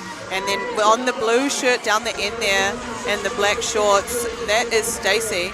And Stacey and Kaylee moving to the barbell together, getting ready to start round number 3 of their snatches. And both the girls still going touch and go, which is just phenomenal in terms of shoulder endurance. It's going to get more and more impressed by these athletes. Yeah, it is. It's so good. Are you getting a bit of FOMO, Danny? Yeah, I am. I think the workouts are really fun this weekend, yeah.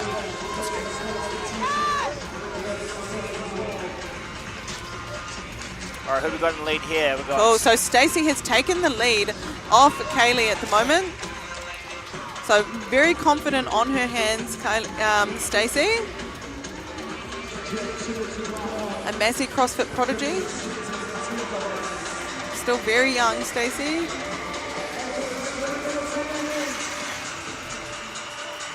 Now, I always hate judging handstand walks because there's a danger getting hit in the face, you know?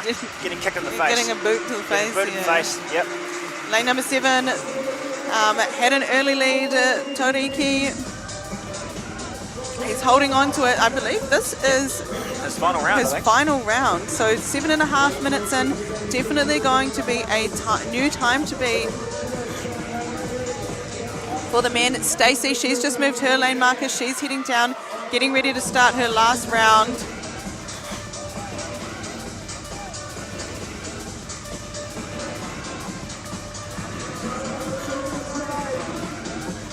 So good from Stacey. She still looks so good on those double unders. There she is on screen now, our heat leader for this event. Stacey from Massey CrossFit.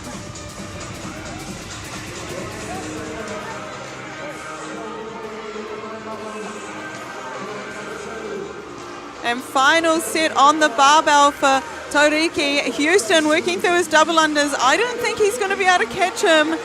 Less than 5 reps for Tauriki for him there. And he's doing touch and goes as well, which is insanely impressive on the last round.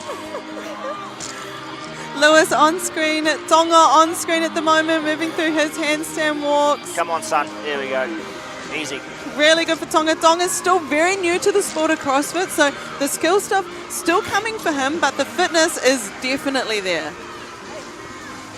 Stacey, here she is.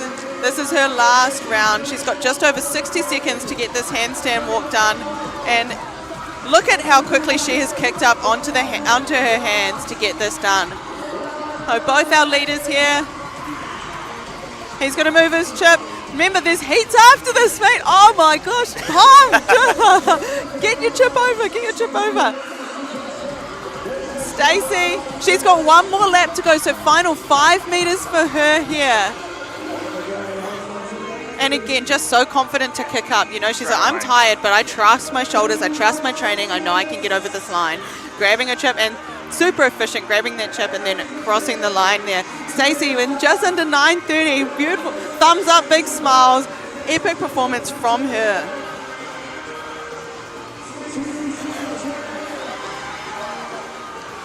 Nice, and you can see Houston in the background there. He's about to finish up his last handstand walk. No, he's got 2 more to go. 2 more to go. Oh, nearly. Come on, you can get this one. And just across the line. Well done. Kaylee, she would have finished that one up. Really awesome day for her today on day 2. See how that looks on the leaderboard. And then just finishing up the workout there, I believe that's lane number 7. Lane number 6, Finn. Finn, my friend. He had a amazing event too. Yeah. Amazing. Possibly an event win. I believe so, it was actually. Yeah, Kyle was about maybe in the 30s, and he was in the 25, so. Yeah, we'll have to check that. Yeah, we'll have to check that. But really great event. Unofficial. Unofficial over here. Yeah, we're not official people. we can't be trusted with that. Definitely not. But the man who set the new time to beat on screen right now, unreal from him, from Black Box Tahiti. So come over to hang out with the big dogs over here and showing that he belongs. Super, super cool to see. So new time to beat, 9:05. And then for our females, it's 9:25. Unofficially, of course. 9:25, yeah, and that was by Stacey from CrossFit Massey. And she's young. She's super young, so really bright future for her. Okay, moving into our heat number 3. I'll read the women out and then I'll come back to the men for you guys. Sorry, lane number 1, Jamie. My girl Jamie from Legacy Strength and Conditioning. Lane number 3, Emily from Grip Performance. Lane number 4, Zion from CrossFit South Auckland. Lane number 5, Maya from Snake Athletic. Lane number 6, Olivia from Maya CrossFit. Lane number 7, Ella from Flat White CrossFit. And lane number 8, Steph from Maya CrossFit. Lane number 2, Elijah for the men and from CrossFit Kotahi. Lane number 3, Malachi from the Hybrid. Lane number 4, Jordan from Ruark. Lane number 5, Jack from Independent. Lane number 6, Glenn from CrossFit 3216. Lane number 7, Caden from Grassroots Club. And lane number 8, Diamond from Empire Training Box.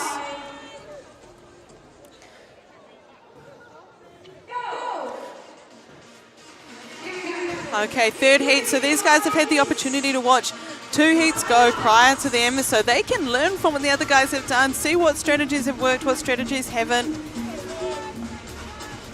and then hopefully put that into practice as they come out onto this competition floor. So if you've just tuned in for these athletes, we have got 5 rounds of 50 double unders, 10 snatches at 35 kgs, and then a 15-meter handstand walk.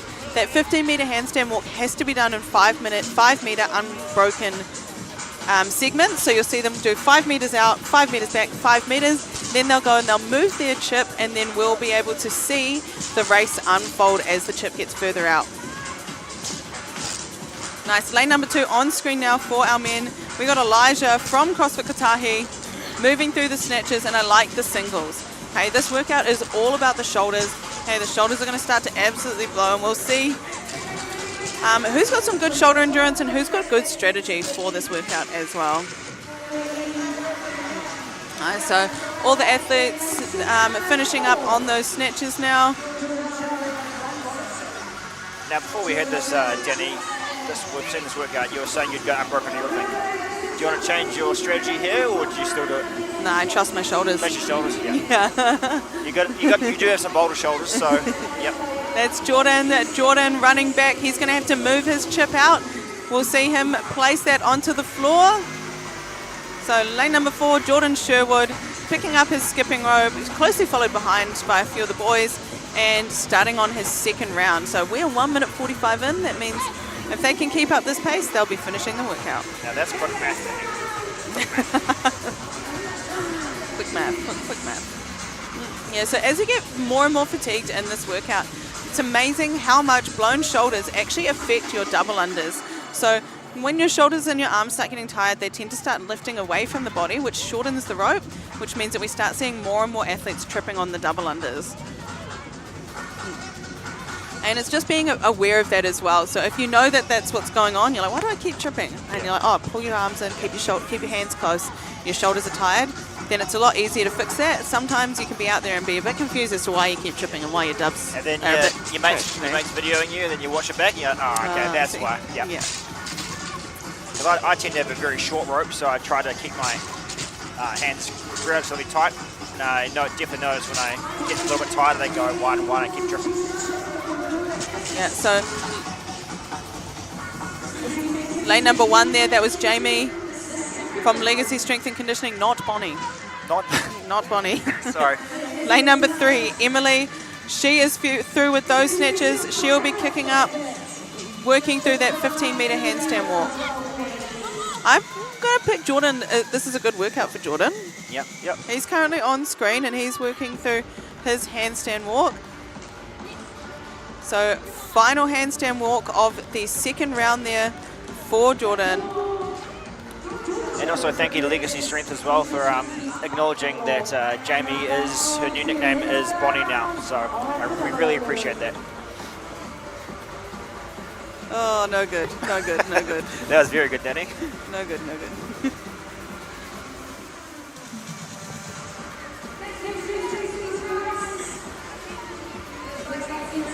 So these two ladies here on very good pace to finish this workout, with them finishing the double unders within that time cap.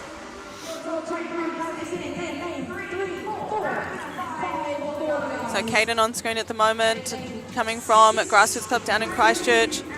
You'll have a big group of the crew down there watching him at the moment, and just heading to an ad for you guys.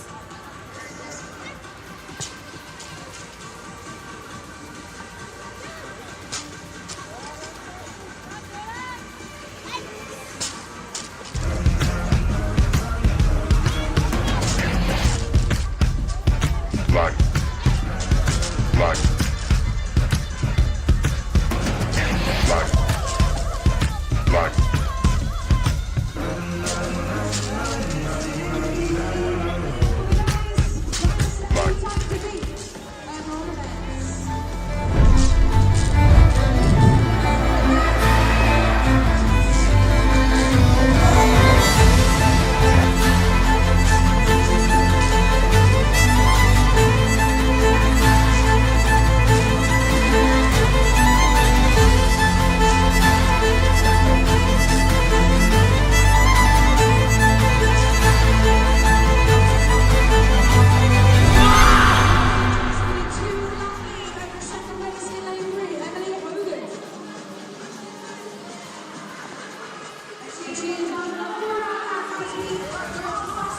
just watching Zion in lane number 4 there come across.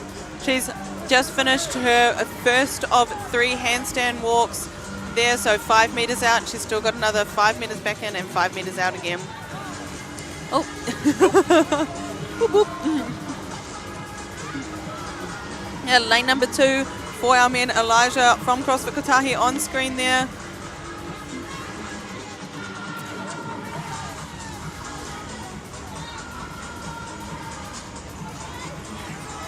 Nice, and the girls there in lane number 5 and lane number 4 having a little bit of a race.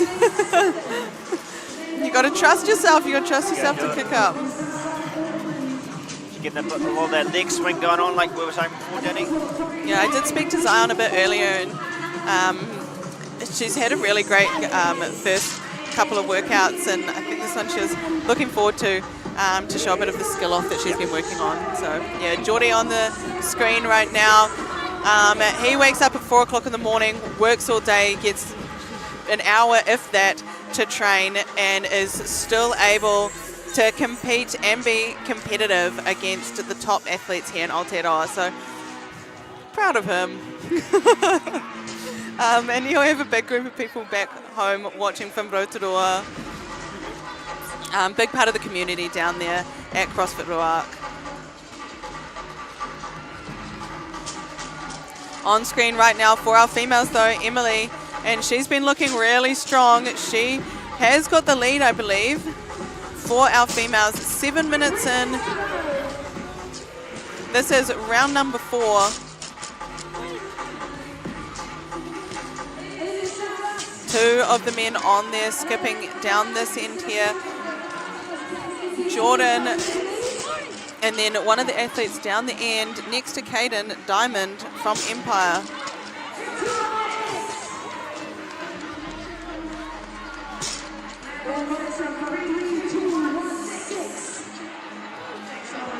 Emily on screen now.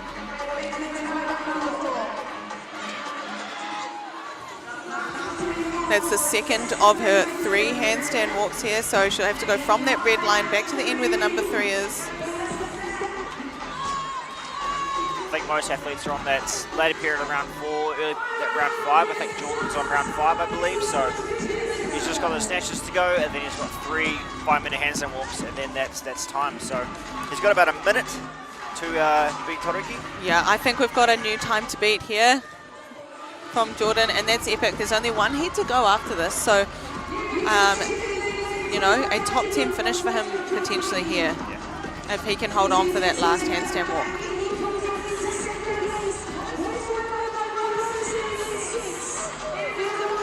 Final 90 seconds on the clock for these athletes. And lane number 5 for our females, we haven't really been talking about it, but Maya from Snake Athletic.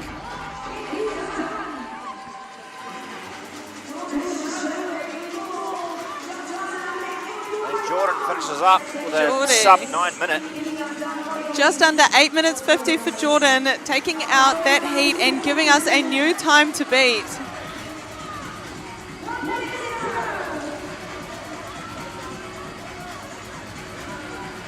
So good. Last handstand walk here. Athlete lane number 6, Olivia from Maya CrossFit, and she has finished the workout. Woohoo! Didn't even see her out there, but unreal from you, Olivia. Well done. So cool for Olivia.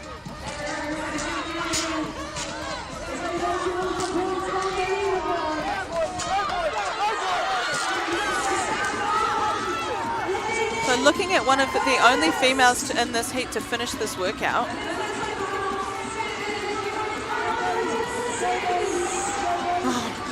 Final 10 seconds. Elijah. He's got it. He's got Jenny. this He's one. got it. Yeah. There we go. Nice. So beautiful. Just had that one more handstand walk to go to finish that workout off. Tough workouts for the athletes today. Holy. So we've got a new time to beat for the men. It's roughly about that 8:50 mark, unofficially. And it's still that 9:25 mark from the females. It's going to be a very close battle actually between Maya and Stacey, because they finished very, very similar. in Yeah, that very 95 similar mark, times. So we'll have to see what the judges have put down for them, what their official times are. But yeah, close for the two girls there. Stacey from heat number 2 and Olivia from heat number 3 for our females, getting around that 9:25 mark. So what will heat number 4 bring for us? In lane number 1, we've got Kaya from CrossFit Mecca. In lane number 2, we've got Dom from Mount CrossFit. Lane number 3, Luke from CrossFit Selwyn. Lane number 4, Jack from CrossFit Chocolate Box. Lane number 5, Ben from Mount CrossFit. Lane number 6, Ash from Mount CrossFit. Lane number 7, Kurt from CrossFit Kotahi. And lane number 8, Aiden from CrossFit Kiamaya. For our females, we have got in lane number 1, Emily from CrossFit Kiamaya. Lane number 2, Maddie from CrossFit Pukekohe. Lane number 3, Renee from Maya CrossFit. Lane number 4, Bella from CrossFit Movida. Lane number 5, Sarah from CrossFit East Tamaki. Lane number 6, Kaya from Soar Performance. Lane number 7, Lysandra from Star Strength and Performance. And lane number 8, Serena from CrossFit Mecca. Any predictions for this 4th and final heat of our elites today? For the men, I'm picking Luke Fowler. I was talking to him before, and his brother, Ben Fowler, overseas, he said he guarantees a win. Sub 5 minutes. So he said he's going to EMOM this one. No, realistically, I think Luke he's amazing with his hands. He's got an amazing snatch with the barbell. And his double is obviously between the elite men are very, very similar. So I think the separator is the handstand walks for Luke. He's got amazing shoulders. For the females, I think Kai is actually the dark horse here. Amazing handstand walker. And yeah, the snatching is good as well. So the females I think is more even, but I think for the men, Luke is the winner here. Nice. Well, I think Kai's, he's just come off a pretty epic win in that last event, so I think he's going to do great. And then also Ash. Ash is great on his hands, so be cool to see new dad, well, not new dad, can't say that anymore, but he's been dad for a while, but yeah, Dad Ash, I think he's going to do great here. And then on our female side, Bella, can't look past her. She's incredible on her hands. Serena and Renee. Alrighty, so we're off. For those athletes, for the people that are just tuning in to watch this 4th and final heat, we have got the elites out here, and they are going to work through 5 rounds of 50 double unders, 10 power snatches, 35 kgs for the females and 50 kgs for the males, and then into a 15-meter handstand walk. Now they're going to have to do 5 meters out, 5 meters back in, 5 meters out before running back down, moving their lane marker forward. Move the lane marker forward so that we can see the race that's going on, and then starting the next round, so 5 rounds total. Emily, we haven't talked much about her, but she is definitely someone that has obviously got huge capacity. I believe she's going to do really well in this workout as well. I know that handstand walks you wouldn't say they're one of her strengths, but the other two are barbell. She moves that so easily, and this is accumulated fatigue through the shoulders, so yeah, still someone that's going to do great in this workout.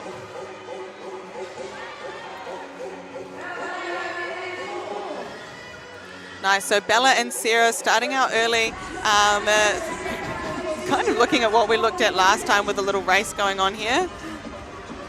And Sarah's handstand walks have come a long way in such a short amount of time. You know, she's still so new to the sport. Kaya in his Warriors shirt.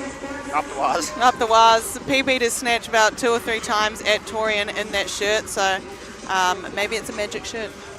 Bring him some luck this Savo. I think your prediction's right here for the men. Ash is off to a flying start. Yeah, he's so good on his hands, and his shoulders are boulders, man. Kaya on screen now for our Wahine, doing great, and then next to her there, we've got Lysandra, all the way over from Australia.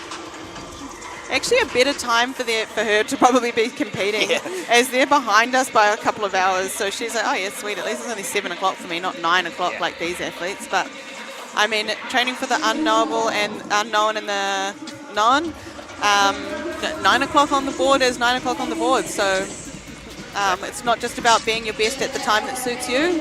It's about being the best when it's inconvenient. You've got to overcome and adapt. Yeah, and Renee on the screen now, welcoming her back. She was here last year and just finding her groove now as a mom and as an elite athlete. And how cool that, you know, she was saying that she's just grateful that she gets to be out here and competing with with such phenomenal athletes, and it's cool to have that attitude and also to be holding your ground out there too.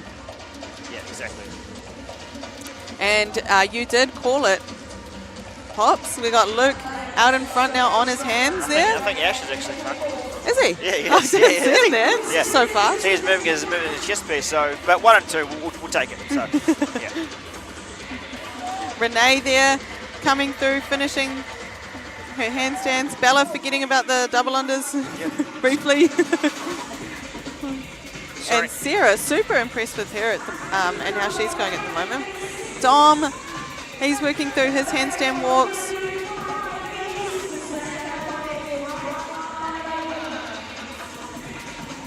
And then our Aussie as well, just next to Luke in the red there, getting through those double unders, sticking with Luke on this workout, which I'm very impressed by.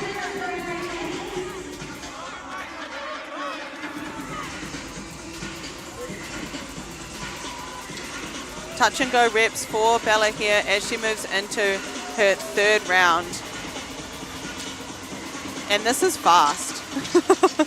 This is so fast. It's just pretty crazy. And Luke there doing a version, almost a muscle snatch. This is very lightweight for him. Ash out in front though. Oh, Ash, miles ahead. This is his workout. Yeah. You called it, Danny, you called it. Hold on, Ash, hold on. I eat breakfast tomorrow then. It's all right, you brought snacks to Savo. He's closely followed behind him by Luke. Isabella is actually crushing this workout. So this is their third round, so they're averaging about 1 minute 40, maybe 1 minute 35 per round, which is absolutely insane. Jack, our Aussie, just making that rep there. That token Aussie. I love it when the Australians come here to get their asses handed to them by the Kiwis. Me too.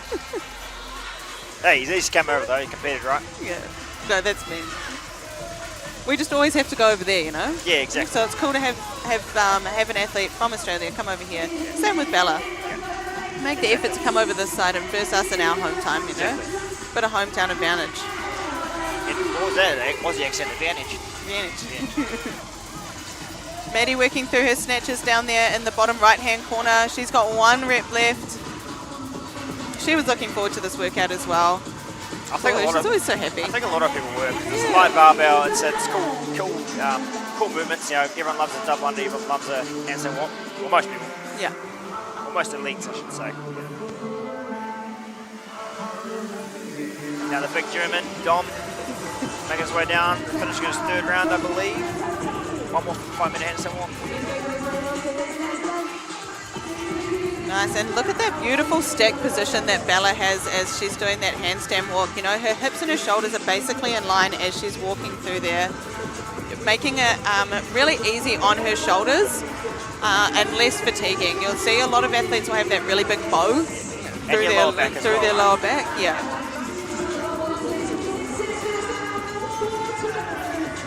And then Sarah's a different technique here. She just jacks the back and just puts the leg over, spreads them. And Ash taking a little look around the field, seeing if he's got to kick up, how many risks he has to take on this handstand walk. And so super smooth for him there. Nice. Luke finishing up his handstand walk there. He's going to have to go back down, and then 1 more lap for him there. So really good lead for Ash in this workout. Kaya, such a beautiful mover, you know, she's done a lot in the teen scene, and then took a break off competing, came back, competed in that Torian team this year. Had a really fun season coming back into competition, which I think is really important, especially when you're young in the sport. Jack, little flick of the hair there. Yeah, beautiful hair, beautiful tattoos, beautiful handstand walk. Everything is just beautiful. Coming across the line there, finishing up his 4th round. So 1 more round for Jack here. Ash on his final round of snatches, 7 minutes 24. Easily going to take that top time, which was set by Jordan at 8:50 in the heat before this one.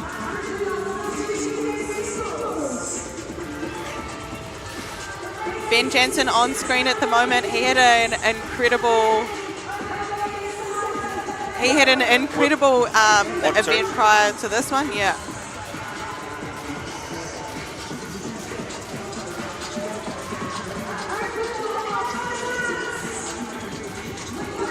Bella, under 8 minutes. Hey, I said sub 8 minutes right one time. Bella, sub 8 minutes. Someone do the math on that for me. It's disgusting. It's about a 135 per. And Ash, he's coming across the line, and that is an event win for him. Oh, he will be so stoked with that one. Still got it, eh? That Dilf there. Yeah, the crazy thing about Ash is that he's still so young, and he still has so much time in the sport. So, you know, when and if he chooses to really dive back into training full time, we could still see some really great things from him. And hopefully this weekend sort of inspires him to go all in and commit to that as well. Yeah. And Luke Fowler just finishes up. I think Ben's going to have a word with you, Luke, about that performance. Luke coming in second. I'm pretty sure he's beaten Jordan, but Jordan in the heat prior, that's a top 2, top 3 finisher him in that workout. I think it's top 3. Yeah, so 2 really good workouts for Jordan today as well. So I think it was Ash, Luke, and then Jordan. So he's in a good space for him. Yeah, Renee on screen at the moment. Serena just behind her, working through her snatches. Serena's hand up. Maddie, she's starting to work through her last set of snatches. And yeah, Kurt on screen now as well. So his hand's not quite behind the line, starting that last handstand walk. So his judge just sending him back, telling him nice and early, saving his arms. Final, and he'll want to finish this. Surely. He'll want to finish this. Ben, nice. And amazing work from Kurt there, getting across the line. Maddie not quite getting there. A couple of the girls still out on the floor. But, Ash. They look savage. Yeah, Ash, you called it big time. Yeah, Ash. And Isabella, I think it was. And Isabella, our 2 event and, heat and event winners. Renee on screen there, taking a few deep breaths. Yeah, I would too.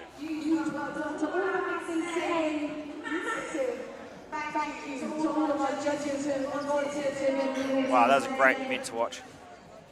I love a good handstand walk race. So cool from the athletes. So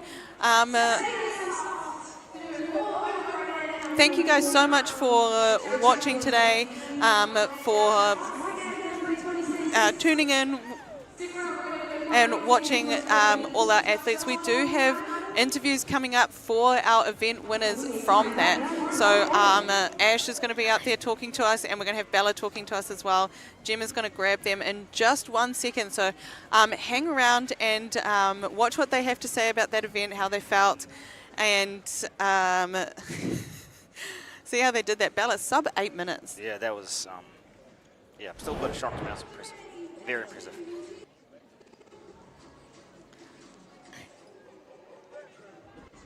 Look at that, eh? So nicely stacked. Nice and stacked, yeah. Yeah, it was Bella and Sarah at the start there. Kaya on screen at the moment in that Warriors shirt. And Bella just looking so smooth the whole way. Yeah, that Ash was beautiful. Boulder shoulders, you say. Yeah. That dad strength, bit of a dilf. Yep. Beautiful work.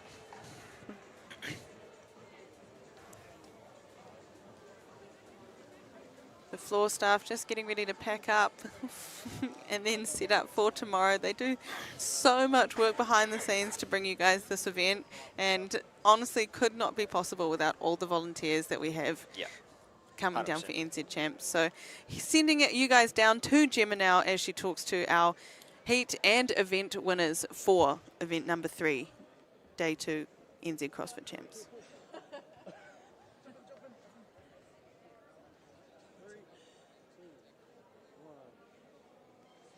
Ladies and gentlemen, I'm back. It's the last event of the day for Saturday New Zealand CrossFit Championships. I'm with both of our winners. First of all, congratulations to you both. Kai, I got a couple of questions for you, and then Bella Vallejo, I'm going to fire a couple of questions at you. Firstly, Kaya, absolute outstanding performance. Was there a plan going into the event? Yeah, for sure. Me and the old man talked on out, and I just trusted it and paid off. Yeah. Trusted the process. John Totoa, you've been in CrossFit with your father since you were about 6 or 7 years old in the Hibiscus Coast. You were running on your hands before your legs, so I'm not surprised you did quite well there. Kai, one final question. When it comes to an athlete, obviously you've been in Sydney for the last six months, you've been training extremely hard. When it comes to fueling, what did you have for dinner last night to fuel you for today? Had a bit of KFC and McDonald's, and I made a pasta and it was solid. Me there for a second, Kai. There we go, bit of pasta from Mum. Hey Kai, all the best. Good luck for the rest of the weekend, and we'll see you tomorrow. Sure, bro. Bella Vallejo, who's this young fella? Who we got here? This is Elliot. Hi Elliot, you're a little cutie, eh? Bella, absolute outstanding performance. Another event win for yourself. How are you feeling with that? Yeah, really good. I always love a good handstand workout, so I was excited for that. And yeah, feeling really good, great vibes, and excited for one more day. Awesome, you're an absolute weapon. You came fourth at Torian Pro this year. You're no stranger to the competition floor. I've got one final question for you. If you were to have a walkout song, what would that be? Oh, that is so hard. I'd have to say something Bad Bunny. I'm loving Bad Bunny at the moment. Ladies and gentlemen, Bella Vallejo, Bad Bunny, thank you very much. All the best for tomorrow. Hopefully we see you on that podium. Thank you so much, guys. Cheers, team. We'll see you bright and early tomorrow morning as we kick off our final day for the CrossFit Championship here in New Zealand.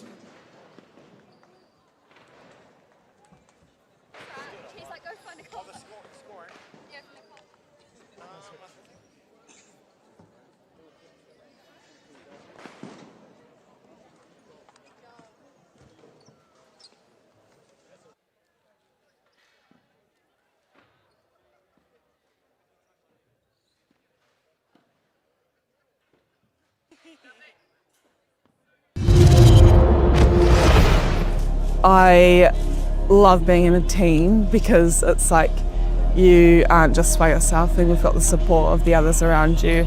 And also like whilst also competing out there on the floor, you're also watching your teammates. So it's kind of like you get to do the best of both worlds. You get to compete and then watch your teammates crush it as well. And then yeah, it's always awesome having the other teams supporting each other as well, even though we are competing against each other. But it's like good vibes. Teams is a good vibe. At the moment, our team, me, Bryce, Michelle and Aiden, are working towards Torian. So the goal is, up until now, we've got 7 months till Torian. So this is definitely a good practice competition. The NZ Champs, I've never done NZ Champs before. So yeah, it's great for the four of us to hit it together, see where we're at. It's the beginning of the season pretty much. So it's really exciting to see beyond that and what's to come. I think competing in CrossFit together as a team creates a special bond because, yeah, like you said, you're literally going through your most vulnerable moments together, just hurting and pushing your body to the absolute limit. And when you do that together, it's like you have that respect for each other. You know, you respect each other as athletes and putting your body on the line for yourself and each other.